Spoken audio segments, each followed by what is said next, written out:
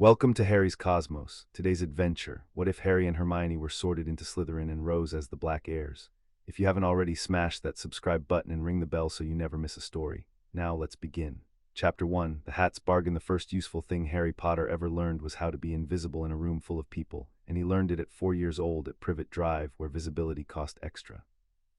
So when the whispering started on platform 9 3/4, that's him. The scar. Look, don't look. He did what he always did. He found the gap in the crowd and moved through it, trunk wheels squeaking, eyes forward, face arranged into the pleasant blankness that made adults' attention slide off him like water off oilcloth. It almost worked, then his trunk lost a wheel. It came off with a snap and rolled under the train, and the trunk tipped, and Hedwig's cage slid, and Harry caught it one-handed while the trunk crashed onto its corner in front of half the platform. The whispering stopped being whispering. "Lift from the other end," said a voice at his elbow. "The weight's all in the books, whoever packed it. If you tip it back on the good wheels and pull instead of push, it'll roll." The girl was already crouched at the far end of his trunk, hands on the brass corners, bushy brown hair escaping from behind her ears. She hadn't asked, she'd assessed, decided, and acted in roughly the time it took most people to say, "Oh dear." "The weight's in the cauldron, actually," Harry said, tipping. "Then whoever packed it did it wrong twice. Cauldron goes at the bottom center, books distributed around it. It's basic load balancing." She heaved. The trunk came up. "I read 4 books on trunk packing charms this summer, but we're not allowed to use magic yet, which I think is a wasted opportunity, frankly, because how are we meant to arrive knowing anything?" She stopped herself, visibly like a person stepping on their own foot. "Sorry, I do that, Hermione Granger." "Harry," he said and waited for it. "Just Harry. Depends what happens when I say the rest of it." She frowned at him, not the offended kind of frown, the working kind, the kind people wore over arithmetic. Then her eyes went to his forehead, and he watched the recognition land, and he watched her decide something. "Well," she said, "I expect the rest of it is why you're standing in the one blind spot on this platform where the parents can't see you, so I won't say it loudly. Do you want help getting this aboard, or do famous people manage their own luggage?" Harry had met exactly 4 people in the wizarding world so far. 3 of them had shaken his hand like it dispensed money. This one had insulted his packing. "Help," he said, "definitely help." They found a compartment at the far end past the ones with the noise in them. Hermione produced a paper bag of sandwiches, cut diagonally, and offered him half before she'd sat down, the way you offer salt, automatic, unweighted, as though sharing were simply what food was for. Harry took it and filed the gesture somewhere he didn't have a name for yet. "I'm Muggle-born," she said, once the train was moving and the city had thinned to hedgerows. "Both my parents are dentists. I found out about magic in June, and I've been reading ever since, and I'll tell you what I've concluded, which is that this world runs on 2 currencies and nobody will admit it: blood and reputation. Every book pretends it's about talent, and then every chapter is secretly about whose grandfather knew whose grandfather. You got all that from books. I got all that from footnotes. Books lie in the main text. Footnotes are where they keep the accounting." She unfolded her legs and refolded them, a girl arranging herself for a long argument. "You're in the books, you specifically. Chapter 2 of Modern Magical History, 3 pages, and do you know what struck me?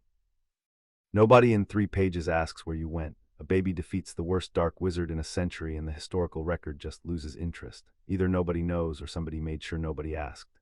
The sandwich stopped halfway to Harry's mouth. 10 years of cupboard logic had taught him a few load-bearing rules, and the first was, when something doesn't make sense, someone is benefiting from it not making sense. He'd never once applied the rule to his own life.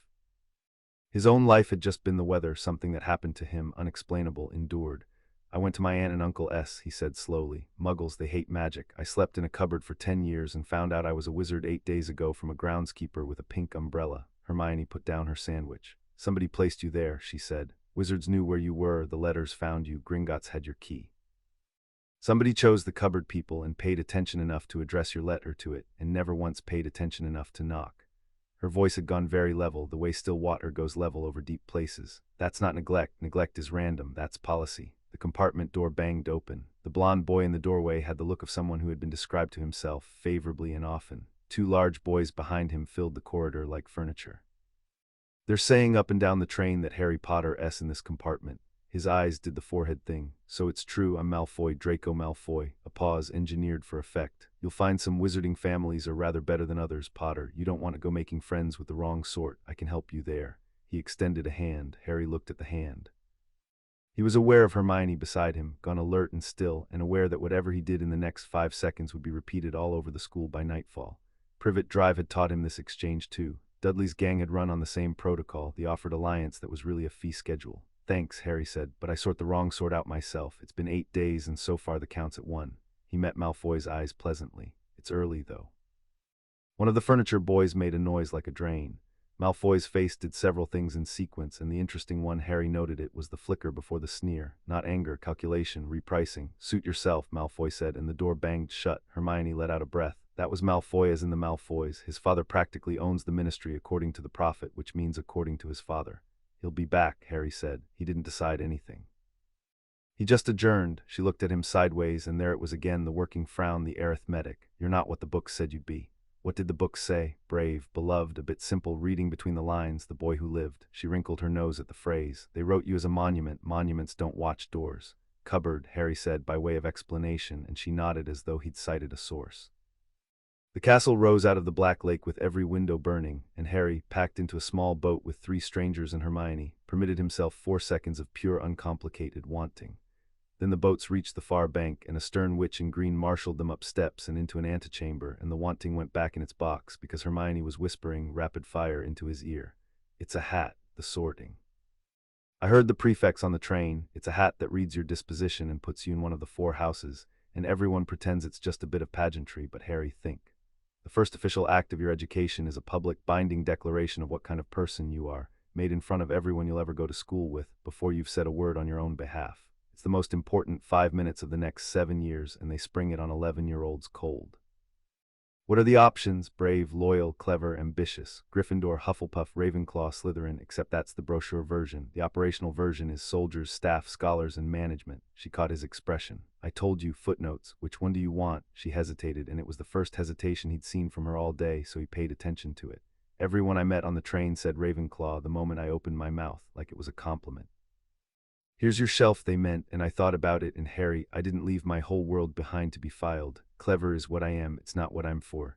The doors were opening, the hall beyond blazed with floating candles and a ceiling full of weather. Ask me what I'm for. What are you for? I have absolutely no idea, Hermione Granger said, with the radiant satisfaction of a person who has at last located the correct question, and I intend to find out somewhere that doesn't think it already knows. Then the ceiling swallowed her attention and his, because it was the sky, it was the actual sky brought indoors and taught manners, and for a moment they were both simply 11. The hat sang. Harry barely heard it. He was counting the room instead, 4 long tables, 4 weather systems of children, and at the head table a line of adults whose faces he read one by one, cupboard fashion. The giant, Hagrid, beaming. A pale man with black hair who was looking at Harry already, with an expression Harry couldn't parse and didn't like. A tiny professor on a stack of cushions. And at the center, silver-bearded, half-moon glasses catching the candlelight, Albus Dumbledore, whom the books called the greatest wizard of the age, and who, the thought arrived cold and uninvited in Hermione's level voice, had had 10 years to knock and hadn't. Granger, Hermione. She walked to the stool the way she did everything, briskly and slightly ahead of her own nerves. The hat dropped over her eyes. The hall waited, kept waiting, a minute, 2. Students began to murmur. This was evidently long. Harry watched her hands, folded in her lap, whiten at the knuckles, and then deliberately, one finger at a time, relax. Whatever negotiation was happening under the brim, she'd stopped being frightened of it partway through and started conducting it. The rip at the hat seam opened. Slytherin, silence has textures. This one was the silence of 400 people doing arithmetic they didn't like. The Slytherin table did not cheer. A few of them, older ones, exchanged glances of flat disbelief. Someone at the Gryffindor table laughed once and stopped. Hermione took off the hat, set it down with precision, and walked into the silence with her chin up and her ears scarlet, and the length of that walk, table to bench, with no sound in the hall but her own footsteps, was the longest thing Harry had watched in his life. She sat down at the end of the bench. Nobody moved to make room.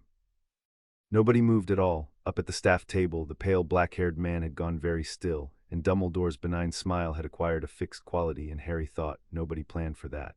He was starting to understand that he'd spent 10 years in an excellent school for reading rooms, and this room had just lurched. The list ground on.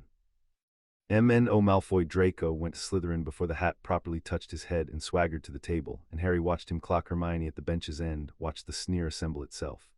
P. Potter, Harry. The whispering rose like startled birds. He walked through it. The last thing he saw before the brim came down over his eyes was Hermione at the end of the green table, alone in a crowd, watching him with both hands flat on the wood, and then the dark.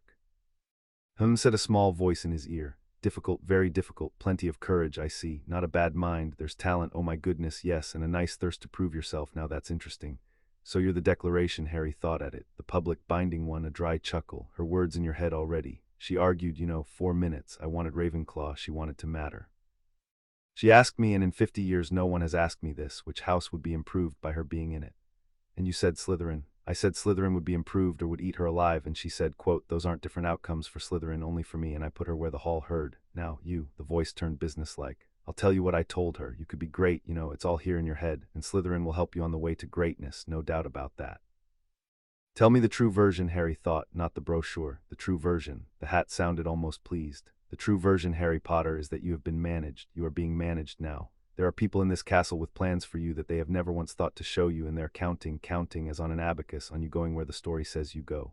Gryffindor is where the story says you go. It's a fine house. It will love you. It will love you loudly in public in exactly the shape you're expected to be.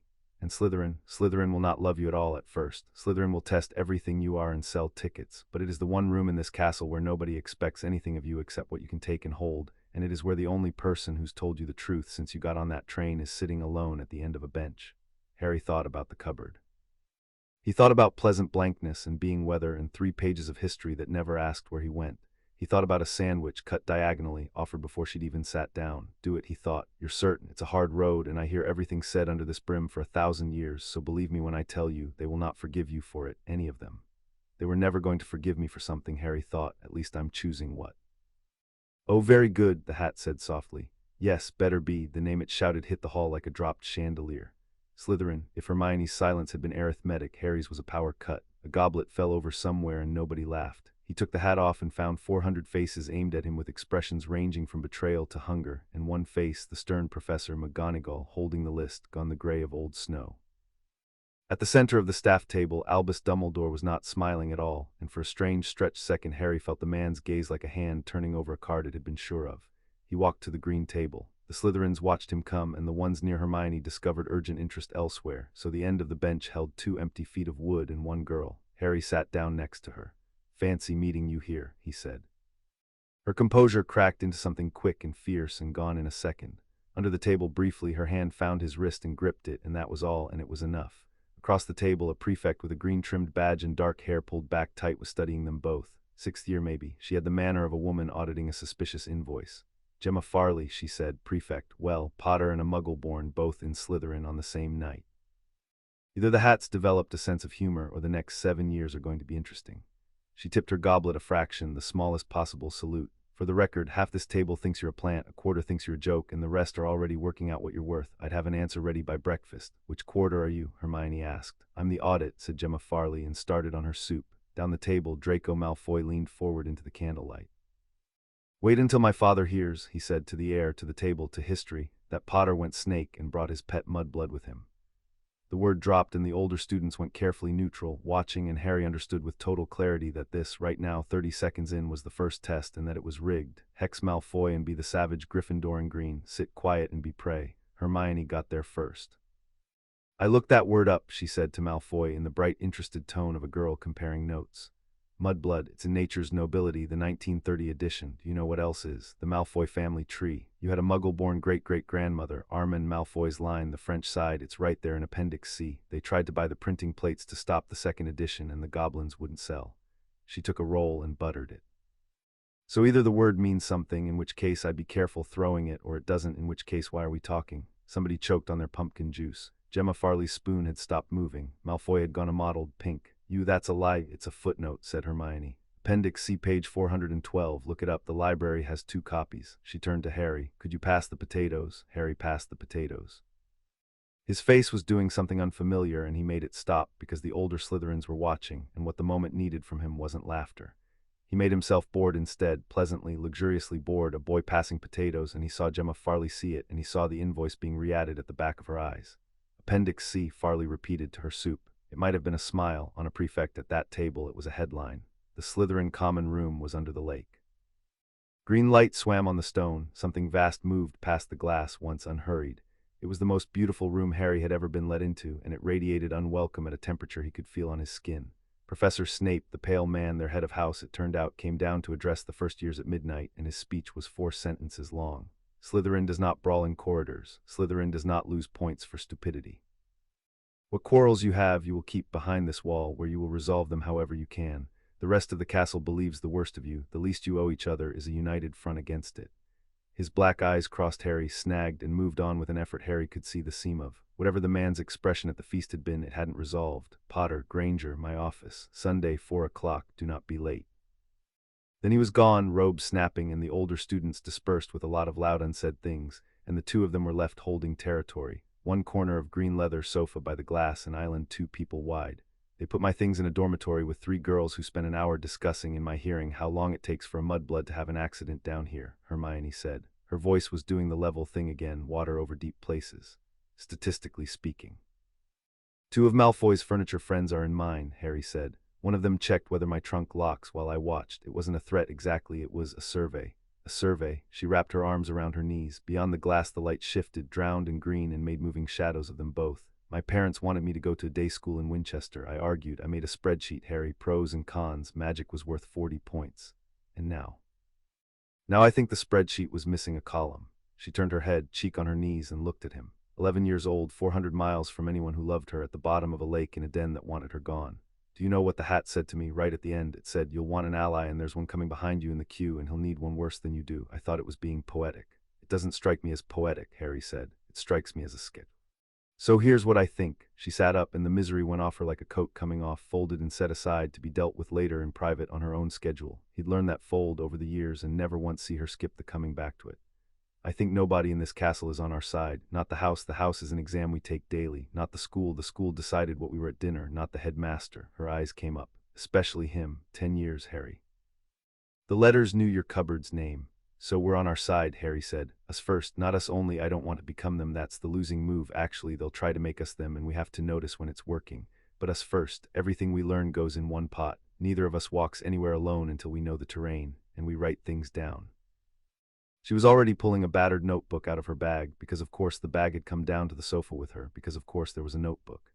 She opened it to the first page and wrote in small fierce letters the date and then things that don't add up. Item 1, guardianship of H. Potter, placed by whom with what authority, checked by no one. Item 2, Harry said, watching the something vast past the glass again. The hat said I've been managed, present tense. She wrote it. Item 3. Snape looked at you like you were a debt he was still counting the interest on. Sunday, 4 o'clock, we find out whose. Item 4, he hesitated. The room was empty now, the fire had banked itself to embers, and the lake made its slow green weather over the ceiling. At Privet Drive, saying things out loud had always been the mistake. Words were inventory, and inventory got confiscated. He said it anyway, and it came out quieter than he meant. I've never had one before, an ally. So if I do it wrong at first, Hermione Granger looked at him over the notebook.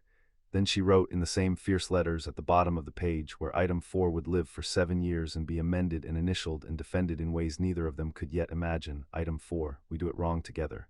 There, she said, it's in writing, that makes it binding. Chapter 1 of Hogwarts, a history says the castle itself remembers formal compacts, which is probably legend, but I find I'd rather not risk it, wouldn't you? Somewhere above them, in a tower office full of small silver instruments, one of the instruments had been whirring all evening and would still be whirring at dawn, disagreeing with a plan. Neither of them knew that yet. The lake light moved over the notebook, green as the trim on their new robes, and Harry Potter, Slytherin ally item 4, sat in the dungeon that would be theirs before they left it, and began, for the first time on his own terms, to be visible. The first week taught them the shape of the problem. The rest of the school had decided overnight and unanimously that Harry Potter had gone dark. It was impressive in its way, 400 children arriving at the same conclusion with no meeting and no memo. In the corridors, Gryffindors went quiet when he passed, the loud pointed quiet of people performing their disappointment. A Hufflepuff third year crossed herself, which Hermione informed him was Muggle and doubly confused. At breakfast on Wednesday, the Daily Prophet ran it on page 1. Boy who lived sorted into YOUNOWHOSE old house, with a photograph of Harry aged approximately 1, since they had no other, looking sinister in a bonnet. Page 1, said Hermione, reading over his shoulder. A hat put a child on a bench and it's page 1, now watch what isn't in the article. She tapped the column inches. No interview with you, no statement from the school. One quote from an unnamed source close to the ministry saying the situation is being watched with concern. Somebody fed them this, Harry, and told them the angle, and it wasn't anybody who's ever spoken to us. Does it matter? It's just noise. Noise is never just noise. Noise is somebody's signal. She folded the paper with the photograph inward, a tidy execution. They're building a version of you in public. The question is what it's for. You don't spend ink making a boy frightening unless you want him frightening later or want him grateful when you offer to make it stop. Inside the house it was different and worse and more honest. Slytherin didn't perform disappointment. Slytherin ran experiments. His bootlaces were charmed together on Thursday, cheap work, second-year stuff, and Harry, who'd spent primary school having his belongings improved by Dudley, checked his laces before standing the way other people breathed. He unpicked the charm with the counter Hermione had made him drill and didn't look up to see who was watching, which was the point. Everyone was watching. Friday, Hermione's essay for charms went missing from her bag between breakfast and third period. She produced the second copy she'd made at 6 that morning, handed it in for full marks, and said nothing at all, and the essay reappeared in her bag by dinner unmarked, its usefulness as an experiment concluded. "They're not trying to hurt us yet," she said at their corner of the common room, which they now held by the simple expedient of always being in it. The ledger the notebook had acquired its name, and a page of rules lay open between them. "They're mapping us. How fast we notice, whether we escalate, whether we go running to Snape, it's actually quite rigorous. So what do we show them? Nothing they can price." She chewed her quill's feather end, caught herself, stopped. "We notice everything, escalate nothing, report nothing, boring, boring, boring, until we pick the moment, and then it isn't boring exactly once, and after that the mapping gets expensive." The moment picked itself, as moments did. Saturday morning, the first years had flying. Madam Hooch laid out 2 rows of school brooms on the lawn, and Slytherin shared the lesson with Gryffindor, which someone on the scheduling side of the castle had presumably thought was fine. Neville Longbottom, a round, anxious Gryffindor whose toad Hermione had recovered on the train, twice lost control of his broom inside a minute, rose 50 feet on pure panic and came down wrong. The crack of his wrist carried across the lawn. Hooch marched him off to the hospital wing with the whole class ordered grounded, and the moment her back passed the gate, Draco Malfoy stooped and came up with a glass ball that had spilled from Neville's pocket. "Look," he said, tossing it, catching it. "The great lumps Remembrall, you know what these are for. Grandmother buys them for boys who can't remember which end of the wand to hold." The Gryffindors were bristling, the Slytherins arranging themselves into audience. Malfoy's eyes came around, seeking, and found Harry and lit. Here was the script: goad Potter airborne, both of them grounded and forbidden. Whatever happened next to win. Potter breaks rules for a Gryffindor's bauble, or Potter's a coward. Pick your headline. 10 days into term, Harry could read the play like large print. "What do you say, Potter? Shall I leave it somewhere for Longbottom to find? Top of the oak, maybe." "It's a nice broom you've got at home, you were saying," Harry said. "A comet, was it?" Foy blinked. "A nimbus, because that," Harry nodded at the school broom in Malfoy's other hand, "is a shooting star. The bristles are coming off the binding," and Hooch said, grounded. "So you'd be doing 50 feet of aerobatics on the worst broom on the lawn over stone paving to impress people who watched you pick up a hurt boy's property while he was carried off crying." He let that sit. The audience had gone from watching Malfoy to watching the arithmetic. Slytherin doesn't lose points for stupidity. "First thing Snape told us, but go on, I'll hold your Remembrall." The lawn made a sound that wasn't quite laughter, colder than laughter, more expensive. It was the sound of a market moving. Malfoy stood holding a glass ball that had converted itself in 9 sentences from a prop in his scene to evidence in Harry's, and Harry watched him work out that every second he kept holding it was worse, and watched him fail to find a way to put it down. Hermione stepped forward, took the Remembrall out of his hand with the briskness of a teacher collecting homework, and said, "I'll take it to the hospital wing. Neville will be glad it's safe. I'll tell him you found it, shall I, after it fell?" And to the pause that followed, pleasantly, "Precisely. That is what happened, isn't it? Give him this much." Harry thought Malfoy could count. "Found it after it fell" made him careless instead of cruel, and careless was survivable, and the only price of the exit was that he owed it to a Muggle born in public forever.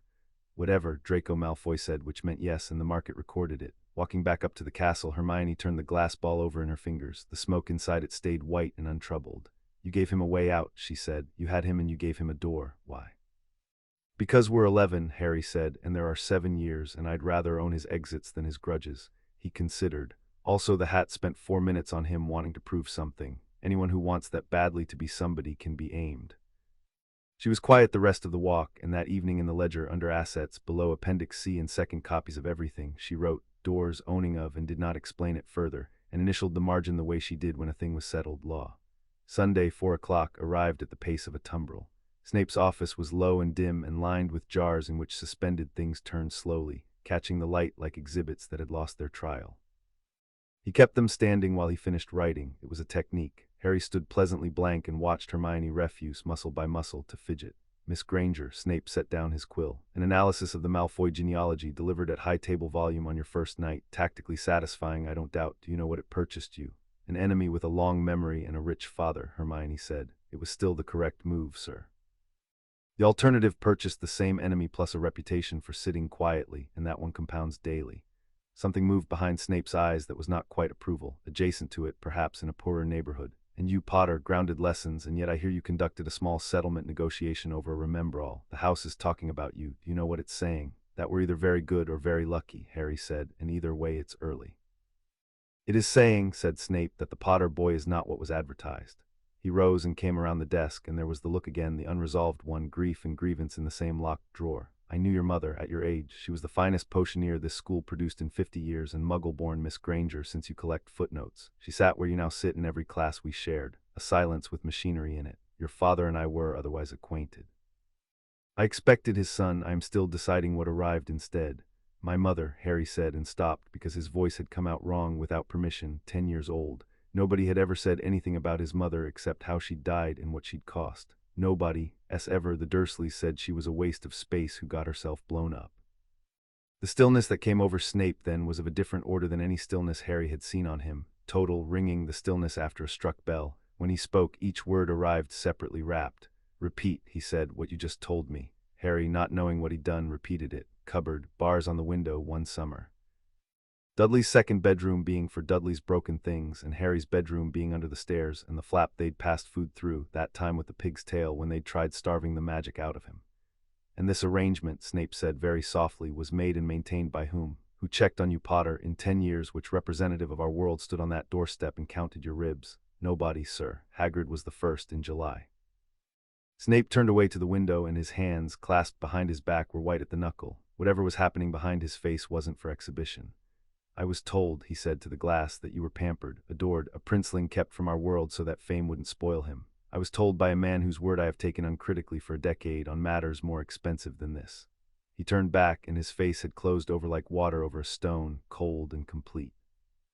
You will both attend remedial potions with me Tuesday evenings. It will not be remedial, and it will not be potions. In this school, a head of house's protection extends exactly as far as his information, and mine, I discover, has been curated. We will be repairing that. Get out. In the corridor, 4 doors along, Hermione stopped walking. Harry, what was that? That, Harry said slowly, was a man finding out he's been managed. The word tasted of the sorting hat. The ledger, new page.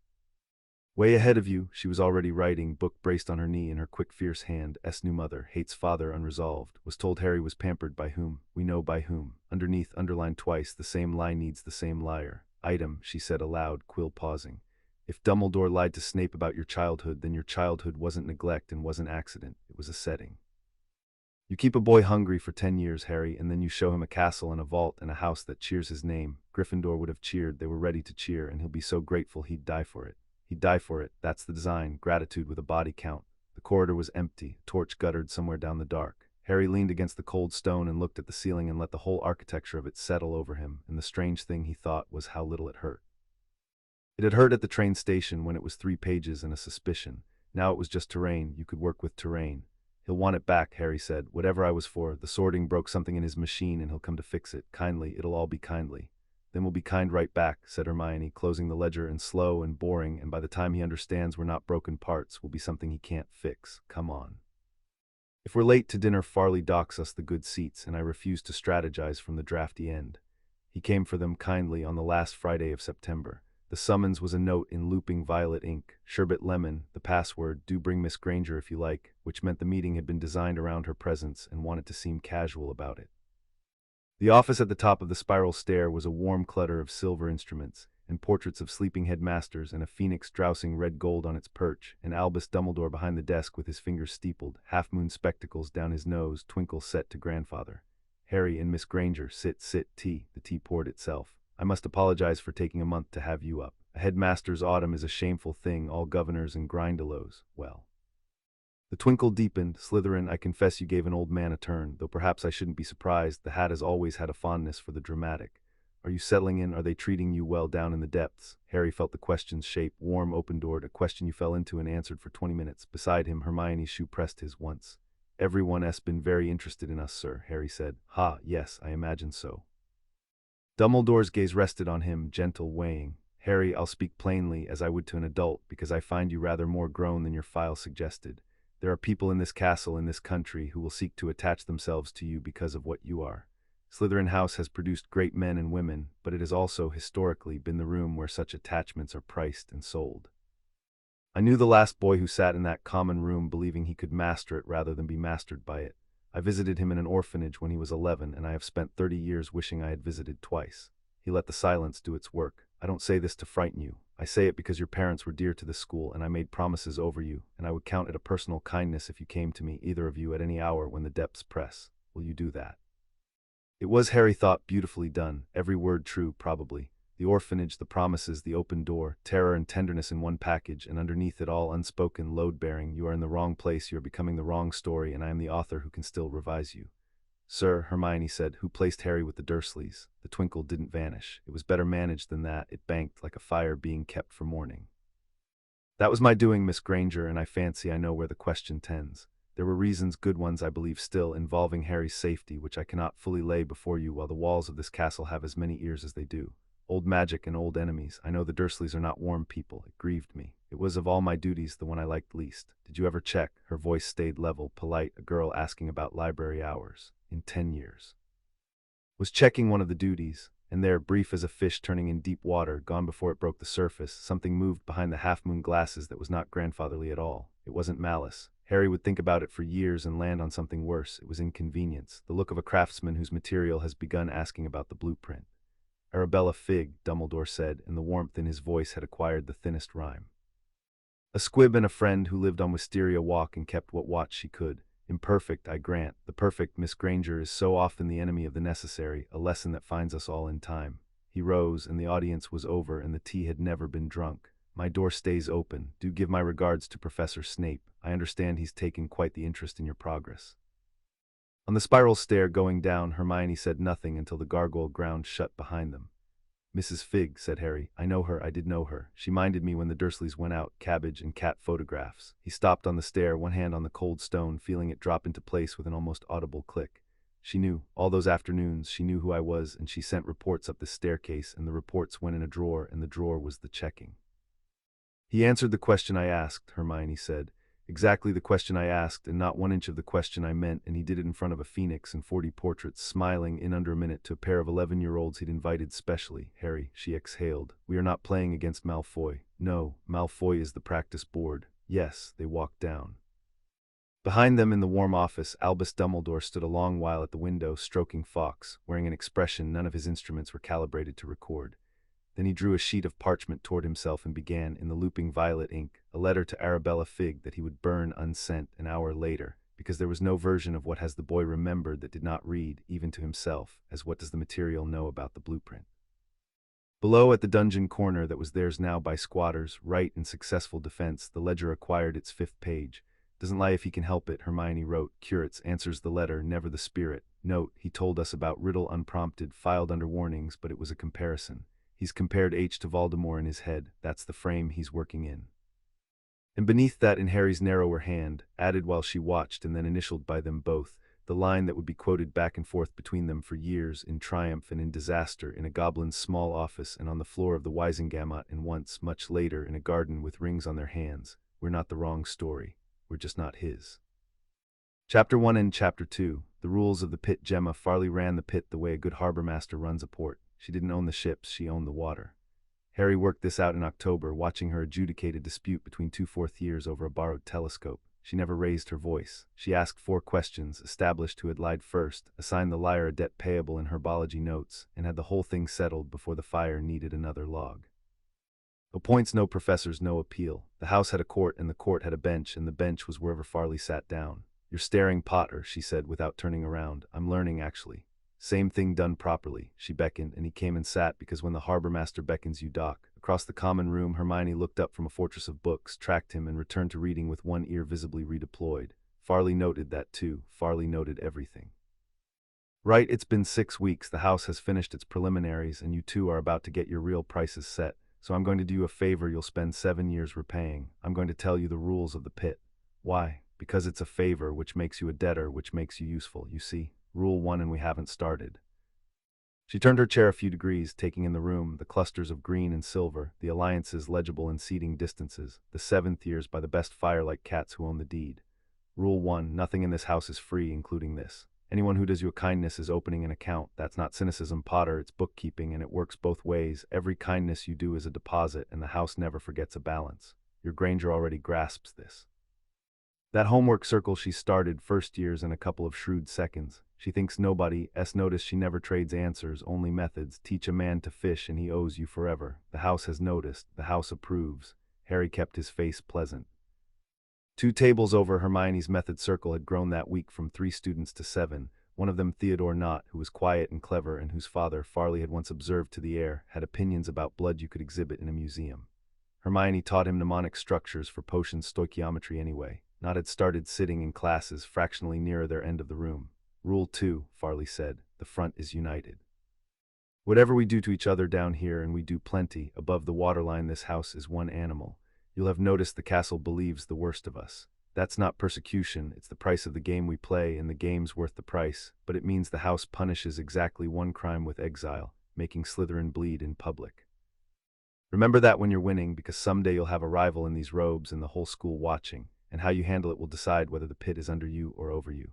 And Rule 3, Farley smiled. It was the first real one he'd seen from her, and it was not reassuring, and it was completely honest, and he found he preferred it to every warm smile the castle had aimed at him since September. Rule 3 is that there are only 2 rules. Anyone who tells you there's a third is selling something. She stood, straightening her prefect's badge. Your price is being set, Potter, both of yours. The house can't decide if you're a curiosity, a coalition, or a throne bid, and the vultures circle lowest while the animal's still moving. My advice, freely given and therefore Rule 1, decide what you are before somebody decides for you. It's always cheaper to name yourself. She left.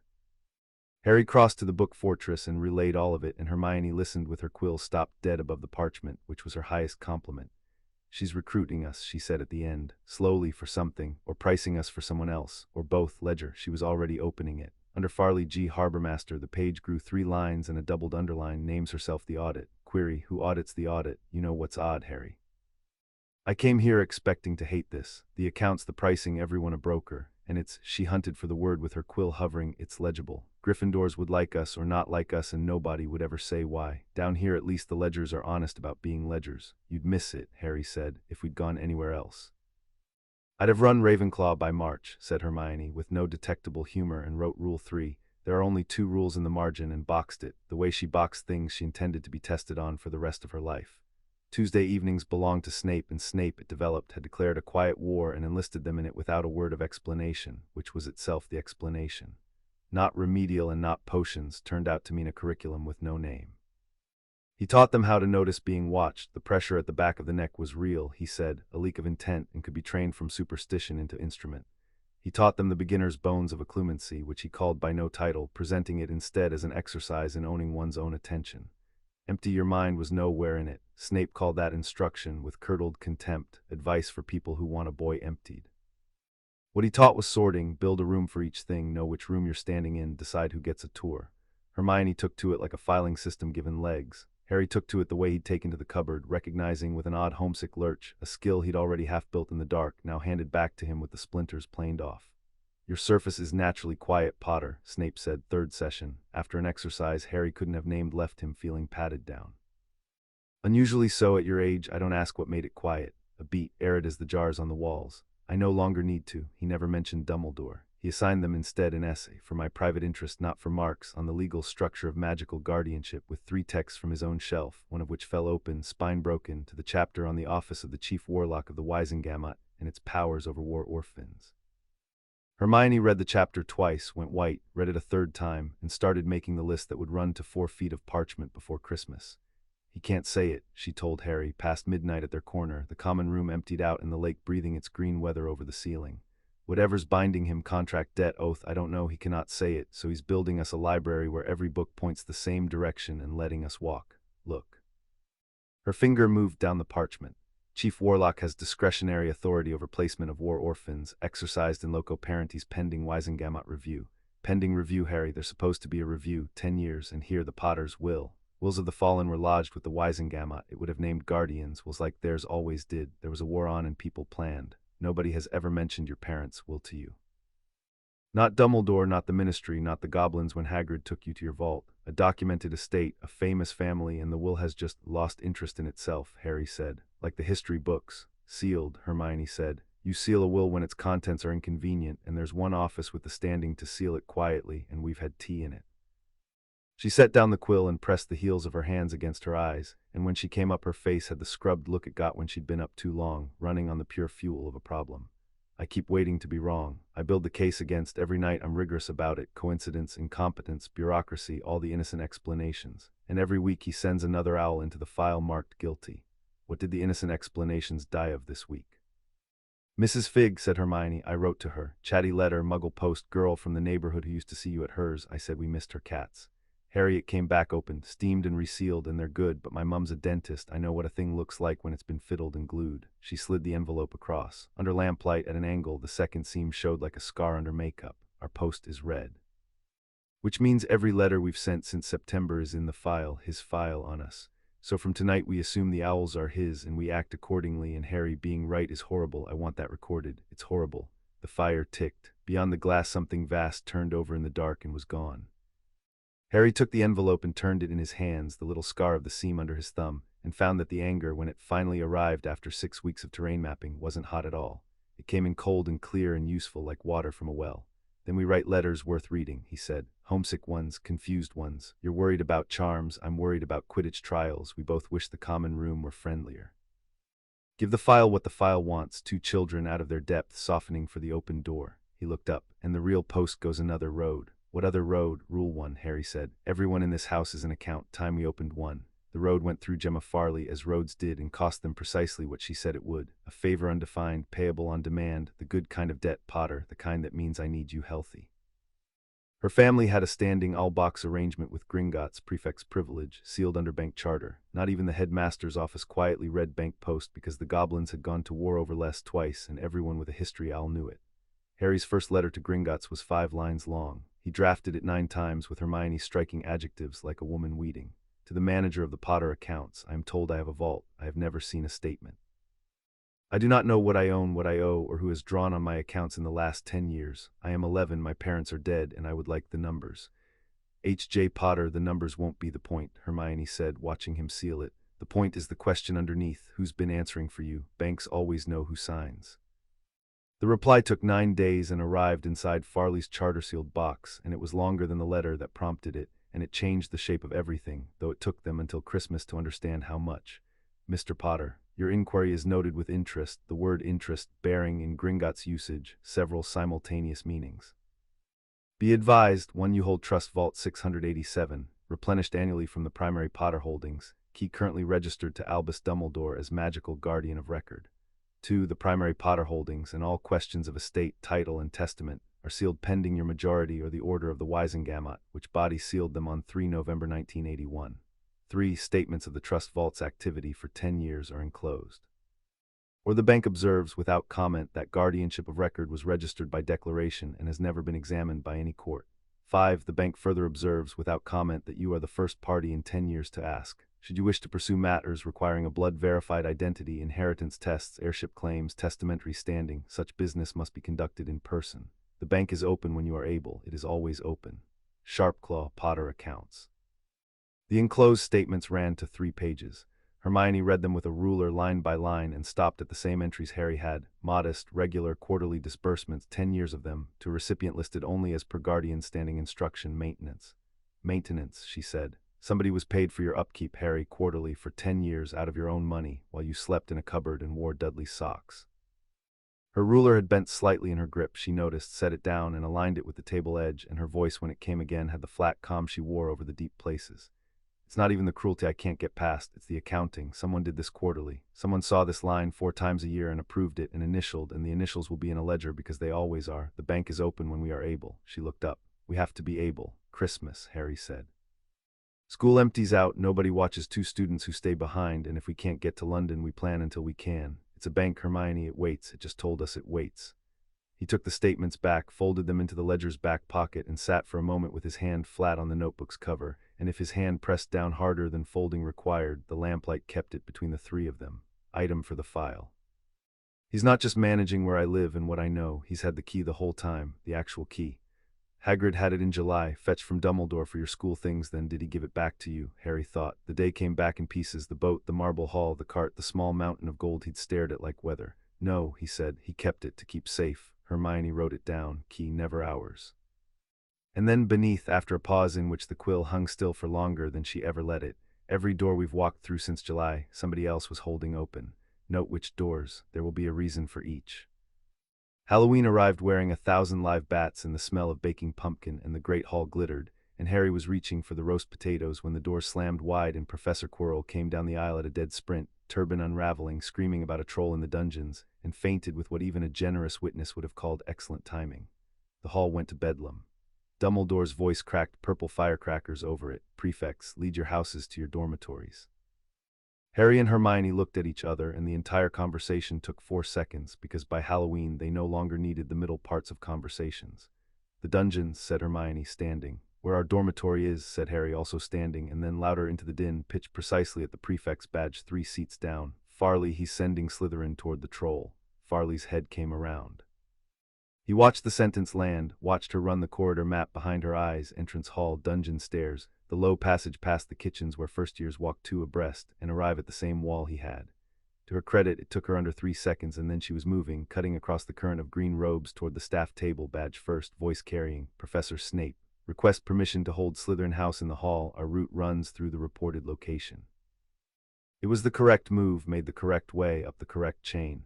What made it historic was that Snape was no longer at the staff table to hear it. His chair stood empty. Harry marked the empty chair, marked Quirrell's artistically crumpled body now unattended in the aisle, and marked, because Snape's Tuesday curriculum was 2 months old and taking root, the exact moment the crumpled body's eyes opened a slit, checked the room, and closed again. "Hermione." He didn't point. Pointing was for people who wanted to be seen knowing things. Quirrell's awake. Quirrell was never asleep. People who faint fall backward off their heels or crumple straight down. He went sideways onto his hands. "I saw it and didn't understand it, and now I do." Her voice was doing the rapid, quiet thing, the engine room hum. "Harry, the timing. A troll can't open the front doors of Hogwarts." Somebody let it in, and the same somebody knew the announcement would empty this hall and every corridor of staff, and the announcement was made by the somebody at a sprint with a feint for a curtain call. It's not an attack, it's a diversion. The question is from what, and the answer is wherever the staff aren't going. McGonagall's voice cut over the hall, marshalling Gryffindors. Dumbledore had gone, the teachers streaming out behind him toward the dungeons. And Percy Weasley, herding his crocodile of first years to the door, stopped at a question from a small red-headed boy, and his answer carried across the emptying hall in the way of things that are meant to be discreet and are performed instead. "Never you mind about the 3rd floor, Ron. It's forbidden, and tonight of all nights, the 3rd floor," said Harry and Hermione together. They didn't go to the 3rd floor. "This wanted stating," Hermione said later, for the record in the ledger in block capitals. "We did not go to the 3rd floor because they were 11 and unarmed, and the entire point of noticing a trap is not being in it. What they did instead was stand in the surge of students at the hall doors and watch and count, and so they were the only 2 people in Hogwarts positioned to see Severus Snape come back down the marble staircase 11 minutes later, before any teacher returned from the dungeons, moving with a locked evenness that didn't survive close inspection, one hand held odd and stiff at his side, the fabric of his robes at the calf gone dark and wet. He saw them seeing, of course he did. For a moment the 3 of them stood in the eddy of the crowd, and nobody performed anything at anybody, which among the 3 of them had become the sincerest available form of speech. "Dormitories," Snape said, "both of you, now." "Yes, sir," Hermione said, and then at a volume calibrated to reach him and die within the yard, "Sir, whatever S kept on the 3rd floor." Quirrell fainted sideways. Snape's expression did not change. Something behind it changed hands. "Tuesday," he said, "we will be extending the curriculum," and swept past them toward the dungeons, limping precisely as much as a man limps when he has decided limping is beneath him, and above them all, over the empty hall, the enchanted ceiling burned its cold ration of stars.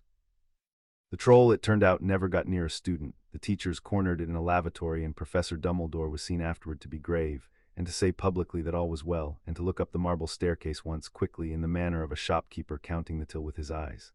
In the ledger that night, the Halloween page filled edge to edge, and at the bottom, boxed, "Something is in the castle worth a troll to reach. Q wants it, S bled keeping it. D keeps it here in a school with children around it, and told the whole school which floor." Query underlined twice in Harry's hand. "What kind of shepherd baits wolves into the fold?" Hermione read the query and did not write the answer either of them was thinking, which was its own kind of entry, the kind that keeps the shepherd's other lambs deniable. They stayed for Christmas.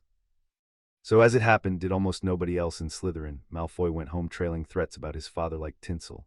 Not went home quiet, leaving on Hermione's chair unsigned a book called The Pureblood Directory, 1935, with 1-page dog-eared, which they understood to be either a gift or a move, and filed under both.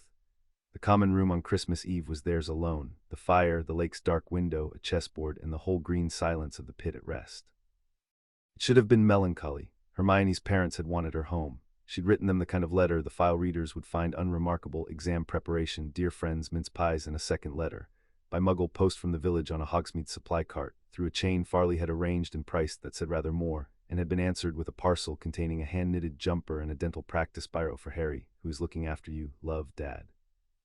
Harry had stared at the biro a long time. Its barrel read Granger and Granger, family dentistry, smile please. Nobody had ever sent him anything before because a stranger's daughter had mentioned him kindly in a letter. You're doing the face, Hermione said from her side of the chessboard. I don't have a face. You have exactly one face, and this is it. She moved a knight badly. Chess was the single field on which he beat her, and she kept insisting on rematches with the grim relish of a scientist rerunning a failed experiment.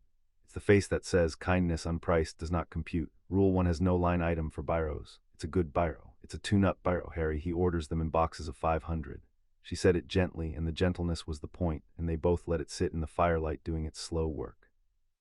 Check, said Harry's bishop 3 moves later. She tipped her king with dignity. One day I'm going to beat you at this and you'll never recover. One day I'll teach you the actual game, which is that you play the board and I play you. That's what I said at Halloween. She began resetting pieces, white toward him, a rematch declared without motion carried. Harry, item for the file while it's quiet and no one's performing anything. I've been thinking about what Farley said, decide what you are before somebody decides for you. And I've watched you decide all term, with Malfoy on the lawn, with the house. You keep buying doors for other people. The pieces click down rank by rank. So when we go to Gringotts, whatever's in the sealed part, the estate, the titles, whatever a blood test says you're heir to, decide before we're standing in it, because banks and hats are the same, I think. They tell you what you could be, and they watch which word makes your eyes change. The fire spat. Somewhere beyond the glass, the lake shifted its cold tonnage in the dark. When we go, Harry said, you're coming into the vault part. Whatever they say about blood, they'll say it loudly. Goblins are traditionalists about exactly one thing, and it's paperwork. Then we'll ask them Farley's question. He turned the biro over in his fingers once and set it down aligned with the board's edge, her habit, borrowed without noticing, the way they'd begun borrowing each other's habits like books. Who audits the audit?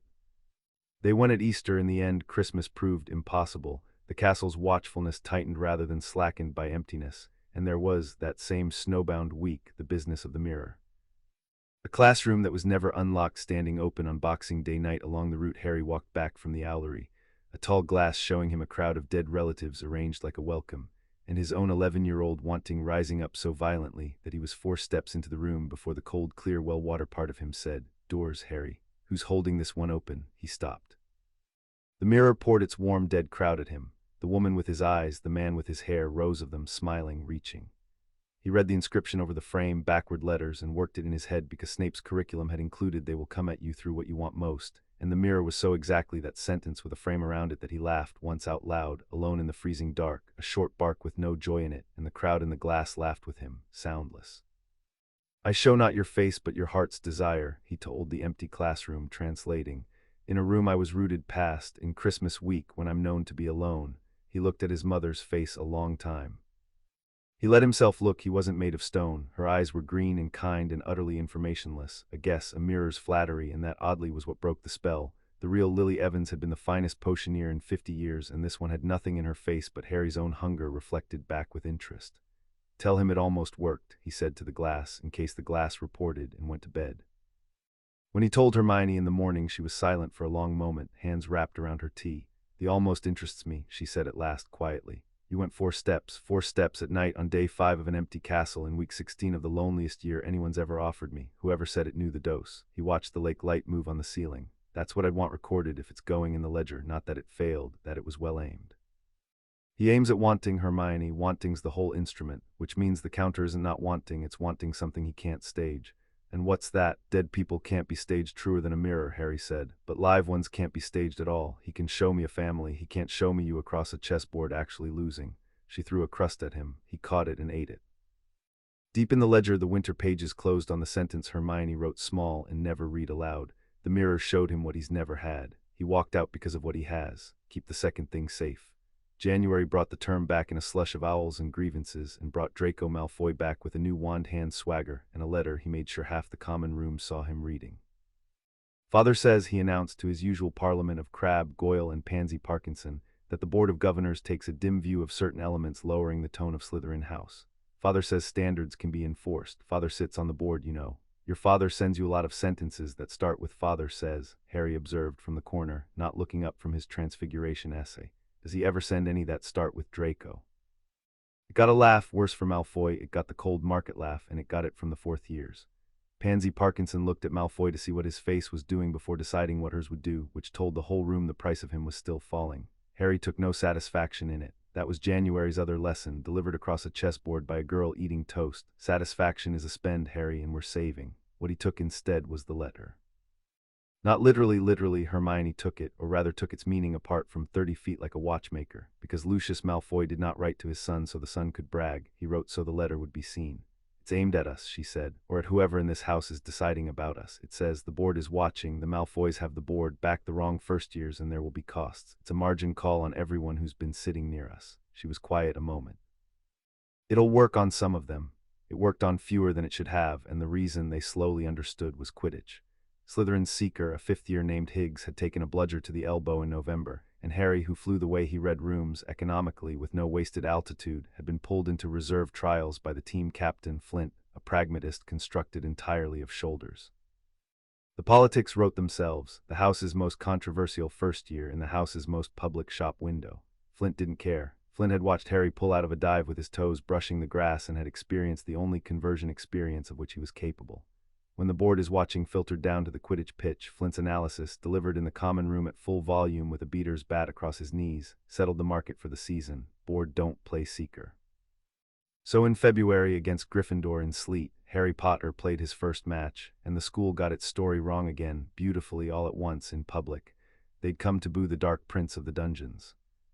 What they watched instead was a small boy on an old broom fly Gryffindor's seeker into a scissors against the stands, force the error with 11 inches of clearance, and take the snitch at the end of a dive the Prophet Stringer called, in Monday's paper, frankly unsafe at any age, and what Slytherin watched, standing on its benches, roaring one animal, was the united front paying its dividend. Harry came down off the pitch into a wall of green and silver that had decided, in the way crowds decide, that he was theirs. And if the hands pounding his shoulders belonged to boys who'd charmed his bootlaces in October, that was the pit for you, and he banked it all, every nut of it, and looked for one face at the rail. She was there, scarf over her ears, hoarse Hermione Granger, who found brooms irrational and Quidditch a concussion delivery system, screaming herself voiceless for Slytherin.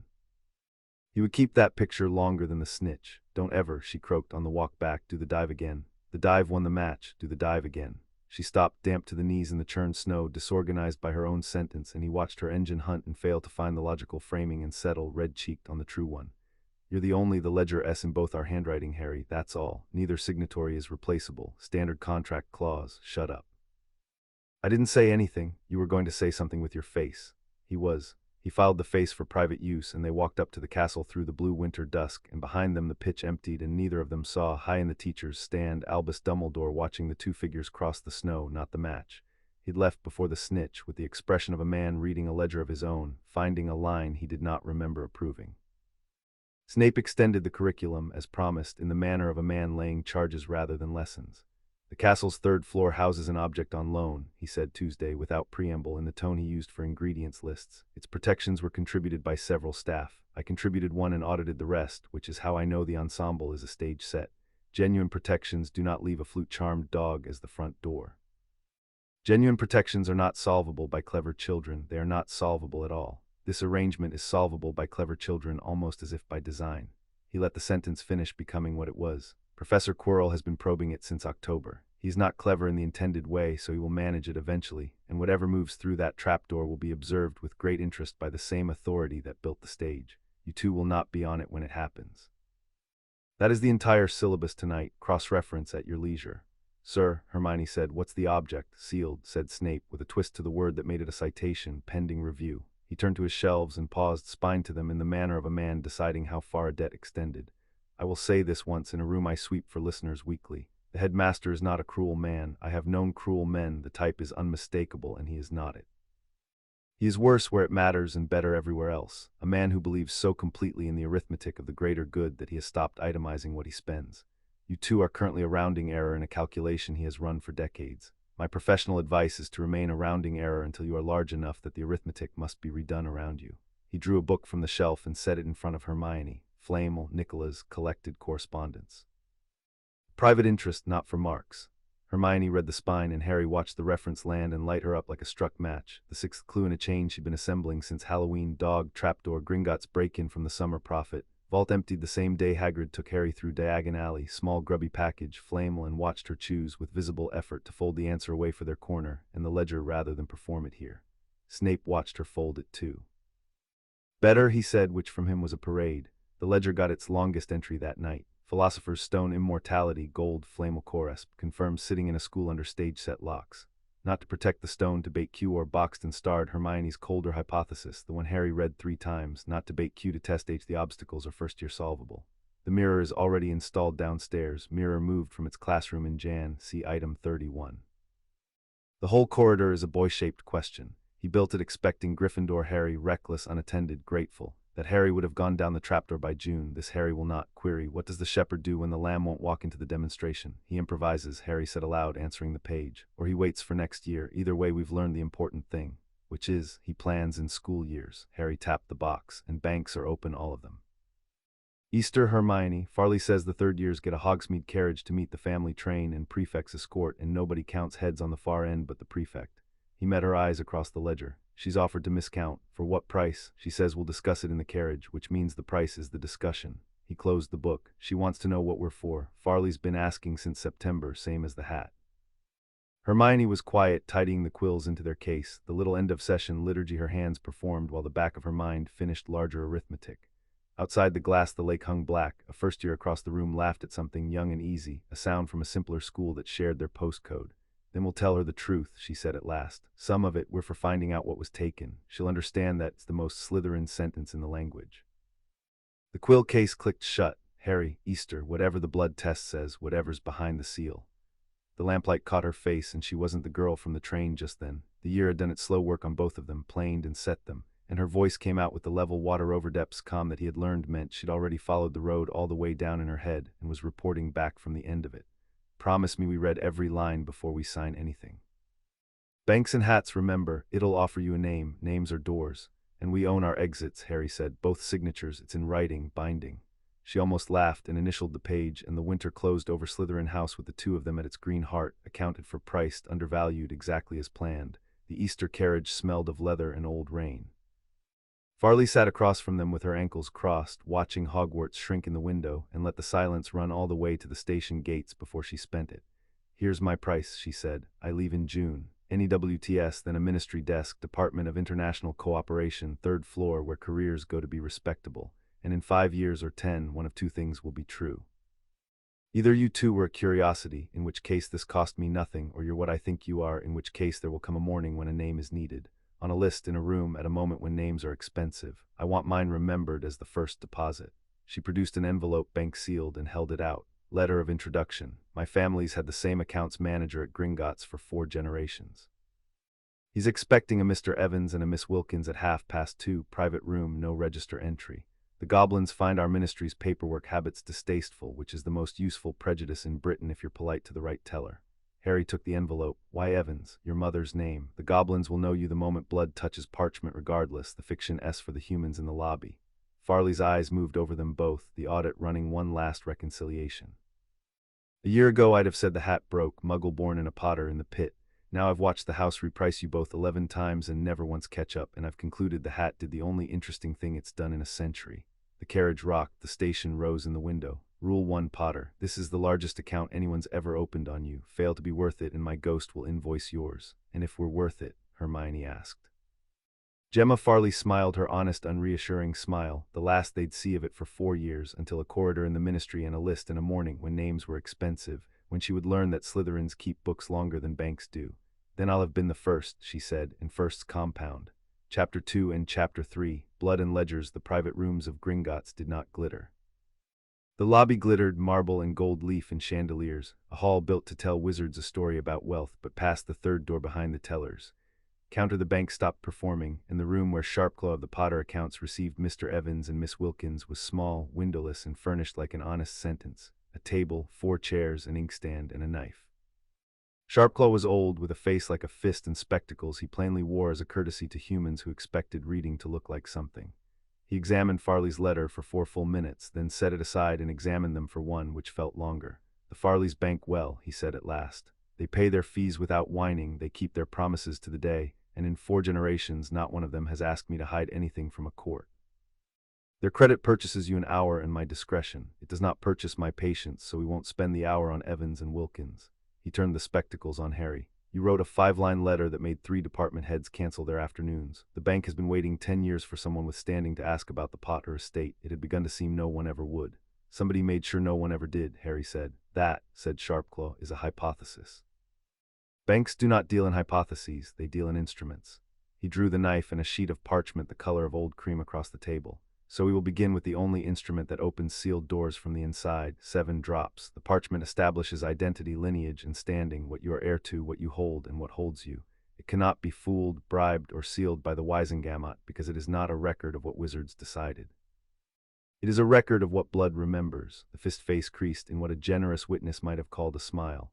Wizards find that distinction upsetting. It is my favorite thing about the parchment. Hermione leaned forward. What does it cost? 5 galleons, Miss Wilkins, and the 7 drops. The spectacles glinted at her. You approve of the question's timing. Ask before the knife always. Your account is with us 4 months and has already flagged twice for precocity.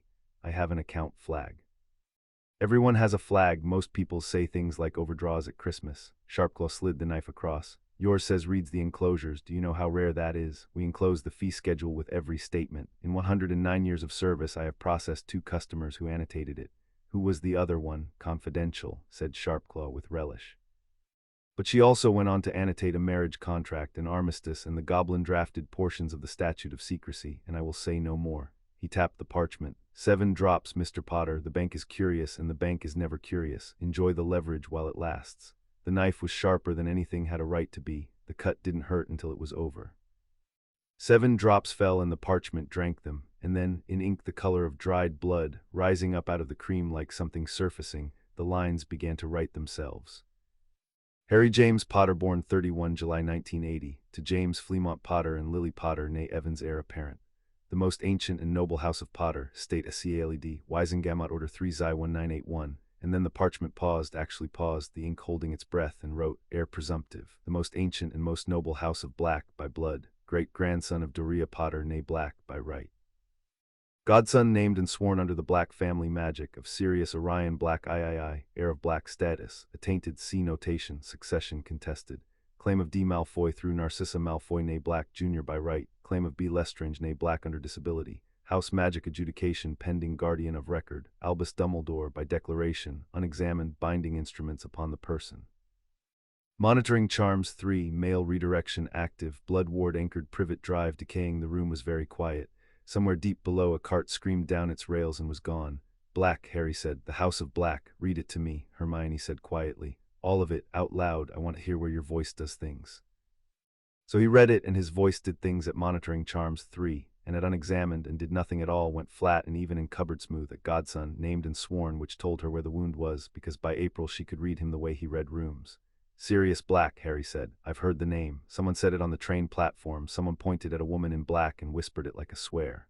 Sharpclaw laced his fingers. Then hear it from an institution that does not whisper. Sirius Orion Black, 3rd of the name, only surviving son of the main line, your father's dearest friend. Named your godfather before witnesses, and note the parchment's phrasing under the family magic, which among the old houses is not sentiment but law.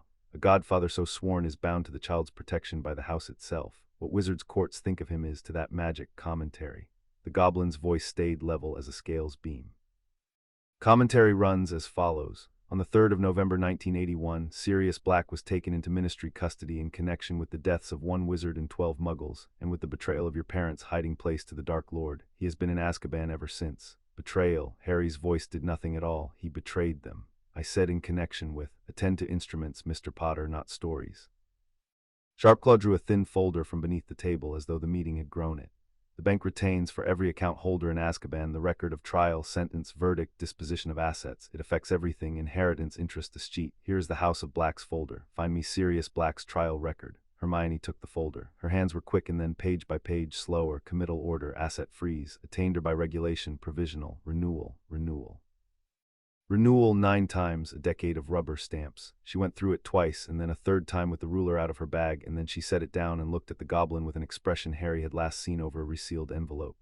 There isn't one, she said. There's no trial, there's no verdict. There's paperwork renewing the consequences of a verdict that never happened. He's been in that place 10 years and nobody ever tried him. The wand that took 13 lives was never weighed in evidence because no court ever sat to weigh it, Sharpclaw agreed. The witness statements were never sworn because no court ever swore them. The ministry, in the panic of that November, threw a great many men in holes and most were later processed. This one was not. The bank has always found that notable. The heir of one of the 10 wealthiest houses in Britain, and no faction in the Wisengamot, not his family's old allies, not the Dumbledore block, not the ministry itself, ever once moved for the trial that would have settled his estate.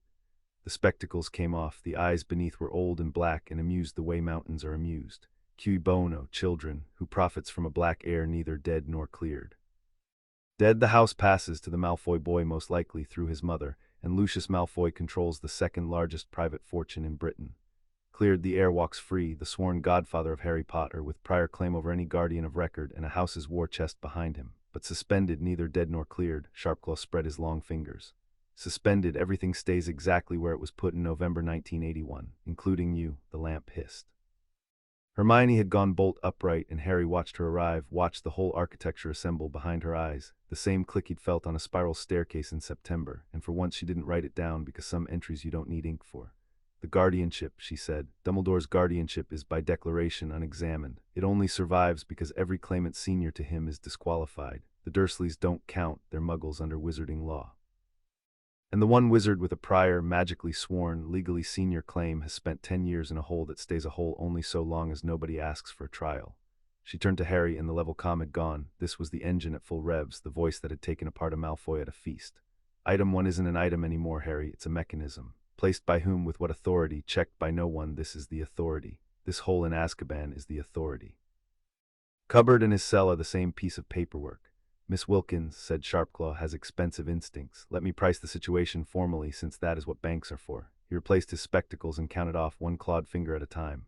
1. You, Mr. Potter, cannot free anyone. You are 11. You have no standing before the Wisengamot. The moment you show interest in Sirius Black, the interest will be noted by the persons reading your mail and doors will close. 2. The bank cannot free anyone. We do not meddle in wizard justice. We merely keep its books and despise it professionally. 3. The finger hung in the air. The House of Black can. There is an instrument. The house magic recognizes its own. You saw the parchment. Defer to it. Adjudication pending. If the Black family magic were formally petitioned to examine its heir, a right, not a trial, conducted at Gringotts, where the family magics of 11 houses are anchored in vaults older than the ministry, its finding would carry weight no court could seal. Attainder by regulation cannot survive a house magic's declaration of innocence. The precedents run back to 1622. It has not been invoked in a century because it requires what old houses never have, 2 claimants of the blood or right in agreement with clean hands. The silence arranged itself around the number 2. I'm 1, Harry said slowly. Blood and right both. Who's the second? Malfoy won't. Freeing Sirius costs Draco the house. Bellatrix Lestrange is in Azkaban herself.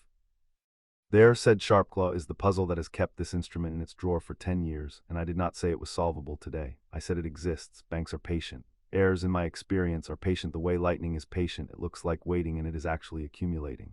He began unhurriedly to square the folder's pages. For today, the bank will register your inheritance test under seal, our seal, which has outlasted 4 ministries and 1 dragon.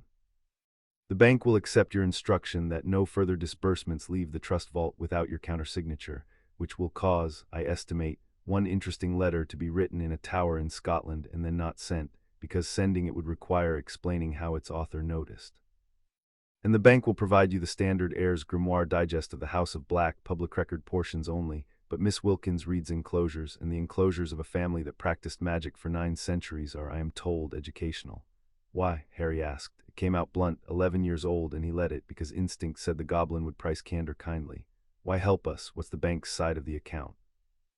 Sharpclaw looked at him for a long moment over the folded hands. Because in 109 years of service, he said, I have watched wizards seal one another's inheritances for gain so often that Gringotts keeps a form for it. There is no form for what was done to you, Mr. Potter, because to build the form we would have to name the practice, and the practice is, a child was made collateral. The bank objects, not morally. Morally is your species department, professionally. Collateral is ours, and you were taken without instrument, without witness, and without interest paid. He rose, terminating the audience with a gesture that swept parchment, folder, and fee into a single concluded motion. The bank does not like unrecorded debts. It makes the books untrue. And the book's children, whatever else falls, the books must be true. Mind the step on the way out. The lamps flatter it. They rode back north the next morning on the family train amid returning students, two among hundreds, unremarkable by design, and for the first hour neither spoke. The Heirs Digest sat in Hermione's bag with the weight of a paving stone. Somewhere past York, Harry stopped watching the fields. "Say the thing," he said. "You've been building it since the lobby." "I've been building two things and they don't fit together yet." She pulled her feet up onto the seat. "Thing one, Doria Black. Your great-grandmother, Harry, you're not adjacent to this house, you're of it. The parchment put blood before right. The Potters and the Blacks married a century ago, and that means the Black family magic has had a door into you your whole life. That's not sinister, it's just load-bearing. When the goblin said the house magic recognizes its own, the parchment had already recognized you. Adjudication pending isn't a cue, it's an invitation. Some part of a 900-year-old structure noticed you bleed onto a form and left the porch light on. And thing two is about me, and it's smaller, and I'm having trouble saying it because it's not a finding, it's a feeling, and I don't file feelings well." She looked out the window, her reflection looked back, ghostly over the hedgerows. "In that room I watched you inherit a war, Harry, two of them maybe, and my whole contribution was reading a folder fast. When this becomes what it's obviously going to become, houses, rights, blood, there's going to be a threshold with my name not on it. Muggle-born, no parchment's going to pause and hold its breath over me." She said it anyway, level over the deep place. "I need to know now if there's a version of this where you go through a door and I'm terrain, because if so I'd rather renegotiate the contract at 12 than find out at 17. The train ran on. Harry was quiet long enough that she turned from the window and found him looking at her with the expression he had exactly one of. "Item 4, he said. "We do it wrong together. Your handwriting, it's binding. You said the castle remembers." He leaned forward, elbows on knees, and did the thing he almost never did, which was spend words freely. "Hermione, I sat under a hat that offered me greatness like a coat it had in my size, and what decided me wasn't the argument. It was the seating chart, every door since Farley's box, Snape's shelf, the Goblin's hour we got because there were two of us. You think you read a folder fast, you found the missing trial in 9 minutes. 100 wizards had that folder for 10 years and every single one of them read what the labels said instead of what the pages held. There's no version where you're terrain. If a threshold won't take your name, we don't cross it. We own the doors, that's the entire firm." "The firm," she repeated. Her mouth had gone unsteady at one corner and she disciplined it and reached into her bag and took out the ledger and wrote at the top of a fresh page in letters larger than her usual, "Black acquisition file." And beneath it, first entry, initialed twice before the ink dried, "The house will take both of us or it can stay in its drawer." "Now," she said businesslike, blowing on the page, "open the digest because I skimmed the contents list while you were signing forms, and Harry, Chapter 11 is the family's registry of sworn rights and godfather oaths are in it, and so is something called blood adoption of wards, and so is a sentence I want read in daylight with witnesses because if it means what I think it means, thing 2 has a door after all." He opened the digest. Outside, Scotland began, one grey shoulder of hill at a time. They read Chapter 11 the following Sunday, in the one place in the castle they'd verified was neither monitored nor fashionable. A disused arithmancy classroom on the 5th floor whose door Hermione had taught to report itself locked. Rain walked on the windows. The digest lay open between them on a desk built for larger students, and the House of Black unfolded itself page by page, like a hand of cards 9 centuries in the assembling. It was not what Harry had expected, and he'd expected almost nothing, so this took doing. He braced for a catalogue of dark grandeur. The whispers around the name Black in the common room ran to curses and disowned daughters and a motto, Tauger's purr, that Draco quoted the way other boys quoted Quidditch scores. The whispers were in there. But the registry of sworn rights read less like a grimoire than like the minutes of a very old, very dangerous parliament. Oaths of alliance and fosterage, marriages contracted like treaties, godparent bonds sworn over infants under the family magic. His own would be a line in some Gringotts-anchored copy, S.O. Black to H.J. Potter, 1980, and threaded through all of it, a principle the digest's goblin annotator had flagged in dry marginalia. The House of Black admits by blood, by right, and by the magic's own election. The third mode is rare, deprecated by the family since the 1720s, and has never successfully been closed. "There," Hermione said, "that sentence, that's the one I wanted in daylight. The magic's own election." Harry turned the page. The supporting text was thin. The family had plainly disliked the provision and starved it of documentation, but the cases were listed, 11 of them in 900 years. A healer who'd saved the main line from plague, taken in as a daughter of the house though she'd been born to Cooper. A swordsman, a foundling, the annotation read, in each instance, the house magic extended recognition to a person of no qualifying blood upon demonstrated alignment with the house's interest, the magic construing interest by its own counsel, which the family found infuriating, as the magic's construction repeatedly diverged from the family's.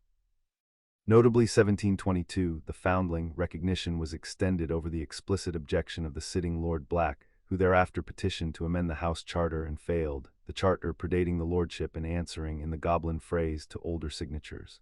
The magic outranks the family, Hermione said slowly. The charter's older than the lordship. Whoever they are on any given day, whatever they'd think of me, the thing itself decides who belongs to it, and it's ruled against the family before, and the family lost. She sat back. Rain moved on the glass. Her reflection was very still. Harry, I want to be careful with this because I've watched what wanting does to people this year, and I can feel it happening to me. A house that would have me, not tolerate me, elect me. I read that page and something in my chest sat up like a dog. That's exactly the state of mind the mirror catches you in, so. She squared the digest to the desk edge, both hands flat. Audit me, say the case against. He did it properly because she'd asked properly, and counting off felt like borrowing Sharpclaw's fingers. 1. It's 11 cases in 9 centuries, so the base rate's terrible. 2. Every case was demonstrated alignment with the house's interest, and the house's interest for the last century has been blood purity, so the Magic's council might have curdled with the families. 3. It's a black instrument, and every black instrument we've seen cuts the hand that's careless with it. 4. He hesitated and gave it to her straight because the firm's books were true. 4. You found it in week 1 of wanting it. When the terrain offers you exactly what you want, check who holds the door. All 4 entered. She wrote them in the ledger, unflinching, in the acquisition file under a heading, Election, Case Against. Then beneath it, the other column, and her quill was steady. Case for 1. The provision can't be closed. 300 years of purists tried. 2. The magic ruled against the family's bigotry at least once in 1722 when the family was at full strength, so its counsel is demonstrably its own. 3. Nobody holds this door, Harry. That's the entire point of it. It's the one door in this world that is anybody's to hold. Not Dumbledore's, not Malfoy's, not even the Blacks. She looked up. And 4. We're not going to plan around it. No performing alignment, no auditioning for a magic. We do what we were going to do anyway, get your godfather his trial, get you a family with teeth, and if a 900-year-old structure with infuriating opinions happens to be watching how it's done, then it can draw its own conclusions. That's the counsel it respects, if the cases mean anything. The healer wasn't applying, she was healing. Harry watched her close the file and thought about porch lights, the parchment leaving one on for him, and now maybe a second window lit somewhere in that old dark house, and both of them burning for people the family had never planned for. A half-blood raised in a cupboard and a muggle born with a ruler. Whatever the House of Black had been, whatever it had been for, its oldest signatures seemed to keep their own ledger of worth, and he found he wanted to meet the thing that had outstubborned 3 centuries of Tauger's purr. For the record, he said, if it elects you before it confirms me, I'm contesting nothing. I'll carry your bags into the vault. Noted and initialed. Now revise your astronomy. The exam's Thursday, and if you name one more star, the dog one, I'm resigning from the firm. The star was serious. Neither of them said so. Some entries didn't need ink. The castle took them back without comment, and May arrived, and with it the end game that had been assembling all year on the 3rd floor, and it went off. This was the part no one ever quite believed in later tellings, on schedule in exam week, exactly as the ledger had predicted in February. They felt it start at dinner. Quirrell, 3 seats from Dumbledore at the high table, upset his goblet and dabbed at it, stammering, and Harry watched the headmaster receive. Mid-conversation, a parchment aeroplane in urgent ministry purple, read it, rise, make his apologies. London, the head table's murmur said, Wisengamot, back by morning. A summons to London that arrives at dinner publicly on the last night of exams, Hermione said, not looking up from her pudding. Which he reads at the table instead of his office, so the whole room sees him leave. Harry, it's tonight, and Dumbledore wants it known he's elsewhere. An alibi for the demonstration. Harry buttered bread he didn't want, hands slow, mind sprinting. Quirrell goes down the trapdoor tonight, and the stage is set for the boy to follow, except the boy never rehearsed. 8 months of the corridor whispering to Gryffindor's understudy, and the play opens with the lid in the wrong house. He set down the knife. So either it goes off without me, or it doesn't go off at all, or the stage manager improvises. She'd gone still. Someone tips you off tonight, watch for it. Someone tells you urgently, secretly, that the stone's in danger and the headmaster's away and there's no time, and it'll be someone you believe, and Harry, whoever it is, that's the person who's been running you for the stage all year, knowing or not. The tip came at 8, and it was Hagrid. Enormous, wretched, wringing his hands at the dungeon corridor's mouth, where Slytherins didn't get visitors. He let slip to a stranger in the Hog's Head, hood up, bought him drinks, dead interested in Fluffy he was, how to calm the 3-headed dog, and only tonight had he thought, with Dumbledore called away sudden-like. What if, and he couldn't reach McGonagall, she was at her exams, and Snape never listened to him. And Harry, you'll know what to do, your mum and dad would know what to do. Harry stood in the corridor and felt the machine's whole shape at last, and it was worse than the ledger's coldest page. Because the machine's last component was love, Hagrid, who was incapable of guile, hadn't been recruited. He'd been used raw, point his fear at the right child, and he became a delivery mechanism, and afterward he'd blame himself forever, and the stage manager had known that too and spent it. You did right telling me, Harry said very clearly, holding the wet black eyes. Now here's what we do, and Hagrid, it matters that we do it exactly. You go to Professor Snape. Severus Snape has spent 8 months guarding that corridor. I know it. I need you to trust that I know it. Go to his office, tell him what you told me, the hood, the drinks, Fluffy, the music, word for word. He'll know what to do with it, and Hagrid, the next sentence mattered. He built it like a potion. When it's over, whatever anyone says this night was, you remember, you came to us before anything happened. You're the reason it was stopped. That's the true story. Hold on to it. Hagrid went at a run that shook the torch brackets. Hermione was already at Harry's shoulder, ledger bag slung, watching the huge back recede. Us to Snape as well, us to the owlery first, the long way past the trophy room. Harry was moving. 2 birds. The bank's night office. Sharpclaw said the seal makes our letters instruments, so we put tonight on the record outside these walls, timestamp before it happens. And the second to Madame Bones. Bones, Susan's aunt, law enforcement. Hermione caught up, matched his stride, and he could hear her assembling it even as they climbed. Because whatever's staged tonight, the stage assumes no horrors. Every version of this play depends on the ministry finding out afterward, in the headmaster's words, at the headmaster's pace. An anonymous, accurate, boring letter to the DMLE intruder expected. 3rd floor corridor, Hogwarts, tonight, doesn't stop the play. Her voice went bright and cold as the well water. It adds an audience the director didn't cast. Harry, that's wicked. I've never been prouder. Rule 2, said Harry. The front is united. Nobody said whose front. What happened on the 3rd floor that night entered school legend in 6 competing versions, and the version in the ledger, the only one compiled from primary sources, as its author noted with a certain asperity, ran as follows. At 9:30, Professor Quirinus Quirrell entered the forbidden corridor, harped the dog asleep, and went down the trapdoor. At 9:45, Severus Snape, armed with Hagrid's account and 8 months of suspicion, followed him as far as the Devil's Snare chamber, and then did the thing that made him, in the ledger's assessment, the night's only competent adult. He didn't follow further. He sealed the trapdoor behind Quirrell with 3 layers of his own work, real work, not stage furniture, turned the corridor itself into a cell, and sat down outside it to wait, on the reasoning that a locked room containing a rat solves itself, and that his contract said guard the stone, not duel whatever's living in that turban. At 10:10, 4 Aurors of the Department of Magical Law Enforcement presented themselves at the gates of Hogwarts pursuant to an anonymous but strangely well-formatted tip, to the visible astonishment of the deputy headmistress, who had received no notice from the headmaster's office of any threat, and who, being herself whatever else the year had made of her, took one look at the warrant, said Minerva McGonagall's 4 favorite words, better safe than sorry, and escorted them up personally. So it was that when Quirinus Quirrell, having solved 5 staged obstacles designed for first year and found the last chamber empty of everything except a mirror, came back up the ladder at 11, burned-handed and screaming in 2 voices, he emerged not into a sleeping school where a boy waited alone, but into a corridor holding 1 potions master with his wand already level, 4 Aurors in tactical formation. The deputy headmistress transfiguring the doorway into a portcullis behind him. The 2 voices were the part the Aurors' report could never make respectable, and never had to, because 5 sworn officers of the ministry heard it together. The high cold second voice out of the back of the man's own skull, screaming at the first to fight, fool, fight, and the thing they saw when the turban came apart in the struggle. The face, chalk-white, red-eyed, pressed like a drowned man's against the inside of Quirrell's flesh. It spent the body it was wearing like a coin. Quirrell died on the corridor floor, later quietly in the record of causes entangled with long-term possession, and the thing rose off him as smoke with a face, and it turned, all 5 witnesses agreed, it turned as though looking for something it had expected to find in that corridor and hadn't, and then it passed shrieking through the west wall and was gone over the dark lawns, and the wards of Hogwarts, which are supposed to note all comings and goings, wrote down nothing at all. Because nothing had entered or left that the castle's founders would have dignified with the name of a man. Amelia Bones had the entire corridor under departmental seal by 1 in the morning, which was 40 minutes before Albus Dumbledore's return from a Wisengamot session that, the duty clerk would later confirm without being asked, had adjourned before 9. Harry and Hermione slept through all of it in their separate dormitories, aggressively and provably asleep, having made a point of asking Prefect Farley for hot milk at 10 in front of the entire common room. It was, Hermione said afterward, the hardest thing she'd ever done, and she included the troll. The summons to the headmaster's office came at noon, and this time there was no tea. Dumbledore stood at the window with his back to the room, and the silver instruments were silent, and Fawkes was elsewhere, and the difference in the offices whether told Harry more than the night's rumors had. Last time they'd been guests in a performance, and this time they were variables in a reconstruction. Voldemort, Dumbledore said without turning, was in my school, all year, inside a man I hired, 3 seats for me at every meal, and he stopped himself.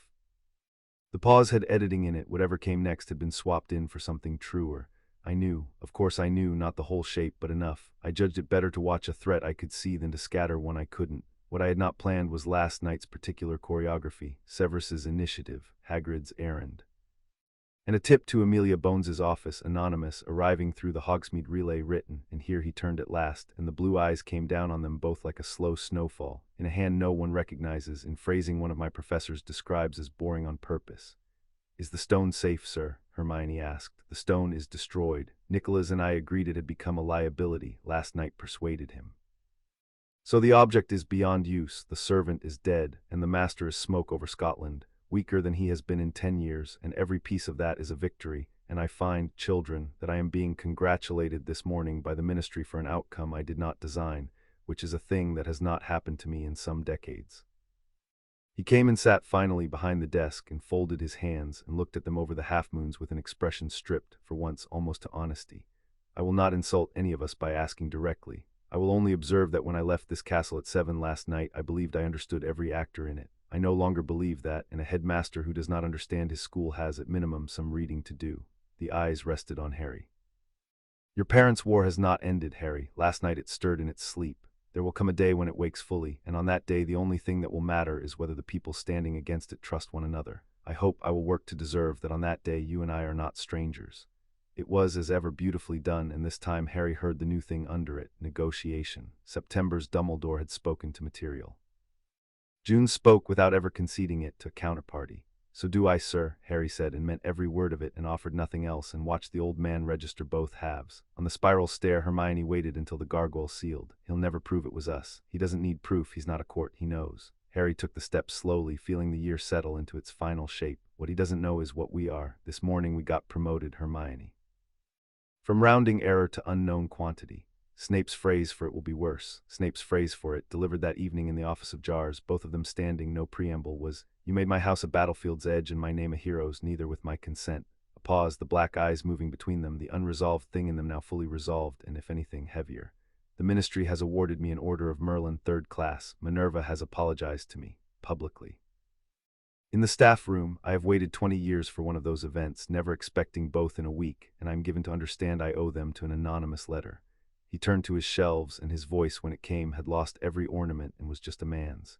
"In November, Potter, I stood in this room and learned I had been lied to for a decade about a debt I hold sacred. I will not tell you what debt. I will tell you that last night, for the first time in 10 years, the ledger it lives in gained a page on the other side. Get out, enjoy your summer. Tuesday sessions resume in September, and we will be starting a clemency proper, because the smoke over Scotland has your name in its mouth, and the next Quirrell will not announce himself with a turban." The leaving feast glittered green and silver. Slytherin had taken the house cup on points. Flint's Quidditch Hall, and a year of not losing points for stupidity compounding quietly all spring, and no last-minute rain of discretionary awards fell from the head table to reverse it. Hermione, watching the banners unfurl, observed that by every account of previous years this restraint was itself a message, and probably an olive branch, and possibly a receipt. The message that mattered more arrived by owl at breakfast the last morning, in an envelope of heavy gray paper sealed with a serpent over crossed wands, addressed in a hand like frozen calligraphy to Mr. H. Potter, Slytherin House, and it said, "Mr. Potter, my son writes of you often in the way boys write of rivals they hope are watching. I find I am. It has come to my family's attention that you took an interest, this spring, in genealogical matters touching the House of Black, a house to which my wife stands close and my son closer. Such interests are natural in an orphan of good blood and can be guided by those with the standing to guide them, or misguided by those without. My family dines at Michaelmas. An invitation could be arranged when you are of an age to profit from the right table. In the meantime, the prophet tells me you fly. A nimbus is a fine broom for a boy whose friends know his worth." Lucius Malfoy. Hermione read it twice, flat on the table between them, and around them the hall roared its end-of-term roar, oblivious. "He knows about Gringotts," she said. "Not the details the goblin's seal held, or we'd be reading a very different letter, but the fact of it. Someone in the Wisengamot's records office flagged the estate inquiry, or the guardianship freeze.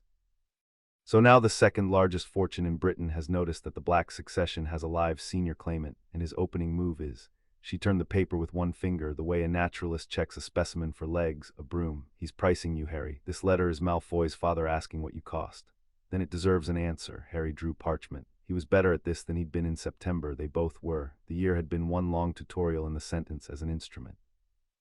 He wrote in his narrowing hand, Mr. Malfoy, thank you for your letter. Draco speaks of you constantly. I already have a broom, but I'm touched by your family's concern for the House of Black and will remember it.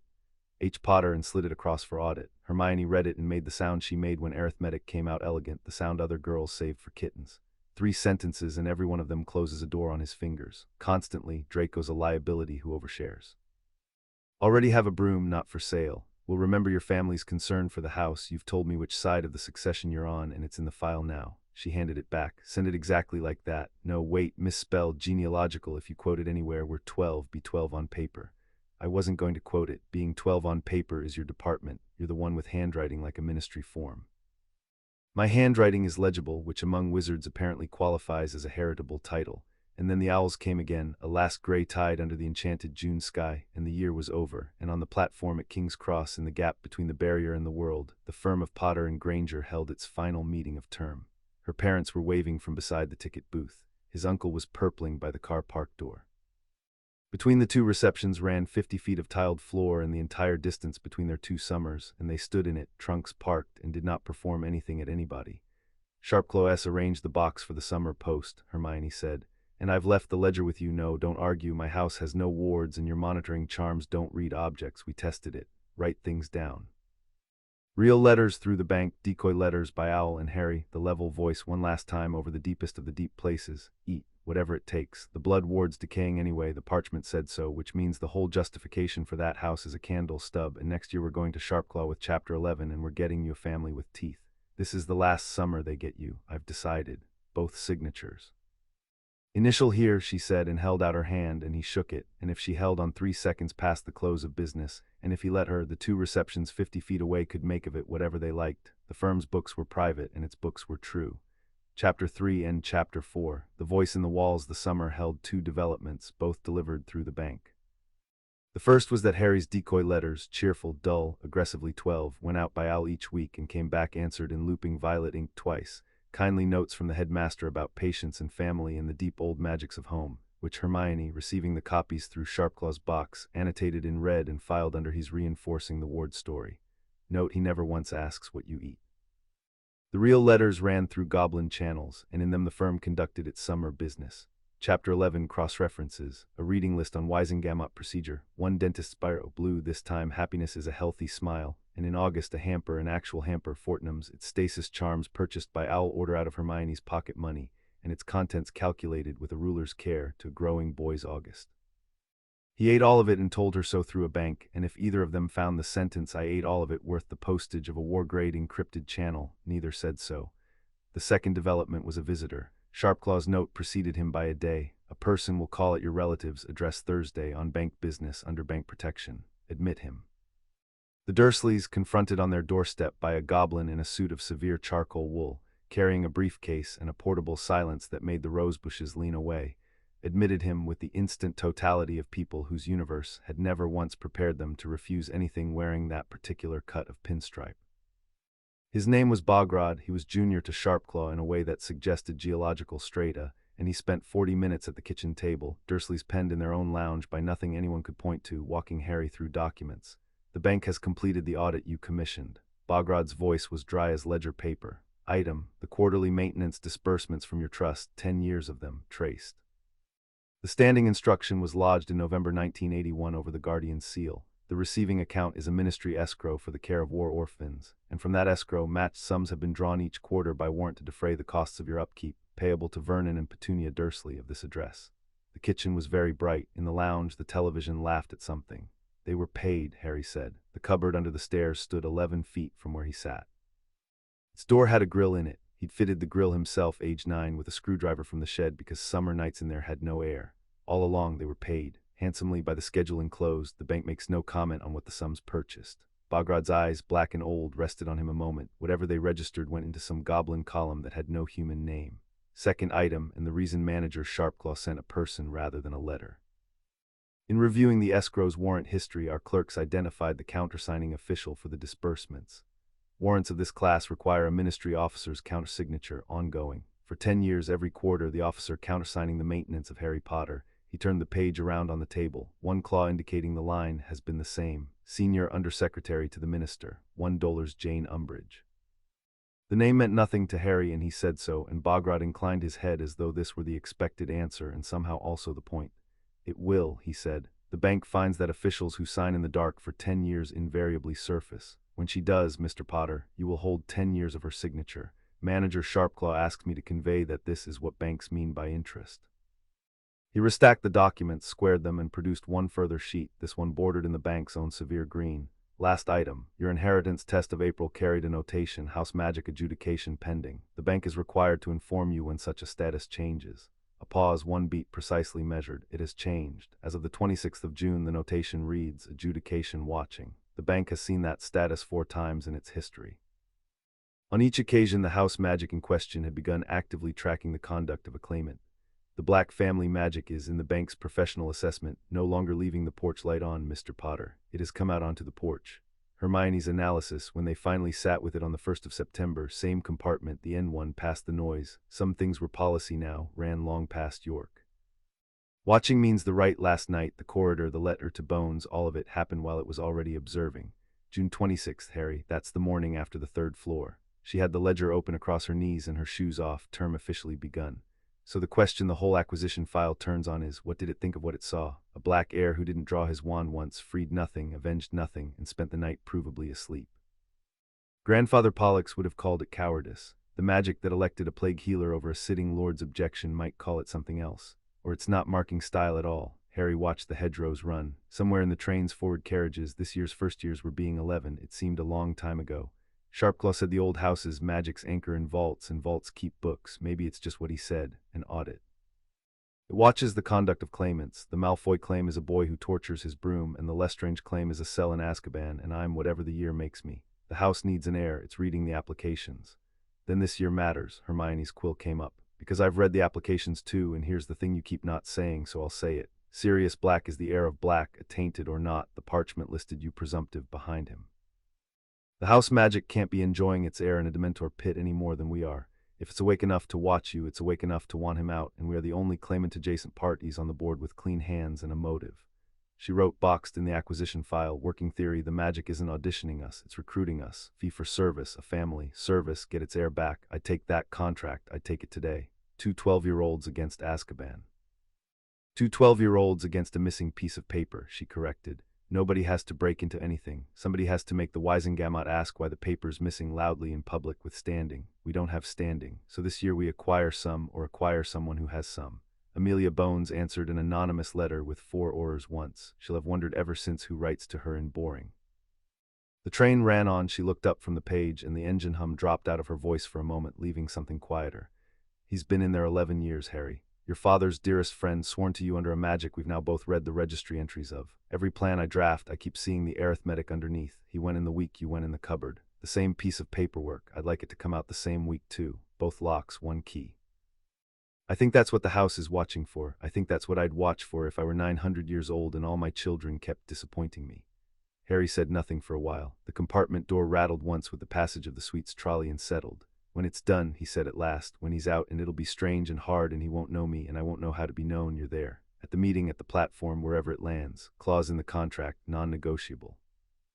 You're there, item 4, said Hermione, and initialed the page, and the castle rose in the window with all its lamps lit, and neither of them could know that the year's actual syllabus had boarded the train 11 carriages forward, in the trunk of a small red-haired first year, wrapped in a second-hand jumper. A slim black diary, 50 years patient, that had spent August learning its new owner's loneliness the way tides learn a coastline. The voice came on Halloween. Slytherin heard the news at breakfast on the 1st of November, the castle humming with it. Argus Filch's cat found stiff as a board beside letters painted man-high in something that was almost certainly not paint. The chamber of SECRETS has been OPENED. Enemies of the heir, beware. And Slytherin House, whatever the other 3 tables believed of it, reacted not with sinister satisfaction but with the special institutional dread of people who know exactly who will be blamed, because the heir of Slytherin was not, down in the pit, a legend. It was a genealogy problem, and every genealogy in the room pointed somewhere, and the somewheres began arranging alibis before the toast went cold. Enemies of the heir, Hermione read that evening from the ledger's fresh page. Around their corner the common room maintained a churchy hush, seniors murmuring in knots, Draco Malfoy uncharacteristically silent by the fire with the expression of a boy who has written a check his summer bragging can't cash. 50 years ago it opened last, not dug that out of his father's letters within the hour you saw him do it. The house is a better archive than the library. A muggle-born girl died. The school almost closed. Somebody was expelled for it and somebody else got an award for special services, and the timing, Harry. Her quill tapped the margin once per word. 50 years. Guess who was a Slytherin fifth year, 50 years ago, and tell me the shape of the thing that pressed its face through the back of Quirrell's skull. Riddle. The name had been in the ledger since the first week. Dumbledore's unprompted comparison, filed under frames he thinks in. Tom Riddle, the boy in the orphanage. He's done this before, whatever this is, and it's moving again, and he's smoke over Scotland. Harry looked around the pit, the green light swimming on 400 years of cunning at rest, and did the arithmetic the way Snape had taught, not what's the threat, but what's the mechanism. Smoke doesn't paint walls. Something of his is in the castle, something that keeps the way he keeps, and it's hunting what he'd hunt. Muggle-borns, neither said it. Across the common room, the method circle, 9 strong now, 2 of them second years from other houses who slipped down on Thursdays and thought nobody senior noticed, had Hermione's rules posted in its shared notebook, and the first rule of the method circle, instituted by its founder against all protest, was, nobody walks alone this term. She'd instituted it within an hour of the wall, for the others. Harry watched her write up the day's entry in her cramped, fierce hand, alone at the heart of a house sworn by its own legend to hunt her, and made a private arithmetic of his own, and it had one line, whatever it is, it gets through me first. Then November made the problem personal in front of 600 witnesses at a dueling club. The club was Lockhart's idea, the year's defense hire, a manicured catastrophe in aubergine robes whose entire curriculum was his own memoirs, but Snape had attached himself to it with the silent momentum of a man planning to enjoy exactly one thing that term, and it was Snape who, after Lockhart had been disarmed into a wall to general satisfaction, paired the students off. Politics assembled the pairing everyone wanted, Potter and Malfoy, wands out on the long table with the school packed to the sconces.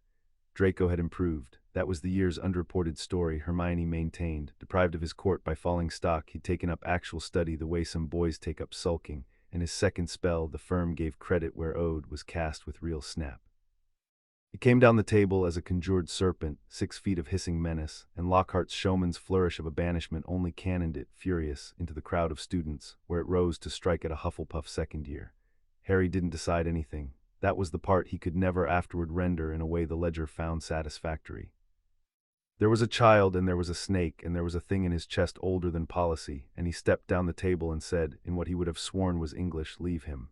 Back down, come here to me." The snake came. Docile as called dog, it flowed around and looped itself calm at his feet, and looked up at him waiting for the next instruction, and Harry stood in the ringing silence and understood 3 things in strict sequence. That the sound leaving his mouth had not been English, that 600 people had just watched the boy who lived command a serpent in the tongue of the heir of Slytherin, 3 weeks after the wall. And that the ancient scale of public opinion, wobbling around him since the hat, had come down at last, and it had come down uncursed, and there was no arguing with a hall that had heard the hissing themselves. The school recoiled as one organism. Even the Hufflepuff he'd saved was pulled back by his friends like a man snatched from a cliff edge. Slytherin House did not recoil. Slytherin House and Harry, standing exposed in the crater of the moment, felt it happen around him like weather changing, lined in.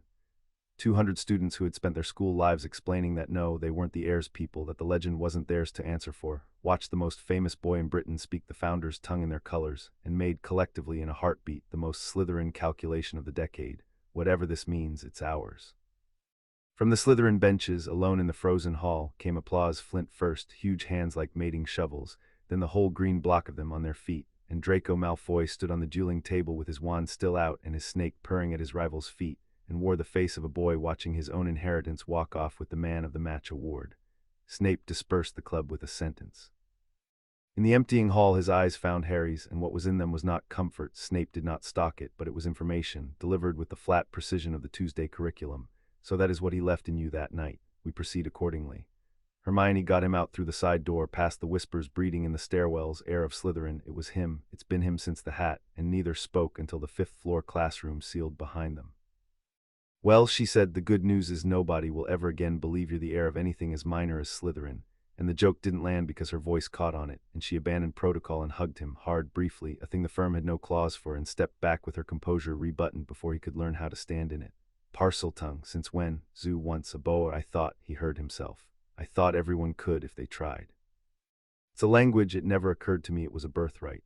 He sat on the desk, the adrenaline going out of him in a long tide, leaving the colder question beached behind it.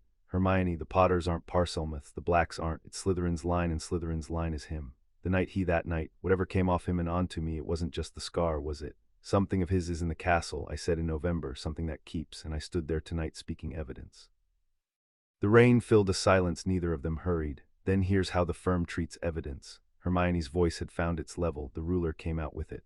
1. It saved a boy tonight. Whatever the mechanism, the hand on it was yours, and it said back down, not strike. Instruments answer to their holders, you taught me that on a lawn with a remembrall. 2. It's intelligence. You can hear him now, Harry, or things of his, if his relic in this castle speaks snake. You're the only soul in it equipped to eavesdrop. 3. She wrote the entry and turned the ledger to face him, and the entry said in fierce compact letters, P-tongue asset acquired 1981, previous owner's loss. It came off the man who murdered your parents, and it just took orders from you in defense of a Hufflepuff. That's not a taint, that's spoils. We're Slytherins, Harry. We keep what we win. The voice, once he knew to listen for it, was in the walls. Rip, tear, kill, so hungry, so long. A cold, sliding murderousness that moved through the stone in straight lines, up, down, always in transit, and only Harry heard it, which confirmed Hermione's second point and cost him a fortnight of sleep. They mapped it. That was her answer to horror, and by December he'd concluded it was the correct one. Horror shrinks when you make it fill out forms. Every time the voice passed, Harry logged position and heading. Hermione plotted the routes on a plan of the castle borrowed from a Hogwarts, a history appendix, and the plots kept producing the same impossible finding, transit through solid interior walls, along no corridor, past no door, until the night she threw down the quill and said, I'm an idiot. It's in the plumbing, and the whole map snapped into sense. The castle's pipes. Something serpentine moving through pipes that killed with, she pulled the incident reports her circle had quietly compiled. The cat, stiff as a board, a first-year camera with its innards melted, nearly headless Nick, on the night a Ravenclaw was found rigid beside him, gone smoke-black and unresponsive, a ghost injured by something that could injure what was already dead. Nobody else died, she said slowly, ruler traversing the list. 50 years ago a girl died, this time petrified every one. Cat threw water in the flooded corridor, look, Filch's bucket. Colin threw his camera, the Ravenclaw threw Nick, a ghost second-hand, Harry, every victim's got a medium. Nobody else met it directly, and everybody who meets it indirectly is frozen, not killed, and what kills with its gaze at a look and paralyses through reflection. She stood up so fast the inkwell jumped. Serpent, pipes, gaze, it's a basilisk. It's a 60-foot basilisk in the plumbing, and the only reason this school isn't a mortuary is dumb luck, 4 times running, and I will not run the experiment a 5th time on luck. The method circle got mirrors the next morning, small ones, issued with a cover story about Lockhart-inspired grooming that survived nobody's scrutiny and required nobody's belief. Corners were to be taken by reflection first, alone never. It would be noted afterward by the ministry inquest, among others, that from December onward not one petrification occurred among students of any house who followed what the school had begun, with the fluid attribution of all folklore to call the Granger protocols. It would also be noted that the school's official response across the same period comprised a dueling club, cancelled, and a suggestion that students travel in groups, unenforced. The inquest did not linger on the comparison. Amelia Bones, reading it in her office with a memory of one boring letter, did. The last piece was the writer on the wall, and the writer gave herself away in February, through the only instrument in the castle tuned to hear it. Harry was passing the girls' lavatory on the 2nd floor, flooded again, haunted on the voices plotted trunk route and therefore on the firm's watch rotation, when he heard weeping inside, and under the weeping, faint in the tongue that was English, open, the wet scrape of great scales. Closing like a throat, he didn't go in. Protocol. He fetched Hermione, and Hermione went in and found, sitting on the cold tiles with a slim black book clutched to her chest and her eyes scrubbed red, Ginny Weasley, first-year Gryffindor, small and freckled, and coming apart along every seam, in the exact state of a child who has been carrying something unbearable for 5 months and has just failed again to throw it away. What happened next entered the ledger under the heading Hermione's Finest Hour, over its subject's serial objections. She didn't ask about the book. She sat down on the wet tiles in her school robes beside a girl from a rival house and talked about being 11, about arriving at this school with everything you owned secondhand, even your surname's reputation. About the special cruelty of a place where everyone else seemed issued friends at the door, about a diary, and she said the word so gently it opened rather than sprang, a diary being sometimes the only thing that listens. Weasley, 5 months alone inside a haunted year, made the smallest sound and tipped and told her everything. Tom, who wrote back, Tom, who understood her all summer, all autumn, better every month, warmer every month, the blackouts, the rooster feathers on her hands, the paint. Tom, who had promised it was dreams and then stopped promising, and lately when she wrote, the pages had begun to pull. You tried to get rid of it, Hermione said. Just now, that's why you're here. It came back. A whisper with the child scoured out of it. I flushed it away down there over Christmas, I swear I did, and Monday it was in my cauldron again, and Tom was so, he wrote as if nothing, he asked what I'd learned about Harry Potter lately. He always asks about, and her eyes came up and found Harry in the doorway, and the sentence died, and 50 years of Riddle's patience hung in a flooded lavatory by a thread of a first year's courage. Ginny, Harry said and sat down on his heels, unhurried, the way you'd address a spooked snake. I'm going to tell you a secret that only one other person alive knows, and then we're going to be even all right. Tom's been writing to me too, since I was 1. He left me a message right here. The fringe lifted, the scar bare, her breathing snagged, and it's taken me years to learn what you worked out in 5 months and nearly managed alone with no one helping, which is that Tom lies and Tom can be fought, and flushing him down a toilet was the single best move anyone in this castle has made all year. We're going to finish it for you. All you have to do is hand my colleague the book, and then it's ours, and everything it did stops being yours to carry. That's the whole trade. It's a good one. She audits my contracts. Ask her. Afterward, Ginny delivered to the hospital wing under a cover story of flu, with a Hermione-drafted letter already flying to Madame Bones's office, copying one to arrive, boring and precise, on Arthur Weasley's desk. They stood over the thing itself, laid on a warded desk in the 5th-floor classroom like a specimen. Cheap black cover, T.M. Riddle gilt-faded, 50 years old and humming with patience. Harry could hear it without opening it, a frequency below sound, something coiled in the pages the way the voice coiled in the walls, the same cold register, the same keep.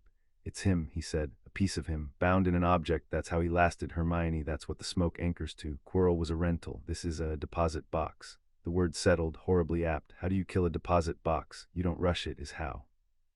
The ruler was flat on the desk between her hands, white-knuckled, level voice over the deepest place yet. It eats children, Harry. It spent 5 months drinking an 11-year-old because she was lonely, and its first question was always you. It's bait now and it knows it's bait. No, we're Slytherins. It's February. The thing's waited 50 years. It can wait for us to be ready. We research. We plan. We tell Snape tonight, Tuesday's early this week. And the plan was correct. The plan was textbook. And like all textbook plans, it had a variable in the hospital wing, and the variable came apart 4 days later, when the diary's maker reached down whatever thread bound them, and Ginny Weasley rose from her bed at midnight, wrote her last message on the wall in a hand not hers, and went down to the chamber to be finished. Her skeleton will lie in the chamber forever.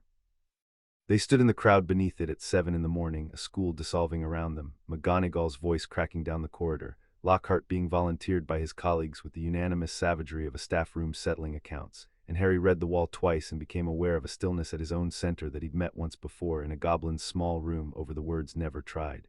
He's taken her to make me come, he said, so I'm going to come.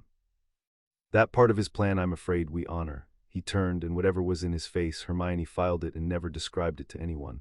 The kit, how fast? 9 minutes, said Hermione, already moving.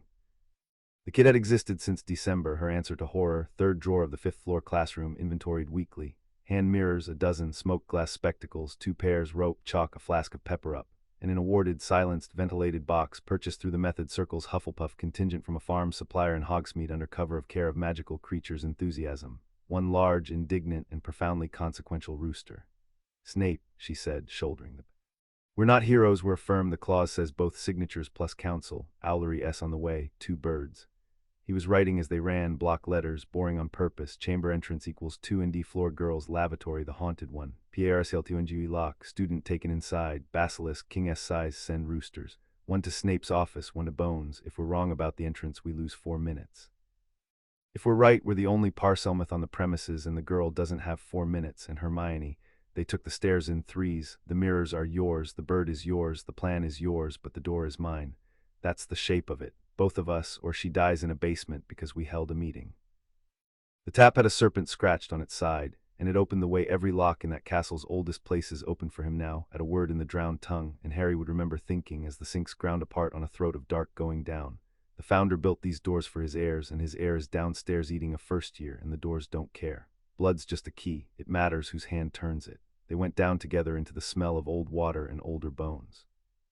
What the chamber was, the pillared dark, the serpent-carved columns marching to a face of stone the size of weather, Salazar Slytherin gazing down his monument at the 2 smallest members of his house, Harry took in later, in memory, where there was time for awe.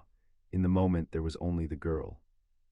Ginny Weasley lay small and gray-white at the statue's feet, and out of the air above her, gaining color as she lost it, stood a boy of 16 with a prefect's badge and Tom Riddle's diary-smooth voice, and he was exactly as charming as 50 years of practice could make him, and he talked. Of course he talked. He'd been 50 years in a book with no audience. The talking was half the meal. He talked about Ginny's silly soul and his own patient greatness. He wrote his name in fire in the air and rearranged it into I am Lord Vold with the flourish of a boy who had rehearsed in a mirror. And he asked, hungry under the charm, his real question: how is it that a baby stripped the greatest wizard alive? And Harry, walking slowly leftward to keep those eyes tracking away from Hermione and the bag, gave the performance of his young life. Stalling, boasting, being 12 and famous and rattled, feeding the vanity every scrap it fished for. Riddle wanted a mirror more than a victim. Harry became one. It bought 90 seconds. It would not have been enough, except that Riddle, genius, prodigy, connoisseur of his own reflection, did what every version of him did eventually, and reached for the demonstration. He turned to the statue and spoke to the vast stone face in the high cold hissing Harry heard in his sleep now. Speak to me, Slytherin, greatest of the Hogwarts Four. And the mouth of the monument ground open on darkness, and the darkness poured, 60 feet of it. The books undersold it. Hermione said so afterward, with footnotes. The basilisk came down the statue like green floodwater, and Harry, eyes slammed to the flagstones, reflection shine per protocol, heard the diary boy laughing, and heard the King of Serpents ask in the drowned tongue in a voice like a cathedral flooding, which one is the meal, and heard, for one grinding moment, the answer that changed the fight, two voices in the tongue. Riddle's screaming, kill the boy. And his own, pitched low and desperate and steady on pure instinct and one zoo's worth of experience. You've been starved 50 years in the dark by that one's family. I'm of the house too, and I keep my snakes fed. Choose better. The basilisk hesitated. Ancient, hungry, half-mad with the dark, it hung above them, swaying between two heirs' voices. The inquest's transcripts, compiled from 3 testimonies, marked this as the second occasion on which H. Potter's affliction preserved multiple lives, and the hesitation lasted 4 seconds, and 4 seconds was the specification Hermione Granger had built the entire kit around. The warded box was already open. The silencing charm was already off. The rooster, outraged beyond the capacity of poultry to express, hit the stone floor of the Chamber of Secrets, took stock of the darkness, the hour, and the indignity, and crowed. The sound a basilisk makes dying is the sound of the castle's whole plumbing weeping.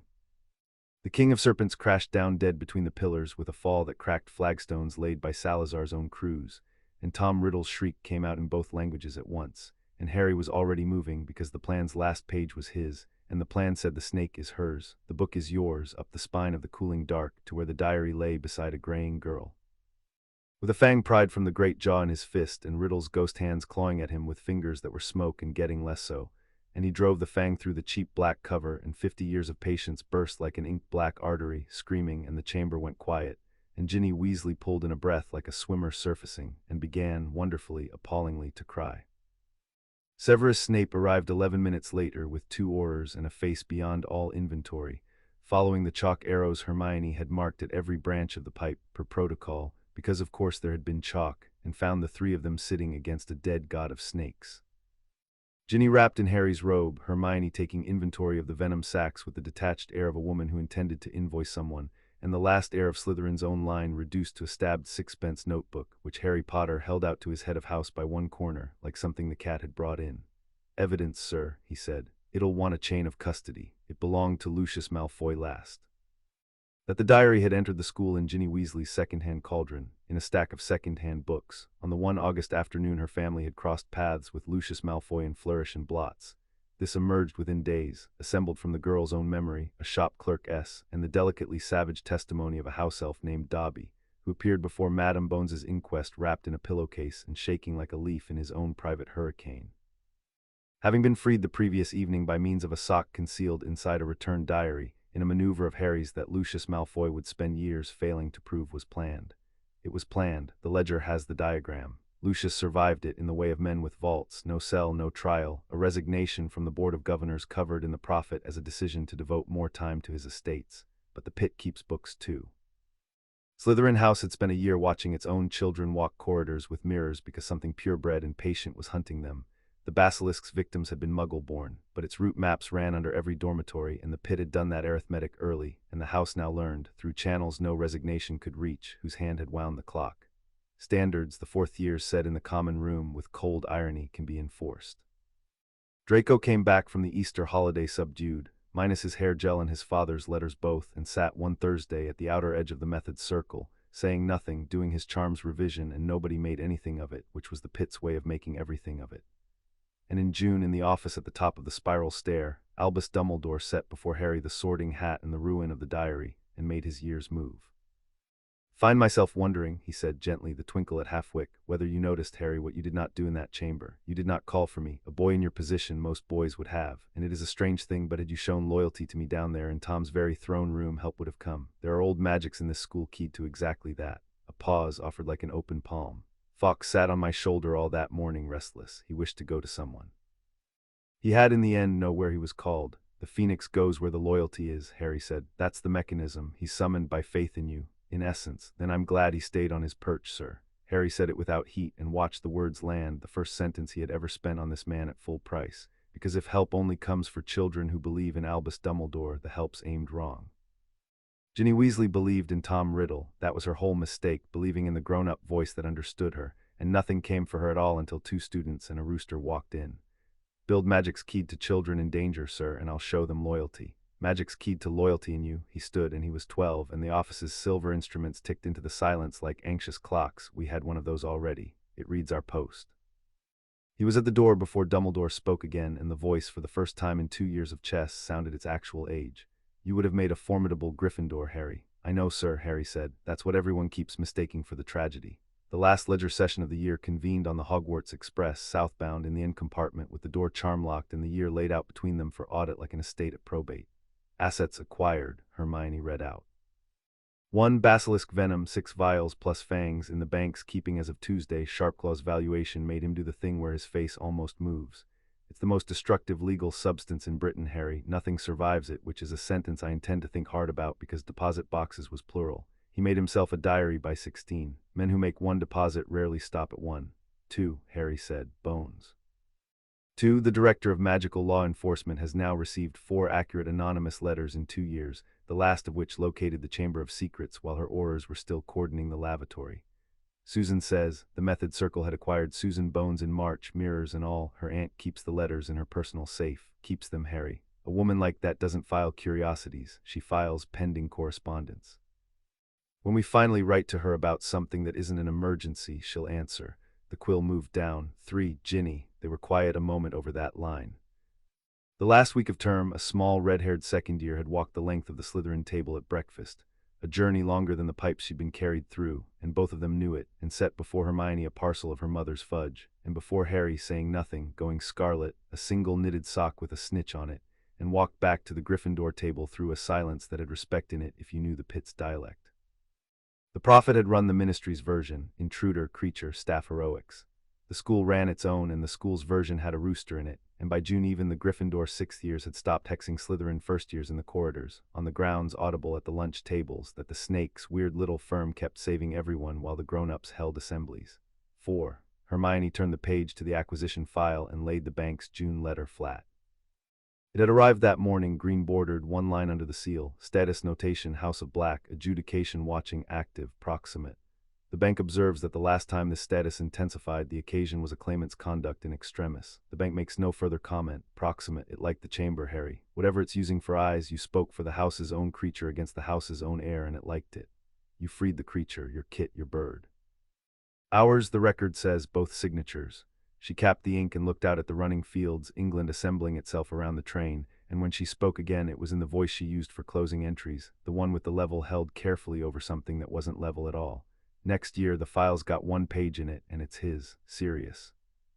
Bones owes us the hearing of a lifetime. The bank holds the missing trial folder under seal, and we are done, I've decided, being the anonymous letter people. 3rd year we acquire standing, however it has to be done. The train ran south. In the rack overhead, packed in dragon hide against all accident, 6 vials of ruin waited for their war, and far to the north, in a cold fortress in a grey sea, a man in a cell that stayed a hole only so long as nobody asked for a trial dreamed of a black dog running. And neither signatory of the firm of Potter and Granger, planning their patient, procedural, impeccably documented campaign for his freedom, could know that the man was about to render half their planning obsolete by the simple, catastrophic, entirely black family expedient of asking for it himself, out loud, in the minister's own newspaper from the outside. Chapter 4 and Chapter 5. The Grimm's Truth. The Daily Prophet of the 2nd of August carried the photograph across 6 columns. A gaunt man screaming silently on a loop, hair to his elbows, cheekbones like knife handles, and beneath it the headline the ministry would spend a year regretting. Black ESCAPESAZKABAN, first breakout in Fortress history, HESAT Hogwarts, say sources. Harry read it at the Dursleys' kitchen table at 6 in the morning before anyone else was awake, with the owl still on the windowsill drinking his tea, and what he felt first. He recorded it that night through the bank because the firm's books were true was not fear and was not hope. It was recognition. The screaming face in the photograph was what the parchment's one word, attainted, looked like after 12 years of compound interest. Somewhere behind those eyes was the man who had sworn over a cradle, under a magic older than the ministry, to protect the person now reading his ruin over toast. The second thing he felt was arithmetic, and the arithmetic was bad. Hermione's letter crossed his in the bank's box, their sentences nearly interchangeable, which had stopped surprising either of them. He's the most wanted man in Britain, and the kiss on capture order was signed by noon. Susan's aunt opposed it and was overruled. Fudge is terrified and Malfoy's flu has been busy. Harry, a trial frees him, a capture destroys him. Everything now depends on which happens first, and every auror in the country is working for the wrong outcome. And so, I can't believe I'm writing this, our whole third-year plan is now urgent instead of careful, and the escape that should have been our best evidence. Why does a man wait 12 years and then run? What changed in July? Something changed in July, find it, has instead armed the exact people who need him silenced. If the Dementors reach him before a courtroom does, the missing trial stays missing forever. Dead men can't be exonerated, kissed men can't even testify. What changed in July filled the firm's first week of term, and Hermione found it. Of course she found it. It had been printed, that was the obscenity of it, published to the whole country over a caption about a ministry official's prize-winning family holiday. The Weasleys in Egypt waving from the front page. And on the shoulder of the youngest son, a rat, a grey rat missing a toe that Ron Weasley had inherited from his brother Percy, that had lived in that family unremarked and unremarkable for 12 years. Rats live 3 years, Hermione said. They were in the 5th floor classroom, first Sunday of term, the photograph flattened under her ruler like a suspect under oath. 4, pampered. This one's 12 and missing a toe, and Harry, the largest piece they ever found of Peter Pettigrew was a finger. The wireless said it again last night, Black's victim, brave little Pettigrew, a finger. And an Azkaban guard told the prophet the only thing Black ever said in 12 years, over and over in his sleep, he's at Hogwarts. The ruler came down flat, a gavel. Everyone assumed he meant you. Nobody in that prison, in that ministry, in that newsroom has once considered that Sirius Black, who at last report new things about the Potters, security nobody living should have known, might have seen this photograph in the minister's own paper. They deliver it to Azkaban, Susan checked, the guards leave copies, and recognized a dead man riding a boy's shoulder into your school. Pettigrew's the rat's the secret keeper. Harry stood very still with it, letting the whole 12-year architecture reassemble around the new keystone. They switched. That's the piece that makes every other piece fit. Sharpclaw's cui bono ran the wrong way because everyone priced Black as the betrayer, but if they switched secret keepers at the last moment, told no one, used Black as the decoy, then Pettigrew sells my parents, blows up a street, cuts off his own finger, and vanishes down a drain with the whole world weeping for him. And the decoy goes in the hole, no trial needed, everyone already knew. The cold, clear well-water feeling had arrived, and he'd stopped distrusting it. And now the murderer sleeps in a second-year's dormitory, 40 feet of plumbing from where Ginny, he stopped. He's been at Hogwarts 11 years, Hermione. He was here for everything. Every anonymous letter, every mirror protocol, the rooster, all of it happened in front of Voldemort's actual last servant, and we never once swept for rats. We sweep now. The ledger opened to a new page, and the heading went down in block capitals, double-ruled, PTTIJW, live, capture, or nothing. Live, Harry, it has to be live, and it has to be public, and the chain of custody has to be tighter than Gringotts, because a dead rat proves a rat died. Item 1, we need to see him move, track him against the dormitories, prove what he is before we touch him. She looked up. Item 2, and don't argue, we need adults, real ones with badges and Veritaserum. This isn't the chamber, there's no child bleeding on a floor with 4 minutes left, this is evidence, and evidence dies of enthusiasm. We do it the boring way. The boring way, Harry agreed, both signatures. And then, because the firm's books were true, and if the boring way fails and it's him or the Dementors, I'm not boring, entered for the record. So entered, she said quietly, signed. The tracking problem solved itself in the second week of October through the twins. Fred and George Weasley had taken an interest in the firm ever since the chamber. Their sister's rescue had converted them from pranksters at large into something like irregular allies. An intelligence service that accepted payment in Zonko's vouchers, and the occasional brewing consultation Hermione was too rigorous to call cheating. And they arrived at the Halloween week meeting of the Method Circle with a proposition and a square of ancient, blank parchment. We solemnly swear, Fred said, that our little brother's rat has been off its feed since August, that Scabbers is frankly a ministry of magic in miniature, all gray and useless, and that this, George said, is the most valuable object in this school, which we're prepared to trade, Potters and Grangers, because we've watched you two work for 2 years, and we've concluded you're the only management in the building. He tapped the parchment with his wand. I solemnly swear that I am up to no good. The map bloomed, Hogwarts all of it floor by floor and every soul in it moving as a labeled dot, and Hermione made a sound over it that she had never once made over a boy, and the twins accepted in trade a term of potions consultancy, a ledger-drafted licensing framework for their future joke shop. Clause 8 is the one that'll make you rich. Wizards never write indemnities, and the firm's marker, callable once, which Fred framed. That night in the dormitory dark, Harry lay with the map open under his wand light and found the Gryffindor Tower, second-year boys, and read the dots, R. Weasley, S. Finnegan, and Longbottom, and pacing a slow circuit of a sleeping boy's bed hour after hour, a dot the map labeled in its small, honest, antique hand, Peter Pettigrew. He watched it for a long time. In the next bed, Ron Weasley's dot lay still. Somewhere north in mountains the map didn't cover, a starving man was eating rats raw to stay close to a castle that had orders to feed his soul to the fog on sight, and here, warm and pampered and 12 years patient, walked the reason. Harry closed the map and did not sleep, and at breakfast he laid it in front of Hermione and said only, "Confirmed. Now we build the courtroom before we touch the rat." Building the courtroom took until December, and it took Snape. They told him everything the map withheld, sources protected. The pit's rules ran deep in the office of jars on a Tuesday, and Severus Snape listened to the words Pettigrew is alive with a stillness that made his chamber morning face look expressive, and then he crossed the room to a locked cabinet and stood with his back to them, hands flat on the wood, for the better part of a minute. "I spent 12 years, he said finally, hating the correct man for the wrong crime and the wrong man not at all.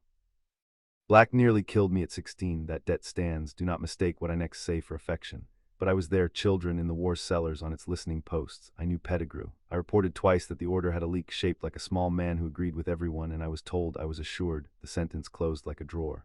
By the same authority that assured me of your pampering, Potter. Note the pattern for your file. He is never wrong about facts. He is wrong about people, serially, catastrophically, and always in the same direction, whatever preserves the design. A traitor in the order's heart complicated the design, so the design declined to see him. He turned. Amelia Bones, no one else at the ministry. Crouch sent Black to the hole, and Fudge inherited the embarrassment. Both would sooner see him kissed than tried. It must be Bones, it must be watertight, and it must be fast, because the Dementors grow restless, and restless Dementors drift toward what they're wanted near. And the two of you will now explain to me precisely why your faces say the plan is already built and I am the last brick. Because you're the only master brewer in Britain we'd trust with the batch of Veritaserum, Hermione said, and the only adult who can walk into the DMLE carrying a case that damns the headmaster's judgment without it being dismissed as a child's grudge. And she laid it on the desk, the parchment the firm had spent November drafting. Memorandum. In the matter of the missing trial of S.O. Black, 11 pages, bank-certified copies of the Azkaban folder appended, every claim footnoted, boring on purpose, because Madame Bones keeps our letters in her safe, sir, and this is the first one we're going to sign. Snape read all 11 pages standing in silence twice.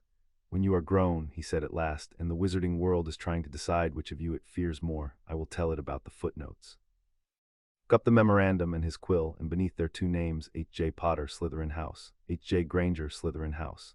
Added in his cramped acid hand the third signature, witnessed and endorsed as Snape, Potions Master, sometime holder of information herein corroborated, and sealed it for the Evening Owl. The caisson capture order is the hinge. Bones will need cause to suspend it before any operation, or some eager fool kisses our witness's accuser and the case dies at the door. Pray she reads Appendix C. Appendix C is the 10 years of Umbridge countersignatures, Hermione said. She'll read it. Amelia Bones read it.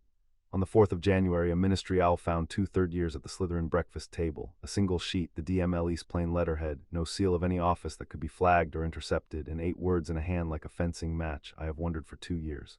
My office, Saturday.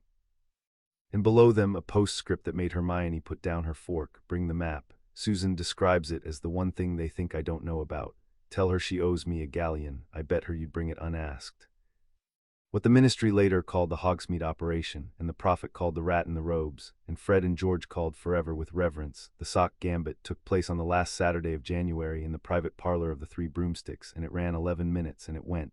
This was the part that made it legend in 2 departments, exactly to the drafted schedule, which Amelia Bones kept afterward, initialed as a souvenir. The mechanism was simple because Hermione had rebuilt it 4 times until it was. Ron Weasley, brought inside by his own sister, Ginny's testimony being the lever nothing else could be. The boy had gone white, then red, then very quiet, and had carried his pet to Hogsmeade in a cage with the grim ceremony of a pallbearer, delivered Scabbers to the parlor for what he'd been told, truthfully, was a ministry examination of a magical irregularity in his pet's lifespan. In the parlor waited Madame Bones, two Aurors sworn to her personally, Shacklebolt and a scarred veteran called Moody, retired, recalled for one afternoon on the grounds that he'd been the only Auror in 1981 to file a written objection to the absence of a trial, one potions master with a vial, one contingent of 2/3 years permitted to observe from the corner on the strength of being the memorandum's authors, and ringing the room under the floorboards and over the ceiling beams. An anti-animagus jinx layered by Moody himself, whose paranoia had for once found honest work. The rat took one look at the assembly and understood. That was the detail Harry never managed to leave out of the memory, the pet shop ordinariness of it right up until the cage opened, and then the eyes, 12 years of pretending drained out of them in half a second, and what remained was the war, looking around the room for a drain. The forced reversion took Shacklebolt and Moody together, the thing that stood swaying in the ring of wands, balding and gray and mousy, and wringing the hand with the missing finger, had slept in a child's bed the night before. And Peter Pettigrew served 3 drops of Veritaserum on the authority of a suspension order Amelia Bones had signed that morning, in a voice like a leaking bladder, unspooled the whole of it into the official record. The switch of secret keepers, his idea, sold to the Potters as strategy in the last week of their lives. The street, his wand, the blasting curse behind his own back, the finger left like a tip. 12 years in the pocket of a family with ministry connections, waiting because the Dark Lord's marked ones knew, they had always known that he was not gone, and when he rose again, Peter meant to be findable by the winner. For the record, Amelia Bones said into the silence that followed, in the flattest voice Harry had ever heard produce sound, the department notes that this testimony was available to any court at any time in the last 12 years for the price of 1 trial and 3 drops. The department will be asking formally why the price was never paid. Take him down.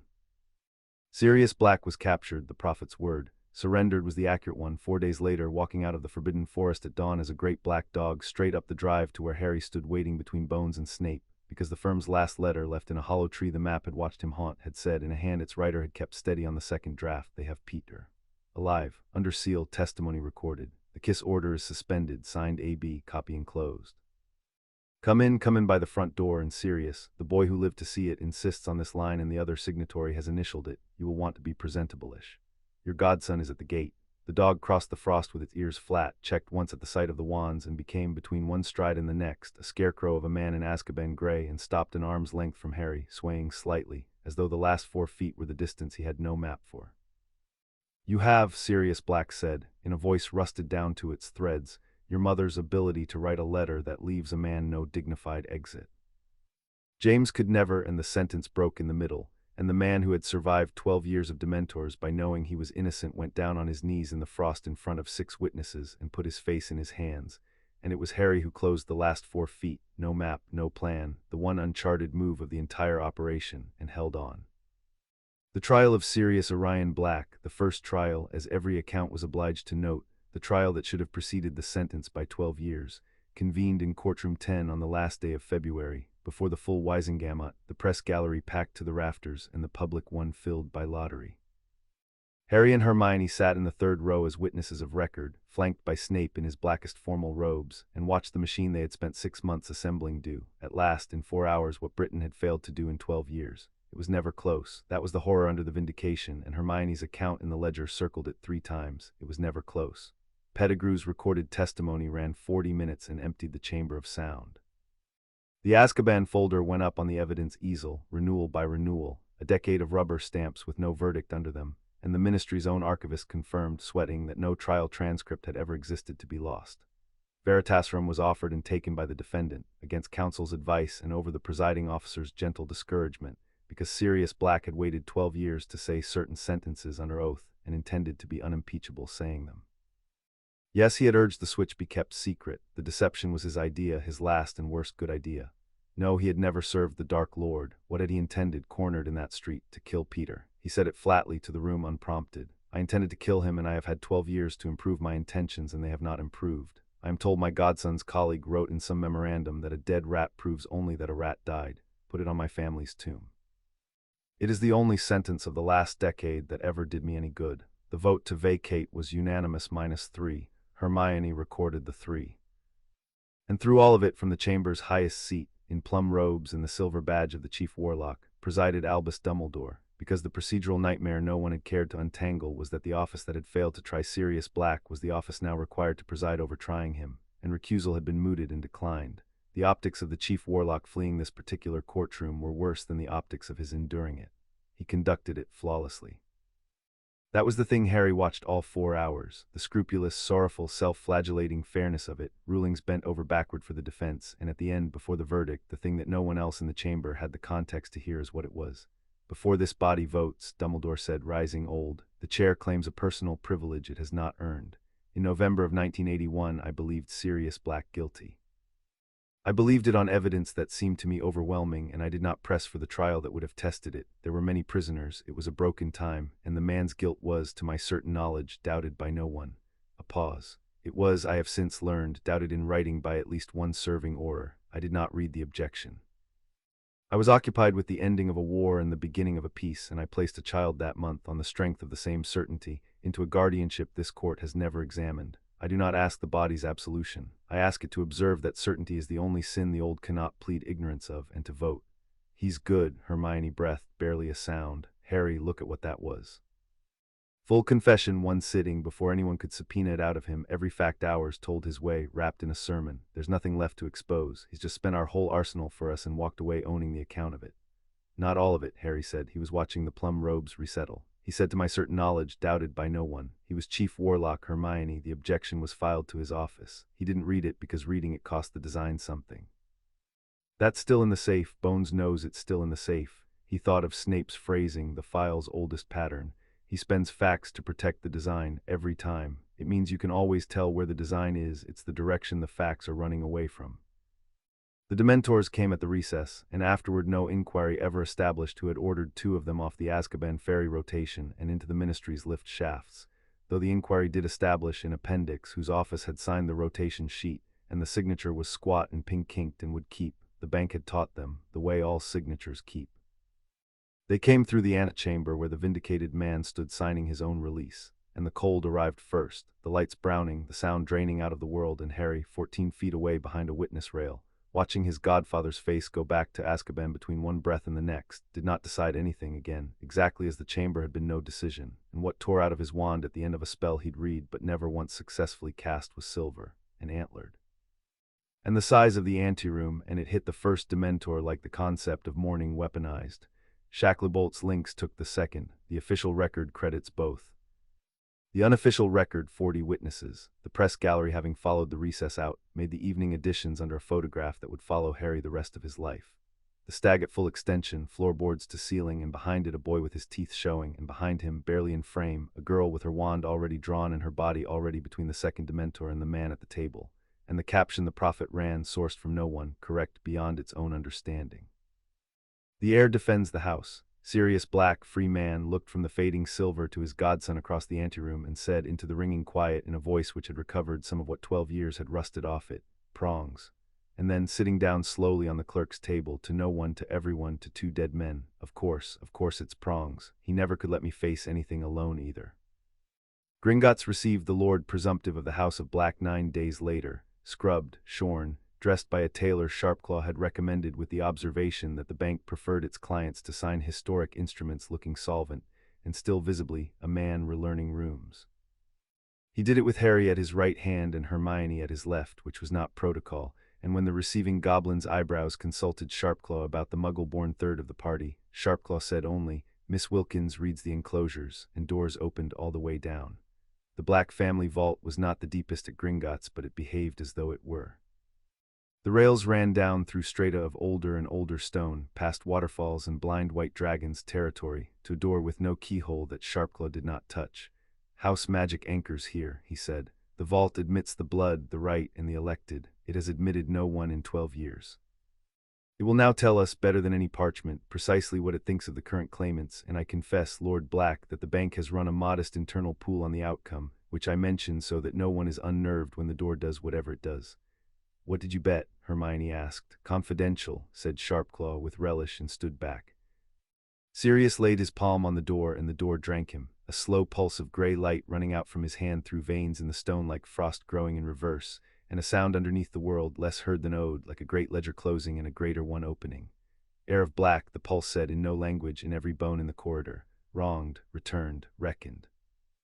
The attainder's ash blew off him, they all saw it, a shadow lifting from the skin like soot off a lamp chimney, and the light settled and waited, and Sirius, hoarse, said the words the digest gave the moment. The house stands, its debts stand. I stand for both, Sirius the Third, and I bring the house its heir. And he took Harry's hand and set it beside his on the door. Blood and right, both, the parchment had said, a year and a lifetime ago. The stone under Harry's hand went warm and then went home. That was the only rendering he ever managed. The ledger's entry in his hand reads, it felt the way the hamper felt, the way the biro felt, the way the platform handshake felt. It felt like the porch light arriving.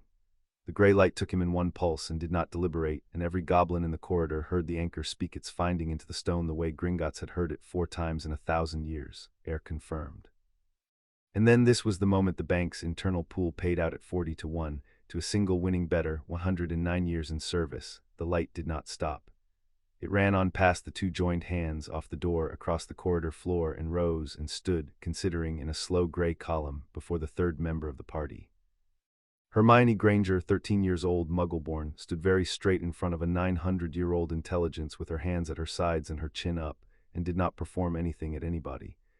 It's rude to stare, she said, in a voice that shook precisely once, and I haven't done anything yet. Come back when I have. The column of light bent, every account agrees, all 5 witnesses, though none ever agreed on the geometry of it, in something that the goblin's formal minute renders as an inclination, and Sirius Black, from that day to the end of his life, insisted was a bow. Then it went back into the stone, and the vault door opened, and Sharpclaw, collecting his winnings later that afternoon, entered into the bank's eternal record the notation that would detonate a pureblood society 4 years further on, in which he had drafted, connoisseur that he was for the ages. Adjudication: H.J. Granger, no qualifying blood, no qualifying right, deferred A.T. the candidate's own instruction. The House of Black has been told to wait. The House of Black is waiting. You told it to wait, Sirius said afterward in the bank's parlor, over the first meal he had hosted as Lord Black, sandwiches, because Harry had once mentioned the train, and the new lord had ordered accordingly, and watched the 2 of them clock the reference and pretended not to have made it. 9 centuries of the most dangerous family magic in Britain unbolts the front door for you, first Muggle-born in its history, and you tell it come back when I've done something.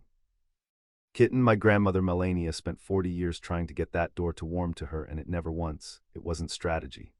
Hermione was still slightly gray herself, and her sandwich sat untouched, and Harry, who could read her the way she read him, put it on the record that evening. She'd been more frightened in that corridor than in the chamber, because the chamber had only been able to kill her. It was everything this year, the trial, the operation. We won because the record was clean, Harry, because every step could stand daylight. If I'm ever brought into this house, it can't be as a door prize on somebody's confirmation day. It has to be for cause on the record, or every Malfoy and Lestrange and half the Wisengamot spends the next century calling it what they'll call it anyway, and I will not hand them the truth of it. The magic understood. That's what the bow was, if it was a bow. She looked at her hands. It keeps books. It liked being asked to keep mine properly. Sirius looked at her for a long moment across the sandwiches, and something in his face reorganized, the last of a caution Harry hadn't fully registered until it left, some watching part of a man who had been betrayed to death's edge by one best friend and was checking, against all his own hopes, what his godson's people were made of. Right, he said. Formal business then, while I'm lordly and the goblins are billing by the hour, 2 items. He straightened, and it was suddenly visible under the borrowed health in the tailor's work, what he'd been at 20, the black heir who'd walked out of the family and into the war laughing. Item the first. Harry James Potter, the Wisengamot has vacated the fiction that anyone but I holds your guardianship. The paperwork lands Thursday. From Thursday you live where I live, which as of this morning is a house I loathe and will require help detoxifying. That's a job offer. It pays in war stories about your father. Item the second. He turned to Hermione and did the thing that made the ledger's account of the day run to 9 pages. He stood and bowed exactly as deep as the light had, matching it deliberately, lord to whatever she was becoming. Miss Granger, the House of Black has been told to wait, so as its lord I'll wait with it. But sworn service to a house may be offered and refused without prejudice. Chapter 11, you've read it, I can see you already know the clause. The house needs a steward for the war it's about to be in, whether it likes it or not. The steward's oath binds the house to the officer, not the officer to the house. My family wrote it that direction 800 years ago because they trusted no one, and it means the house's whole strength stands behind your work while you owe it nothing but honesty. No one has held the office since 1913. I can think of no one in Britain of any blood better fitted to it, and neither can the door downstairs, and neither, I suspect, can my godson, who is doing the face he thinks is unreadable. It is unreadable, Harry said. It's your father's face when Lily entered the room, and I could read it off a Quidditch pitch at night. said Sirius Black, and grinned like the boy in the wedding photographs, and the grin, after everything, after 12 years in a courtroom and a door full of light, was the thing that finally made it real. They had not just won the case. They had won the man. Hermione Granger took out the ledger, opened it to the acquisition file, and wrote, beneath 2 years of entries in the familiar fierce hand, the words that closed the year, Steward of the House of Black for cause, on the record. Then she signed and passed the quill. Dumbledore came to the guardianship signing. He was not required to. The vacated party's presence at such transfers was, the clerk murmured, unusual. He came anyway and waited in the ministry anteroom until the ink was dry, and then asked Sirius courteously for 5 minutes, and Sirius said, "You can have 10. They stay, and so it was the 4 of them in a paneled room built for 2, with a decade of unsaid things pulling all the air toward the middle. Padfoot, don't. Sirius said it without heat, which made it worse. He had dressed for the signing like a lord because his steward had advised it, and because 12 years in gray rags gives a man opinions about clothes, and he stood now with his hands loose at his sides, in the stance the Aurors had noted at his surrender, the stance of a man declining to be anything but calm. The boys who called me Padfoot are dead, Albus, except the one who got fat on a child's pillow because nobody checked. You may call me Black or Sirius if we're both feeling brave. And before you spend your 10 minutes, I'll save you the first 8. I know what you're here to say. You're here to say it was war, that everyone believed it, that grief makes fools of the wise, and it will all be true. You are never wrong about facts." He glanced briefly at Harry. Pattern acknowledged, sourced, credited, and back. "Here's mine. I sat in that hole for 12 years, and I did the arithmetic you taught me to do in your own order, planning your own operations. One trial.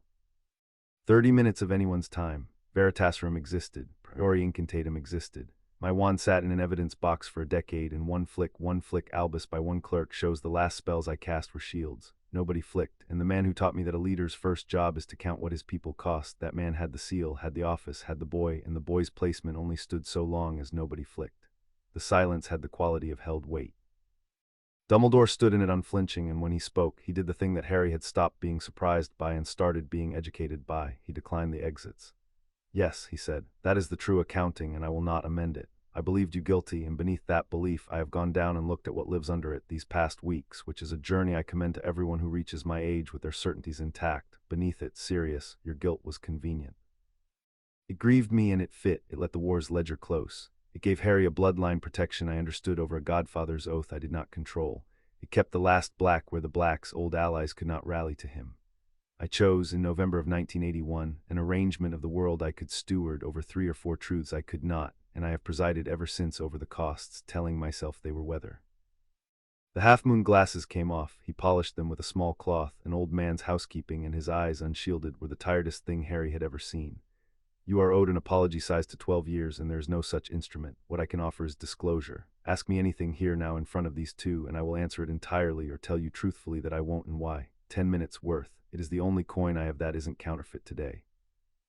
Harry watched his godfather weigh it, watched the wolfish thing that Azkaban had made pace once around the offer, checking it for exits, finding it disquietingly clean.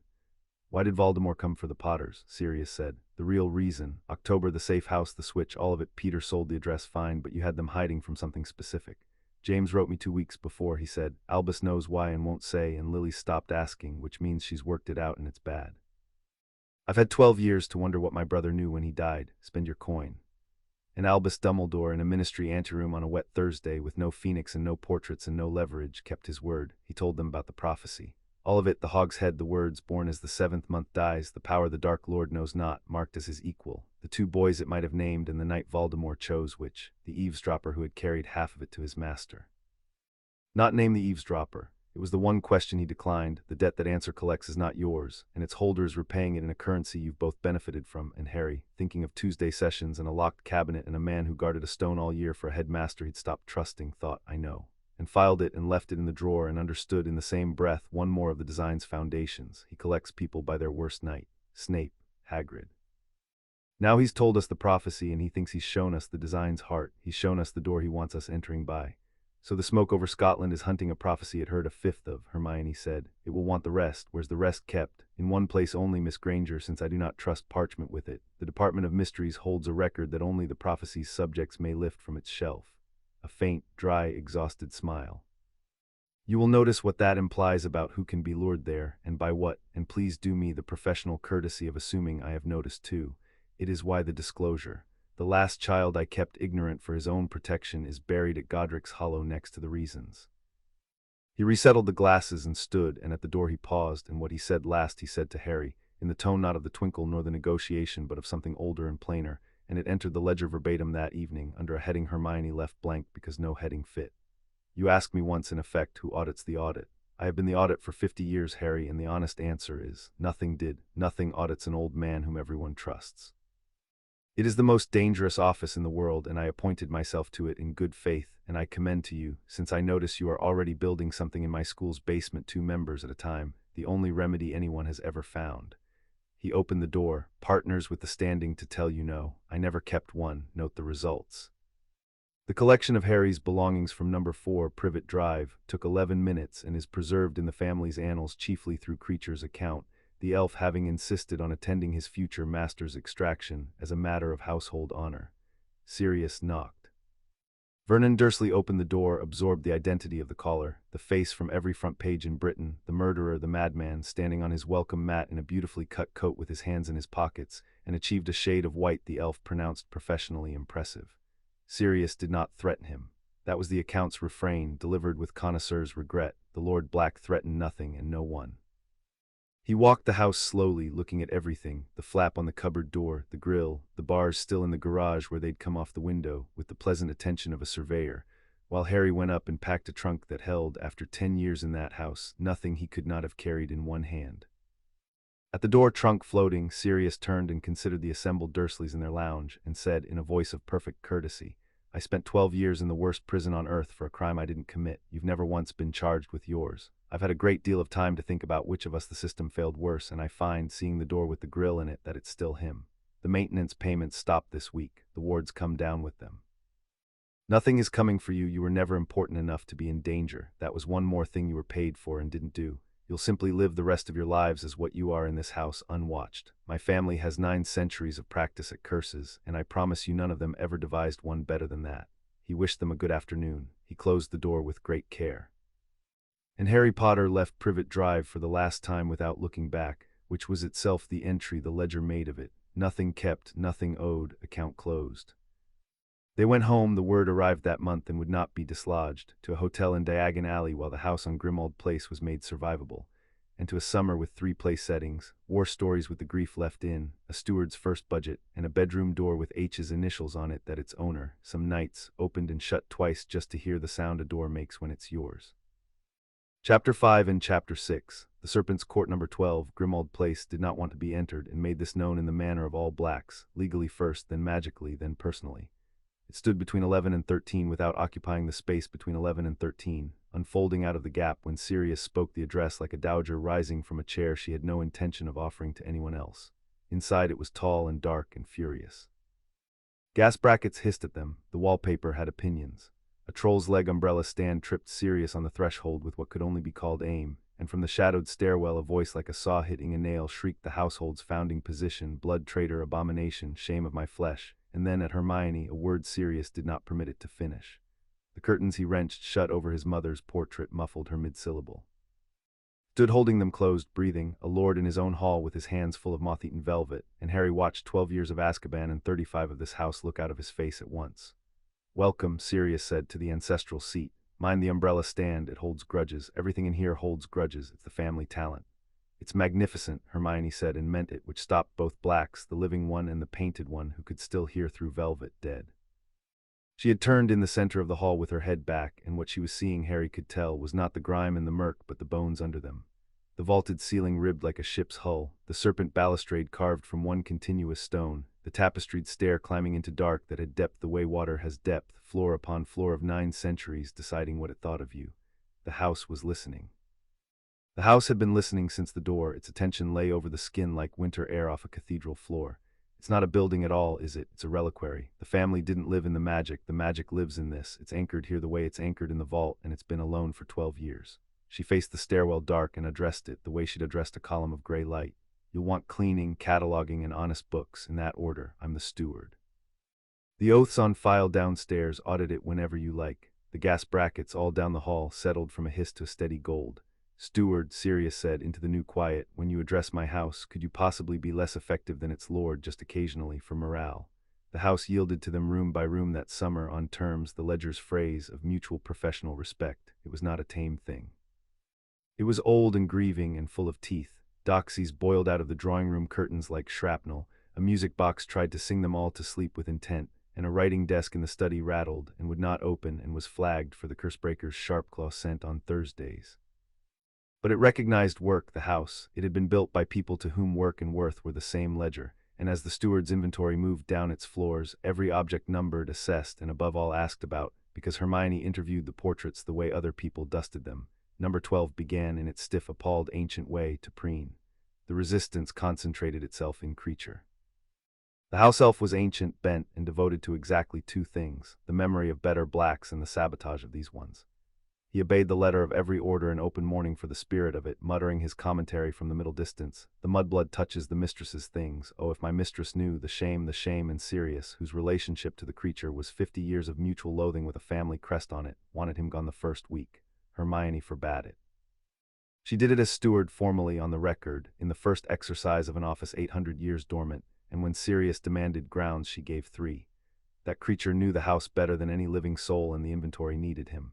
That discarding retainers for loyalty to one's predecessors was Walburga's move, and the house was watching how the new administration differed. And third, she said it looking at neither of them, that she'd been reading the ward logs the house surrendered to her office, and Creature's grief had a shape in them, a locus, a room he circled on his errands like a dog circling a grave, and grief with a geography usually had a cause with an address. The address was a cupboard in the kitchen warren, and the cause was a locket. He fought them for it when they found his hoard, fought with the tearing despair of a creature defending the last of its dead, and it was Harry in the end who sat down on the cold kitchen flags across from the shaking elf, put his wand on the floor between them, and said the sentence that unlocked the war's oldest cold case. You're not protecting it from us because it's treasure. You're protecting it because it's a job. Somebody gave you an order you couldn't finish, and it's been eating you ever since. I know what that's like from the inside, Creature. Tell us the order. Let us finish it. The story came out of the elf in pieces, like shrapnel working out of an old wound, and by its end Sirius was sitting on the flags too, gray-faced, hearing what his family's history had been doing while he rotted, Regulus. The younger brother, the good son, the Death Eater at 18, and at 19, the boy who had worked out what his master had made, and taken the family elf to a cave of the dead by the sea, and drunk poison by his own choice in a basin above a golden locket, and given Creature 2 orders with the last of his voice: take it home and destroy it, and tell my mother nothing. The elf had managed one of the 3. 50 years of house elf magic and black family fury had not managed the second, because the thing in the locket did not permit it, and the failure had been sitting in a kitchen cupboard for 13 years, humming to itself, driving its keeper slowly mad with the unfinished. R.A.B., Hermione said softly.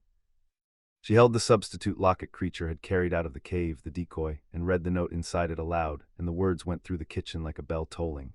To the Dark Lord, I know I will be dead long before you read this. I have stolen the real Horcrux and intend to destroy it as soon as I can. I face death in the hope that when you meet your match, you will be mortal once more. Deposit boxes, Harry, plural. We've known since the chamber. Your brother found one, Sirius.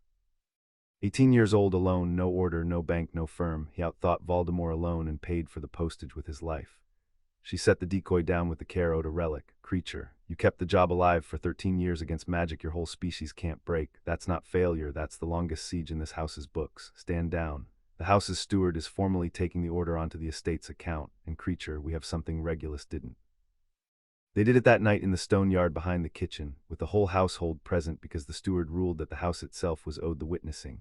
Lord Black, Heir Potter, the steward, one ancient elf given the place of honor, and glowering down from a window she'd been carried to on her own furious instructions, the portrait of Walburga Black, silent for once, watching her younger son's war end. The locket would not open for Sirius's blood or the steward's counter-charms. It opened, the ledger records the mechanism, with a clinical calm its authors did not feel, for 2 words in Parseltongue, and the thing inside had time to scream one promise into the dark before Harry Potter, wearing dragonhide gloves, with his godfather's wand light steady on his hands and his colleague counting the drops, poured basilisk venom into the golden shell until the screaming stopped. The house drank the moment. They all felt it, the flagstones under their feet pulling the ruins smoke down into themselves like soil taking rain, and then up through the yard, through the walls, through 9 floors of grieving stone, a single pulse of the gray light, the vault's light, the door's light here at home, and every gas bracket in number 12 flared gold at once, and from the kitchen window Walburga Black's portrait said, into the ringing silence, in a voice none of them had heard from her and none would hear again: my son had the finest death in this family's history, and none of you will speak of it commonly. No, madam, said Hermione Granger, steward of the house, closing the estate's oldest open account. It's going in the books is what it was. The House of Black drew first blood against the Dark Lord 18 years before anyone else in Britain knew there was a war. Creature served breakfast the next morning in a tea towel bearing the black crest, laundered. Nobody commented on the steward's orders. The ledger's entry for the day runs one line: Horcrux II destroyed, Regulus's order executed, Creature's war over. Hours, 2 down, count unknown. The count could not stay unknown, and there was exactly one person in Britain with 50 years of Tom Riddle research and the standing to pursue it. And so the strangest alliance of the war convened, that August, around the kitchen table of number 12, Grimmauld Place. The firm, the lord, the steward, and invited by unanimous vote after a negotiation that had taken 3 owls and a formal guarantee of no obliviations, witnessed by Gringotts Albus Dumbledore. He came without the twinkle. That was the concession the house demanded, and he seemed at that table relieved to grant. No grandfather performance, no lemon drops, just an old man with a war he'd been fighting alone in his head for decades, laying his files at last before people with the standing to tell him no. He examined the dead locket for an hour. He listened to Creature's story, stood at its end and bowed to the elf, who fled the room in confusion, and then he opened the battered briefcase he'd brought and gave them in exchange his 50 years. Tom Riddle's orphanage and its little trophies, the gaunt shack and the ring he suspected, the diary they'd already killed, Hepzibah Smith, collector, dead of a poisoning her house elf confessed to, her 2 greatest treasures, Slytherin's locket, Hufflepuff's cup, missing ever after. The pattern of a boy who stole keepsakes and a man who banked his soul in them, and the number from the one memory he'd never managed to collect that he feared the pattern pointed to. 7. The diary you have destroyed and the locket, the ring I believe I can locate. There will be a relic of Ravenclaw's if his vanity ran true to form, and the cup and the snake he keeps, which leaves one. And here Dumbledore stopped and looked down at his ruined files, and Harry watched him decide in real time whether to spend the last coin or palm it. The kitchen was silent. Upstairs the house creaked its 9 centuries around them. Hermione's quill hung over the ledger, and the old man raised his eyes and looked at Harry's forehead, at the scar with an expression Harry finally, after 4 years, had the context to read, because he'd seen it once before in a goblin's small room over the words made collateral, and said, "One that was never meant, made by accident on the night his curse rebounded out of the only soul in the room left open. I have suspected since the chamber when you heard the basilisk in the walls. I had intended," the sentence stood a moment, examining its own architecture, "I had intended to manage the knowledge, to wait and watch and weigh the moment of disclosure against the design. My steward partners have advised me," a glance at the empty air where no partner had ever sat, "that this is how I lose wars I think I'm winning. So, disclosure. The connection in your scar is a fragment of him, Harry. It is why you hear his creatures, why your wand knew his, why the hat smelled him on you. And I do not know, this is the whole of my honesty, and it is a terrible thing to set before a boy of 14 at his own kitchen table, whether he can be fully ended while it remains where it is." The kitchen held still. Sirius had gone rigid, the steward's quill had stopped, and Harry Potter sat at the head of his family's table with the last piece of his own biography clicking into place, and found he would try for years to render this exactly, and settle on the ledger's plainest register, found that the overwhelming thing arriving in him was not horror. Horror had a shape like falling. This had a shape like standing up. Every unexplained thing he had ever been, the voice in the walls, the tongue under his tongue, the cold, flat, scar-side dreams, the sense, lifelong, cupboard deep, of carrying something that watched, every stray fact of Harry snapped into one architecture, and an architecture the firm had proven 4 years running was a thing you could work. "Item," he said, and his voice held, and Hermione's quill moved. "The last deposit box is me, entered for the record."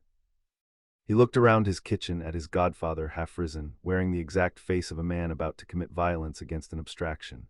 At Dumbledore, who had finally, 4 years late, told the material the blueprint. At Hermione, whose eyes were bright and whose hand was steady and who had already, he could see, begun to build the case file that would take the problem apart, and the thing in his chest where the cupboard used to be said, "Full house." He almost laughed. Well. He put a piece of himself in a diary, and we killed the diary. He put a piece in a locket, and the locket S in the bin. If he's fool enough to keep a piece of himself in me, then that piece has spent 4 years attending our Tuesday sessions, and I want it entered, both signatures, that of all his deposit boxes. He picked the one with the worst possible landlords. Into the silence, Hermione said, not looking up from the page, "Co-signed." And appended, "The tenancy is hostile, the rent is ruinous, and the eviction is under research by the best-funded private library in Britain, whose steward would remind all parties that the diary possessed a live host and was still killed without harming her." Her quill stopped. Her eyes came up and found Harry's level over the deepest place there had ever been. "Precedent, Harry. Ginny walked out of that chamber. The box dies, the boy doesn't. That's the firm's position. It is not open for negotiation, and I'll thank the room to note it's also the only reading consistent with the evidence." The steward, Sirius said unsteadily, speaks for the house, and under the kitchen, under the yard where a locket had died under 9 centuries of stone, the grey light pulsed once, gold at every bracket, seconded. Dumbledore looked around the table at the 3 of them arranged, without any of them having chosen it, into a formation. The lord at the heir's right, the steward at his left, the house awake around them like a fourth signature, and what moved across the old man's face was not the twinkle and was not the negotiation. It was, the ledger records, recognition, and it took him a moment to speak past it. For 50 years, he said, I have told myself that I worked alone because no one could carry what I carried. I look at this table and I understand the truer sentence at last. No one audits an old man whom everyone trusts, so the old man must never work alone. You have built at 14 what I declined to build at 100. He rose and gathered his ruined files, and at the kitchen door he turned, and the last thing he said before the house let him out was addressed precisely to the steward. Keep the books true, Miss Granger. All wars come down in the end to whose books were true. 4th year opened with the pit under new management, and the management was them. Nobody had voted. That was not how the pit worked. It was simply that Gemma Farley's seat by the best fire had stood ceremonially empty for a year after her leaving, per the house's unwritten liturgy, and on the first night of term the 7th years, who held the disposal of such things, moved the study table of the Method's circle into the alcove beside it without being asked, and the message was read fluently by all 200 residents. The firm holds the water. The Method circle was 40 strong now and had members in 3 other houses. Its mirrors and protocols had outlived the basilisk to become simple infrastructure, the way all good emergency systems do. And when the first years came down the stairs that September, wide-eyed, sorted into the house the rest of the school still whispered about, they were met not by a survey of their lockable trunks but by a 4th year with a ruler and a schedule. Study halls Tuesdays and Thursdays, the mirror on your nightstand is house standard. Nobody walks alone until you know the terrain, and if anyone above 2nd year opens an account on you that you didn't ask for, you bring it to the alcove. The house looks after its own now, its policy. Draco Malfoy came to the alcove in October. He came alone, which was the tell, and he stood for a moment looking at the empty chair across the study table with the expression of a man pricing the last commodity he'd ever expected to shop for, and then he sat and said, in a voice with all the drawl sanded off, My father is going to do something catastrophic, and I find I'd rather the house heard it from me first. Harry set down his quill. 3 years the whole arc of them sat at the table too. A train compartment, a lawn, a remembrall, a boy repriced downward year over year by his own inheritance, who had done his charms revision at the edge of the circle and said nothing and slowly, visibly begun keeping different books. Rule 2 hung in the air between them. Whatever we do to each other down here, the front is united, and Draco Malfoy was about to inform on his own father to keep faith with it. The house is listening, Harry said. He's going to move on the estate, yours. Draco's hands were flat on the table, deliberate, a man showing he held no wand. I heard the flu half the summer. Him and the Parkinson's solicitor and a woman from the ministry, Umbridge, senior undersecretary, she's the engine of it. A petition to the Wisengamot December docket. They'll say Azkaban broke Lord Black, 12 years of Dementors, no man comes back whole. There's precedent for sequestering estates from the mentally unfit. Ministry trustees to administer the House of Black until the succession is regularized, and the trustee shortlist is drafted, and my mother's name leads it, and my name is written under hers in a hand I've watched sign my school letters. He drew breath. I'm not here out of nobility, Potter. Let's have that entered in your famous book.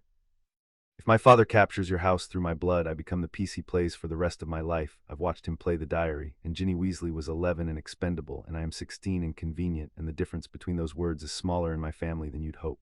I want off the board he owns. The Pitts board has better rules. That's the whole of my motive, and it's a Slytherin's motive, and I'll thank you to price it as one. Priced as offered, Harry said. One question. When it breaks, and it'll break loud, where are you standing? Draco Malfoy looked at the alcove's lamp for a while, and about the house around the lamp, and about, perhaps, great-great-grandmothers and appendices, and the answer he gave was, the steward wrote that night, the first fully solvent sentence of his life. The house looks after its own now, he said. I'm given to understand its policy. The Wisengamot convened on the 7th of December, and the ministry's petition was read into the record by dolors Jane Umbridge in a voice like syrup over a drain, and it was every bit the engine Draco had described. Compassionate, procedural, festooned with concern for the poor broken hero of the Black Miscarriage, whose ordeal the ministry itself so deeply regretted, and armored at every joint with precedent. Sequestration pending review. Trustees of impeccable standing. The best interests of the boy at the heart of it all, who had suffered so much instability already.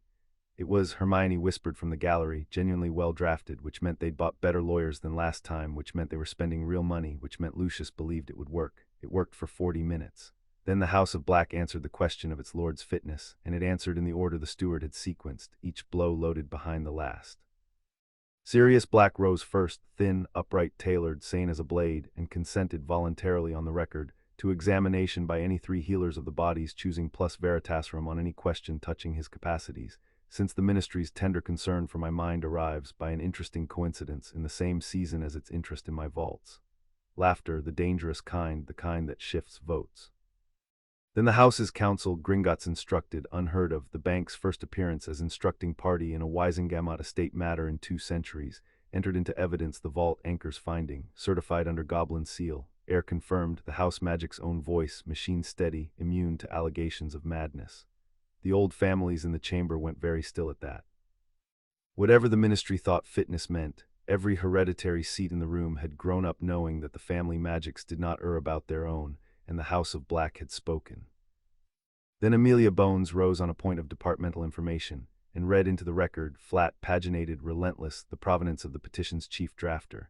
10 years of quarterly countersignatures, warrant class 7, authorizing disbursements for the maintenance of a war orphan whose maintenance had consisted, per the attached DMLE welfare finding compiled after the Black trial, of a cupboard with a grill in its door fitted by the child himself. The chamber's silence acquired the specific texture of 400 people declining to sit near a colleague.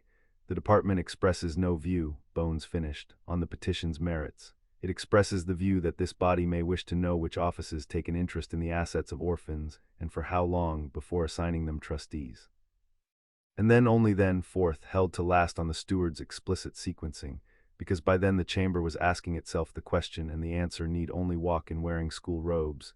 The petition's named beneficiary in waiting was invited, as an interested minor party, to address the body. Draco Malfoy, 3 days past his motion's publication in his father's own faction's press, crossed the floor of the Wisengamot, declined the seat beside his father with a bow of surgical politeness, and declared in the drawl restored now and weaponized that he was honored by the ministry's proposal to make him an heir of the House of Black, that he had consulted the House on the matter, as any prospective heir must. That the House's answer was on file with Gringotts, and he would spare the chamber's time by summarizing it. The door didn't open, gentle wizards, it opened for a muggle born. I stood in that corridor and watched 900 years of my mother's family choose its own, and its own is Lord Black and heir Potter and a steward it bowed to. I know how my family reads doors. I'd advise the ministry to learn. The petition died without division, the record states withdrawn, which was fudge cutting losses by lunchtime. Lucius Malfoy left the chamber before the withdrawal was gavelled, and the nod he gave Harry in passing was the velvet one, the payment deferred one. And Dolar's Umbridge did not leave at all, because 2 Aurors were waiting at the chamber door with a warrant sworn that morning, the DMLE having concluded, upon review of Appendix C in the escrow ledgers, that 10 years of countersignatures constituted, minimum, a case to answer on charges of misfeasance in the guardianship of minors. The prophet ran the photograph 6 columns, the pink cardigan between the red robes, under the headline The Cupboard Accounts. Sales figures for the edition were never surpassed until the war's end. In the gallery, Hermione closed the dossier with the care of a woman shutting a completed instrument, and Harry watched the last of the sequence land below them, and neither gloated, because Farley's old lesson held satisfaction is a spend, and because they could both count, and the count now stood.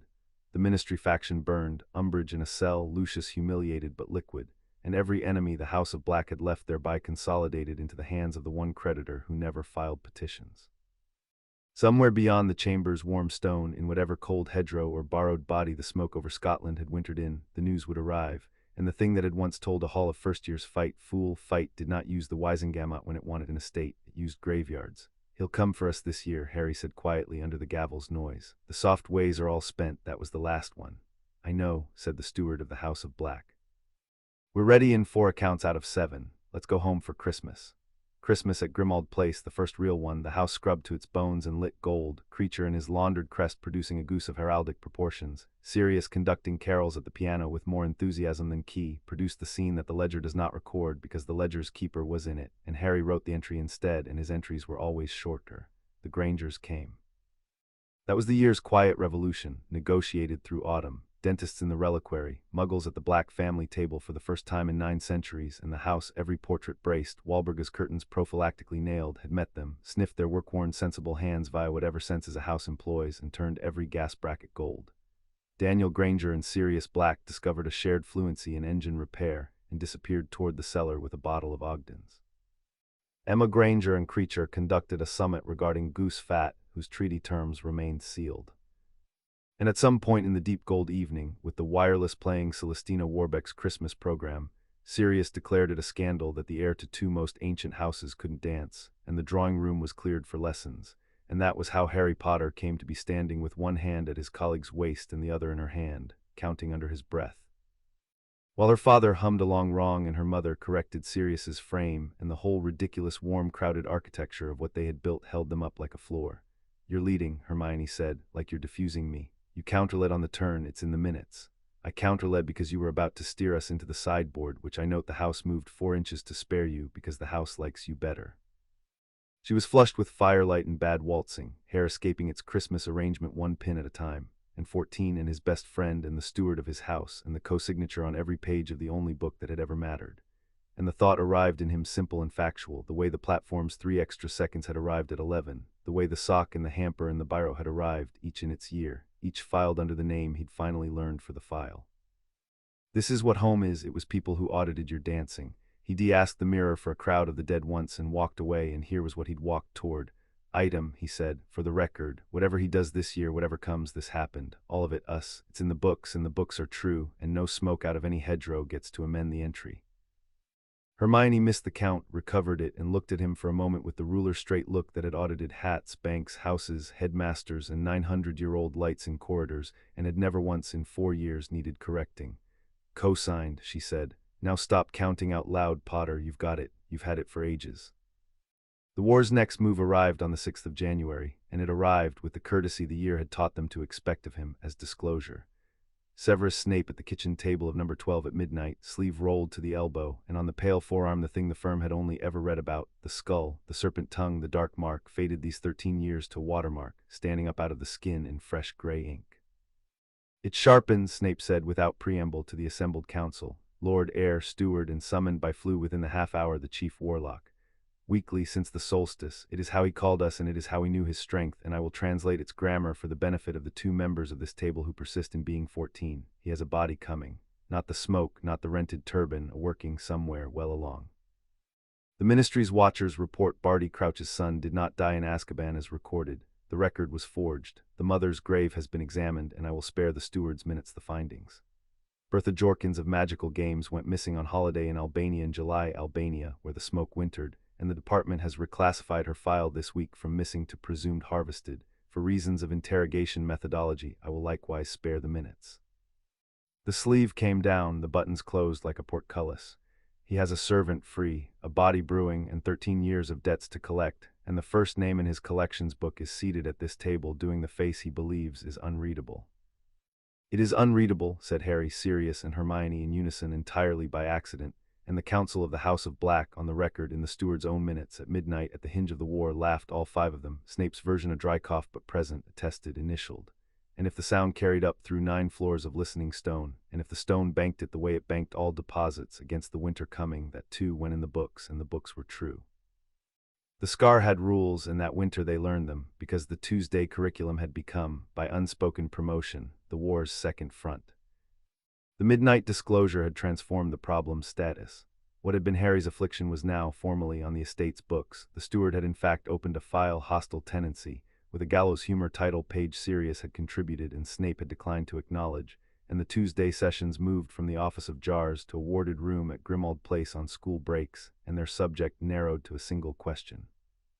What exactly could travel the link, and in which direction, and on whose terms? The answers assembled slowly, experiment by logged experiment. Emotion traveled inward, rage that wasn't his, cold satisfactions arriving out of season once, the night the Wisengamot petition died, a spasm of fury that had dropped Harry to one knee in the dormitory stair, 400 miles from the nearest thing that hated him that much. Occlumency dampened the flood but never quite sealed it. The fragment was inside the walls, Snape observed, and one does not weatherproof a house against its own cellar. And sensation traveled outward. That was the discovery that reorganized the war, made it 2 in the morning in February, when Harry surfaced from a dream that was not a dream. A fire in a dark house, a snake the size of a rowboat coiled beside a chair, a voice out of the chair giving orders to something that groveled, Crouch's son. The voice named him my faithful, and the orders had contained a season, when the school year turns, and a phrase in which the whole design sat coiled. The old magic asks for blood. Wormtail's notes were specific: bone of the father, flesh of the servant, blood of the enemy. It will have to be the boy. It was always going to be the boy. The enemy's blood makes the protection his own. Harry wrote it all down before waking Sirius in the dark longhand, the firm's discipline holding his hand steady while the scar burned like a brand. Primary source: contaminate nothing, then raise the house. The council met at dawn, and the strange thing about that morning, Hermione entered it in the minutes because it was true, and read it aloud years later at a wedding because it was still true, was the mood around the table, which was not dread. Dread had governed the winter, the sharpening mark, the harvested clerk, the shapeless coming. What the dream delivered instead was shape, and shape to the firm had only ever meant one thing: terrain. He needs Harry alive, Hermione said, at the head of the steward's own map of it, 4 years of method compressed into a spread of numbered parchment. Alive, present, and bleeding on schedule, the ritual's whole architecture turns on blood of the enemy, taken by force, and not just any enemy. Yours, Harry. He's specified you the way the ministry specifies forms. Which means attend, everyone, because this is the inversion the whole war now stands on. From tonight until his ritual's window closes, the safest person in Britain from killing is Harry Potter, and the most endangered from taking. He doesn't want the heir dead, he wants him harvested. Every defense we build gets built against abduction, not assassination. Portkey wards, unplottable escorts, the house's own tracking laid into his skin. The vault magic can do it. Sharpclaw confirmed the instrument exists. Blood bound to the family anchor. It's how the old blacks retrieved their kidnapped children in the hostage centuries. They had a whole protocol. Of course they did. This family has a protocol for everything except happiness. And the second front, Snape said. It was not a question. He'd read the same page of the dream everyone had. The link runs both ways, and he doesn't know we know. Harry laid his own parchment on the map, the night's transcript, time-stamped, initialed, the first product of what the file would call within the year, the only spy Voldemort ever failed to vet. He's kept the connection quiet his whole side too, the fragments his secret door, in case he ever needs me steered the way he steered Ginny. So we do to the door what we did to the owls in first year, Hermione. Exactly that, we don't seal it. The cold well water was all the way up now, clear to the brim, and around the table he watched the 3 adults here 14 years old say it level. We curate it. Clemency's room's on our side of the wall, staged and furnished. He looks in, he sees the boy he needs to see. Brave, loved, careless, unguarded. Meanwhile, every time he's careless, every rage, every gloat, every order to that groveling thing by the fire, the estate takes minutes. He built himself a window into our house 13 years ago. Harry looked down at the map of the war and set the transcript at the center of it, item 1 of the new front's new file. Nobody ever told him about the steward. Windows get audited here. There was a silence with machinery in it, the good kind now, 5 minds turning one problem.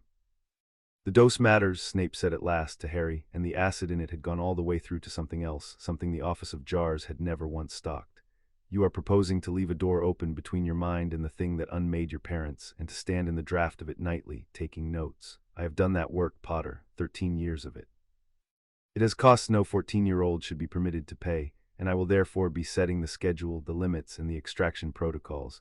And the first time you conceal a symptom from this table, the first time I close the front myself and we fight blind like honest people, that is not negotiable. I have watched one boy I was sworn over walk into that particular dark unattended. His eyes went involuntarily to the kitchen doorway, where 13 Octobers ago no one had stood to stop anybody, and came back. The experience does not repeat. Seconded, said Sirius quietly, and the gas brackets held gold, and the steward, whose quill had not stopped because the books were true or they were nothing, entered the sessions close in the minutes of the House of Black. Resolved, the house does not wait for the graveyard. The house goes to school in it. 2 fronts, 1 ledger. All signatures, Chapter 6 and Chapter 7. Heirs on their own terms the spring campaign of what the histories would call the Second War, a war whose entire pitched battle phase would eventually fit inside one April night in a single graveyard, was fought first in a bank by lawyers, and the opening shot was a marriage contract. It was Hermione who found the clause, 3 weeks into the estate's audit of its own oldest instruments, at 2 in the morning in the Grimmauld Place library with the house holding her lamp steady. The contract of Bellatrix Black and Rodolphus Lestrange, 1971, drawn by Cygnus Black's solicitors in the family's full arrogant strength, contained what every Black marriage contract had contained for 6 centuries, the reversion. Dowry, plate, vault rights, and all property settled on the bride returned to the House of Black upon the bride's conviction of infamous crime, a clause written by ancestors who had assumed infamy would always be defined by them, and had therefore never imagined it biting inward.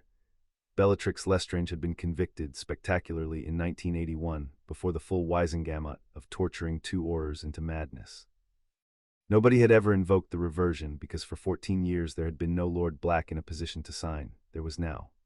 She kept her vault as a married woman under Lestrange's seal, Hermione reported to the Dawn Council. The contract flattened under her ruler like every suspect before it, but the dowry portion, the black portion, reverts on demand, and here's the architecture of it. Under Goblin law, a reversion isn't a transfer, it's an audit.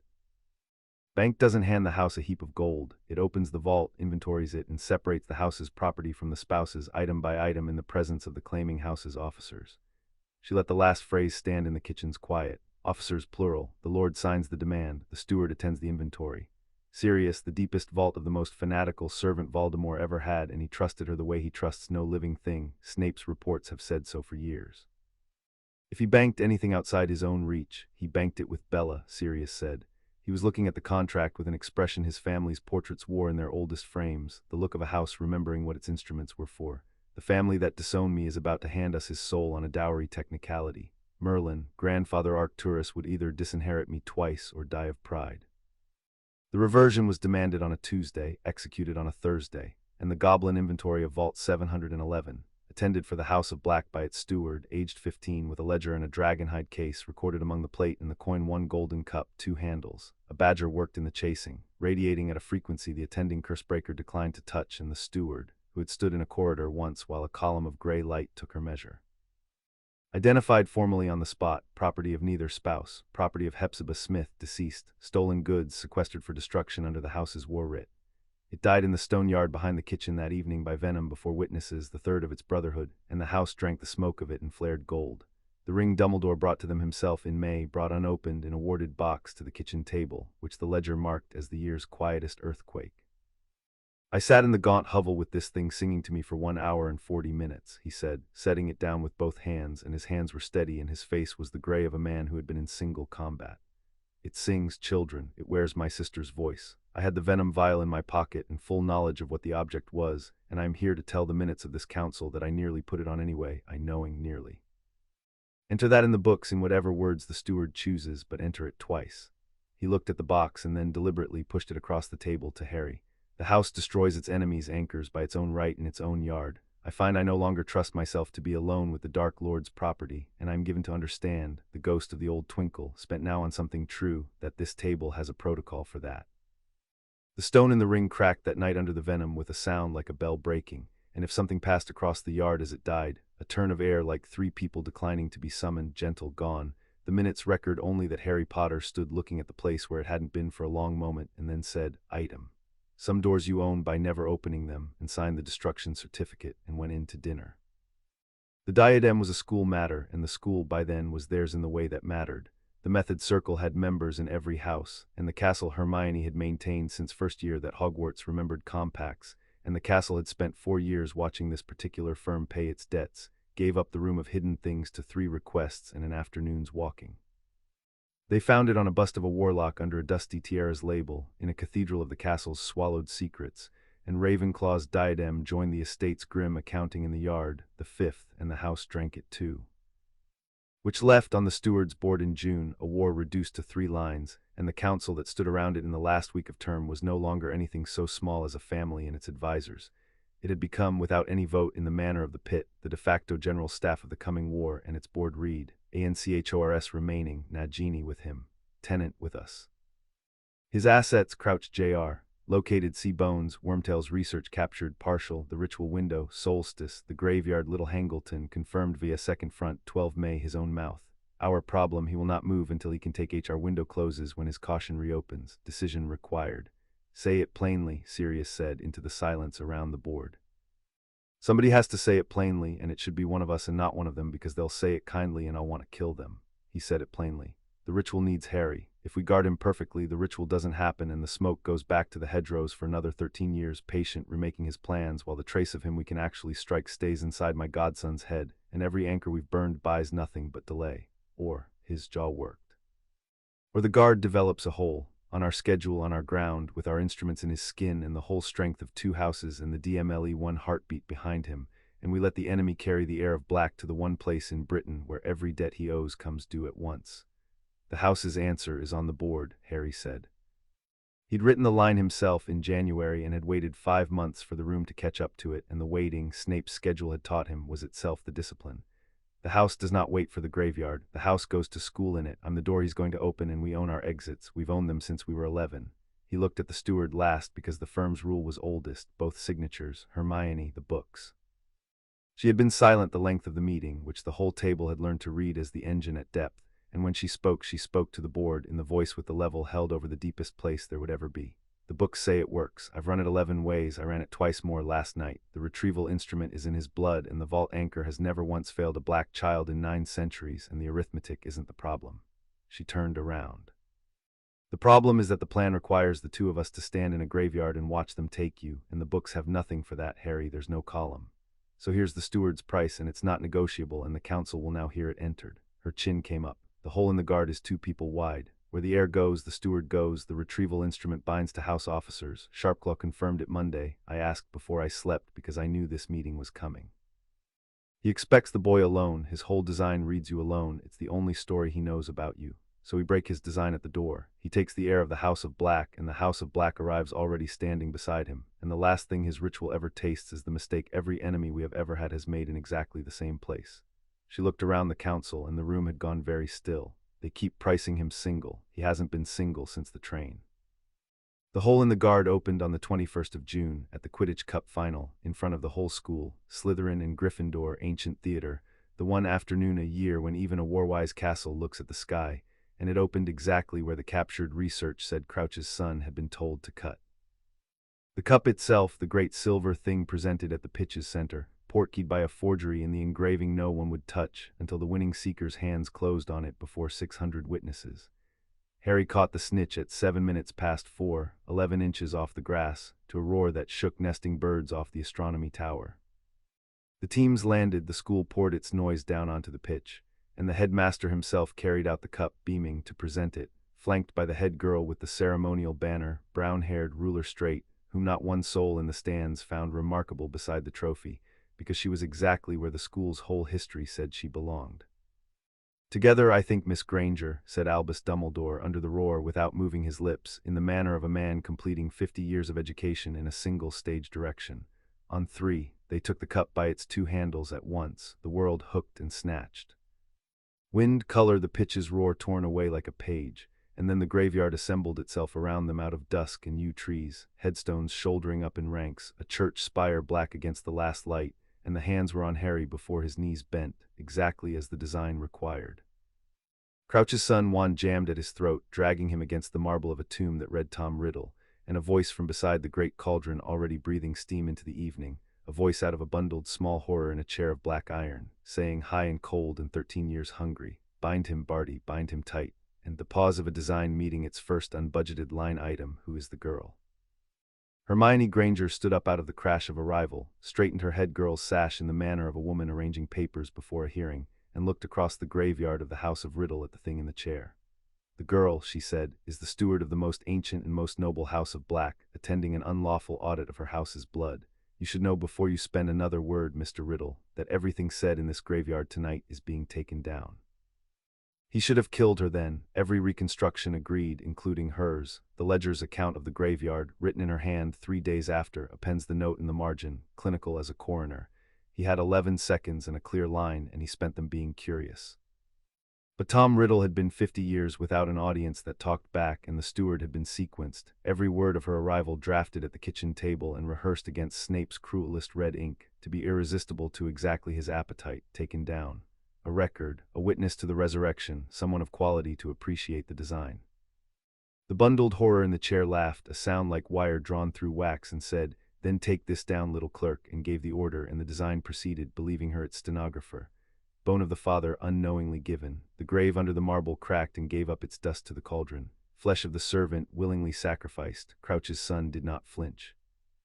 That detail stayed with Harry longer than the screaming that followed it. The fanatic's hand went into the fire of the potion, with the serenity of a man paying a debt he'd rehearsed for a decade.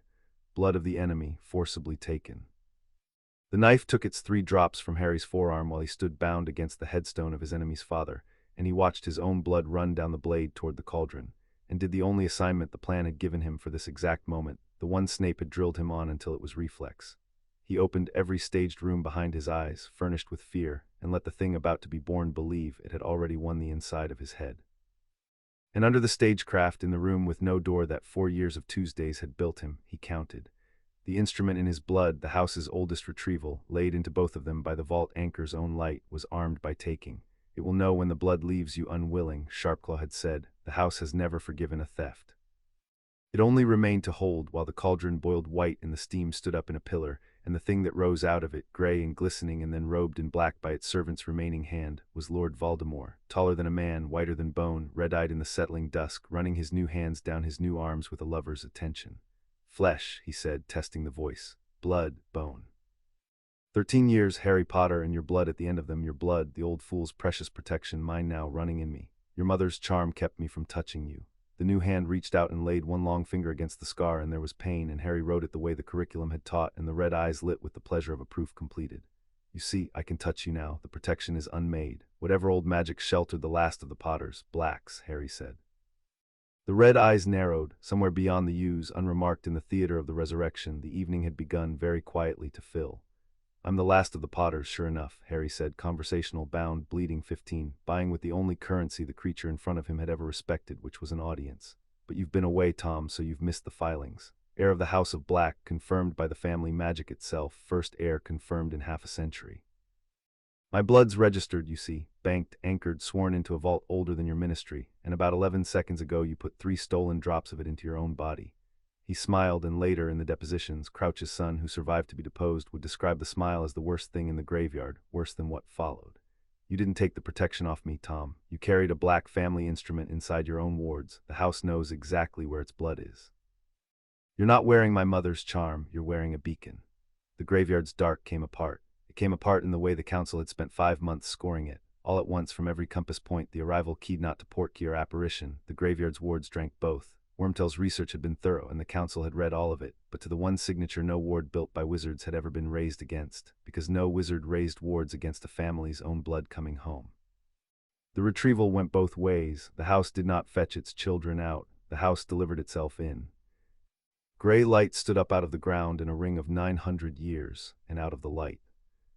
Sirius Black with his wand already singing, and Severus Snape with the mark on his own arm burning traitors black, and Amelia Bones with 8 oars and tactical wedge, and Albus Dumbledore with no twinkle whatsoever, and materializing directly out of a tombstone's shadow with a carving knife from the kitchen of number 12, and a scream of house elf war rage that shattered 2 Death Eater masks' composure before a single spell-landed creature of the House of Black finishing the family's war. What followed took 90 seconds, and the histories, respectful of the dead on both sides, mostly declined to choreograph it. The ledger is more exact because the books were true or they were nothing. The half-circle of summoned Death Eaters, 11 had answered the mark's first call, gloating in their masks, broke in the first 10 seconds, 6 taken standing by Bones's wedge with their wands still pointed at the theater instead of the dark. Crouch's son fought like his faith, and fell to Snape and Shacklebolt together. The snake, the last anchor but one, the great gray-green cable of her uncoiling toward her master's enemies, met the household's own arrangement. Sirius Black, who had spent 12 years as a beast among Dementors and feared nothing on the ground, pinned her lunge with a conjured net of silver, and the steward of the House of Black, who had carried the dragonhide case on her hip since the cup portkey because the book said the snake would be there, opened it and threw overhand, with 2 years of Quidditch-adjacent practice nobody had ever asked her about, the last vial of the chamber's venom down the anchor's open throat. And Voldemort, mortal and beginning in some cellar of his stolen blood, to know it, did the thing the entire architecture had been built to invite. He ignored the battle. He raised the wand of yew at the boy bound to his father's headstone, at the tenant, at the one anchor left him in the world, whom his design had never once managed to read correctly since the night it made him, and into the gray light of a house arriving against the shouted counterspells of the 2 greatest wizards of the age converging too slow. He spent his first breath as a made man on the only 2 words he had ever fully meant, Avada Kedavra. The green met the gray, and the gray let it through. That was the piece no one had told Harry, and the piece he understood in the last 100th of a second, with the light coming that Dumbledore and the steward had carried between them all spring, in the file with the blank heading, in the sentence she had said over a ledger 3 years before, the box dies. The boy doesn't. The curse took him full in the chest. The tenant, made of the caster and answerable to him, went out like a lamp in a gale. And Harry James Potter, whose blood ran in his enemy's veins and tethered him to the living world by his enemy's own greed, whose mother's charm had a new anchor now and whose house had 900 years of opinions about the theft of its children, went down into a white place shaped like a train station, was offered by a voice like porch light, a choice he did not linger over, and came back before his knees finished buckling. The rebound has been painted badly many times. It was not lightning and it did not roar.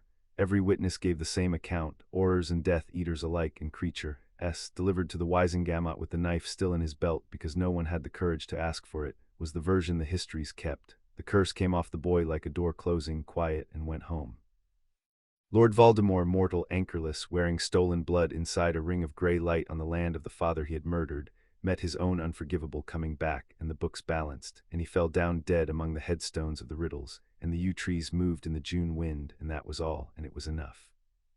In the ringing after, with Aurors shouting perimeter and Snape already striding toward the boy with extraction protocols in his face, Hermione Granger reached Harry first. She had been moving, the depositions agree, since before the green light, in defiance of her own plan, all books abandoned, and gripped his wrist the way she had at a feast 4 years before, hard, checking the pulse under her fingers against the only column that had ever mattered.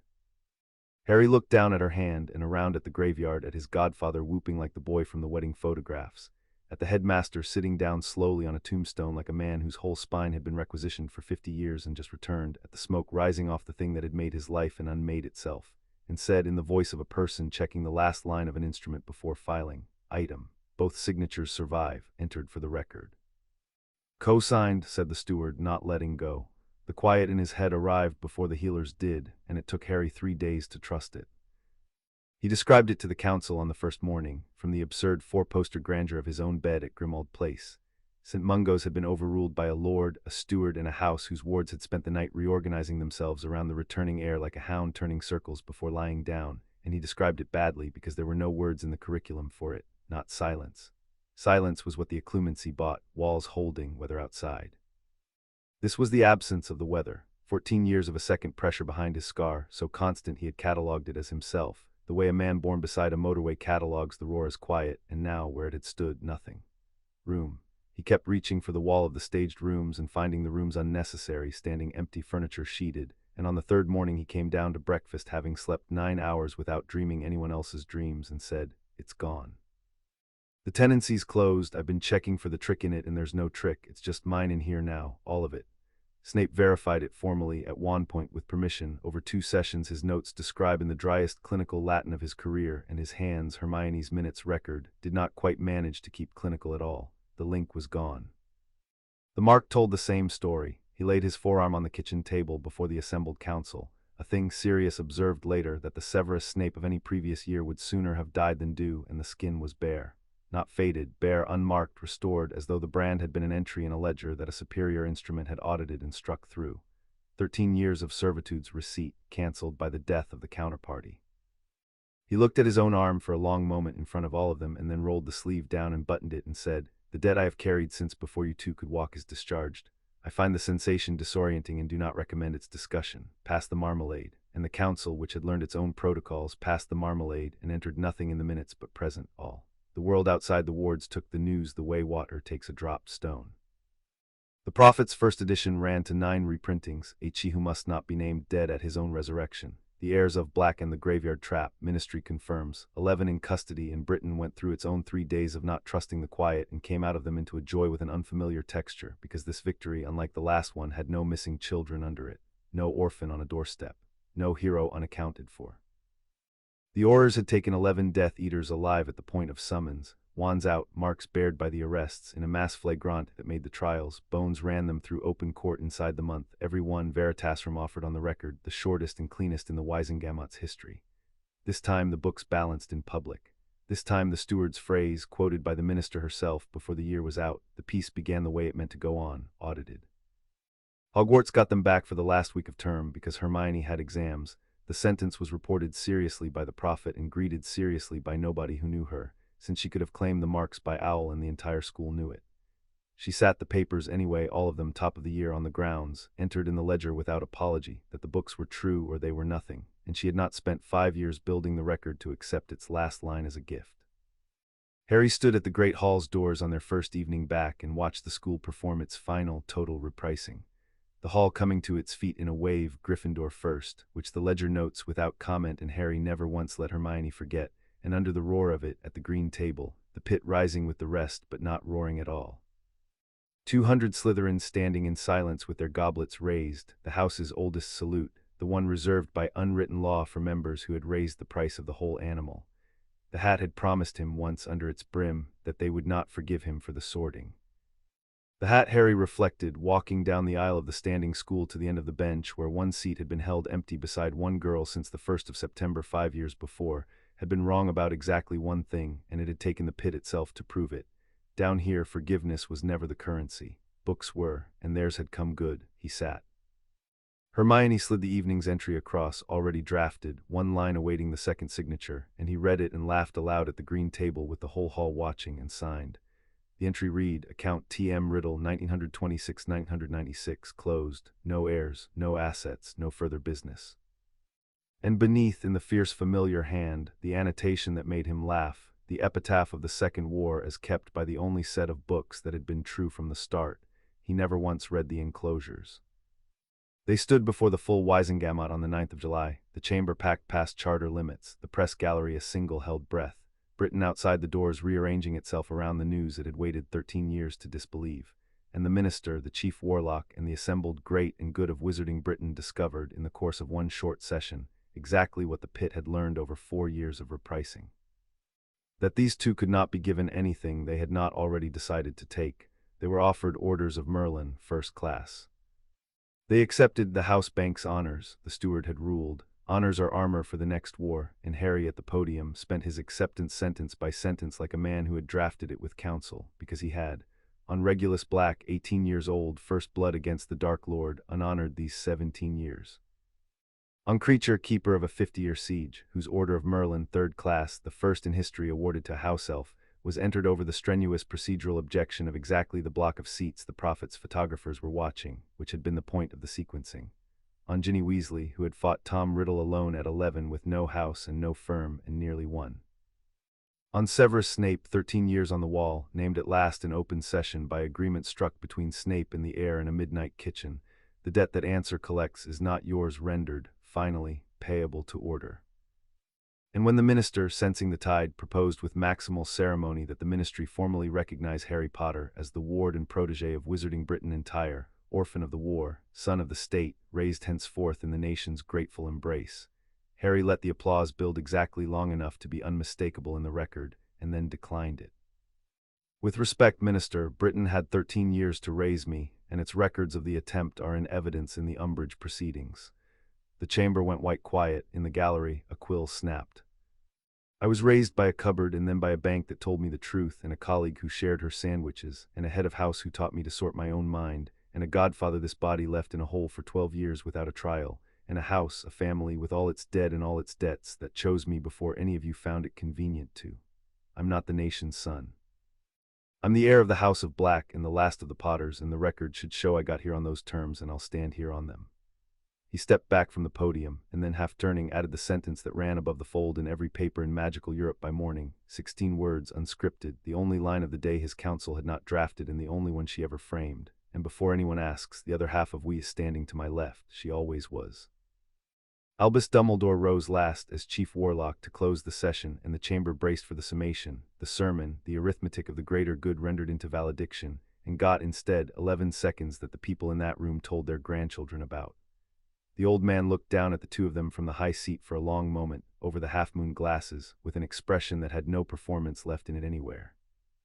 Then the greatest wizard of the age bowed to the firm of Potter and Granger and said, "The chair yields the floor it has held too long. The session and the war and the argument I have been losing since a hat took 4 minutes over a muggle-born sorting stands adjourned." The House of Black completed its own accounting on the last evening of July, at home, and it did it. The family agreed afterward that nothing else had ever been possible during the washing up.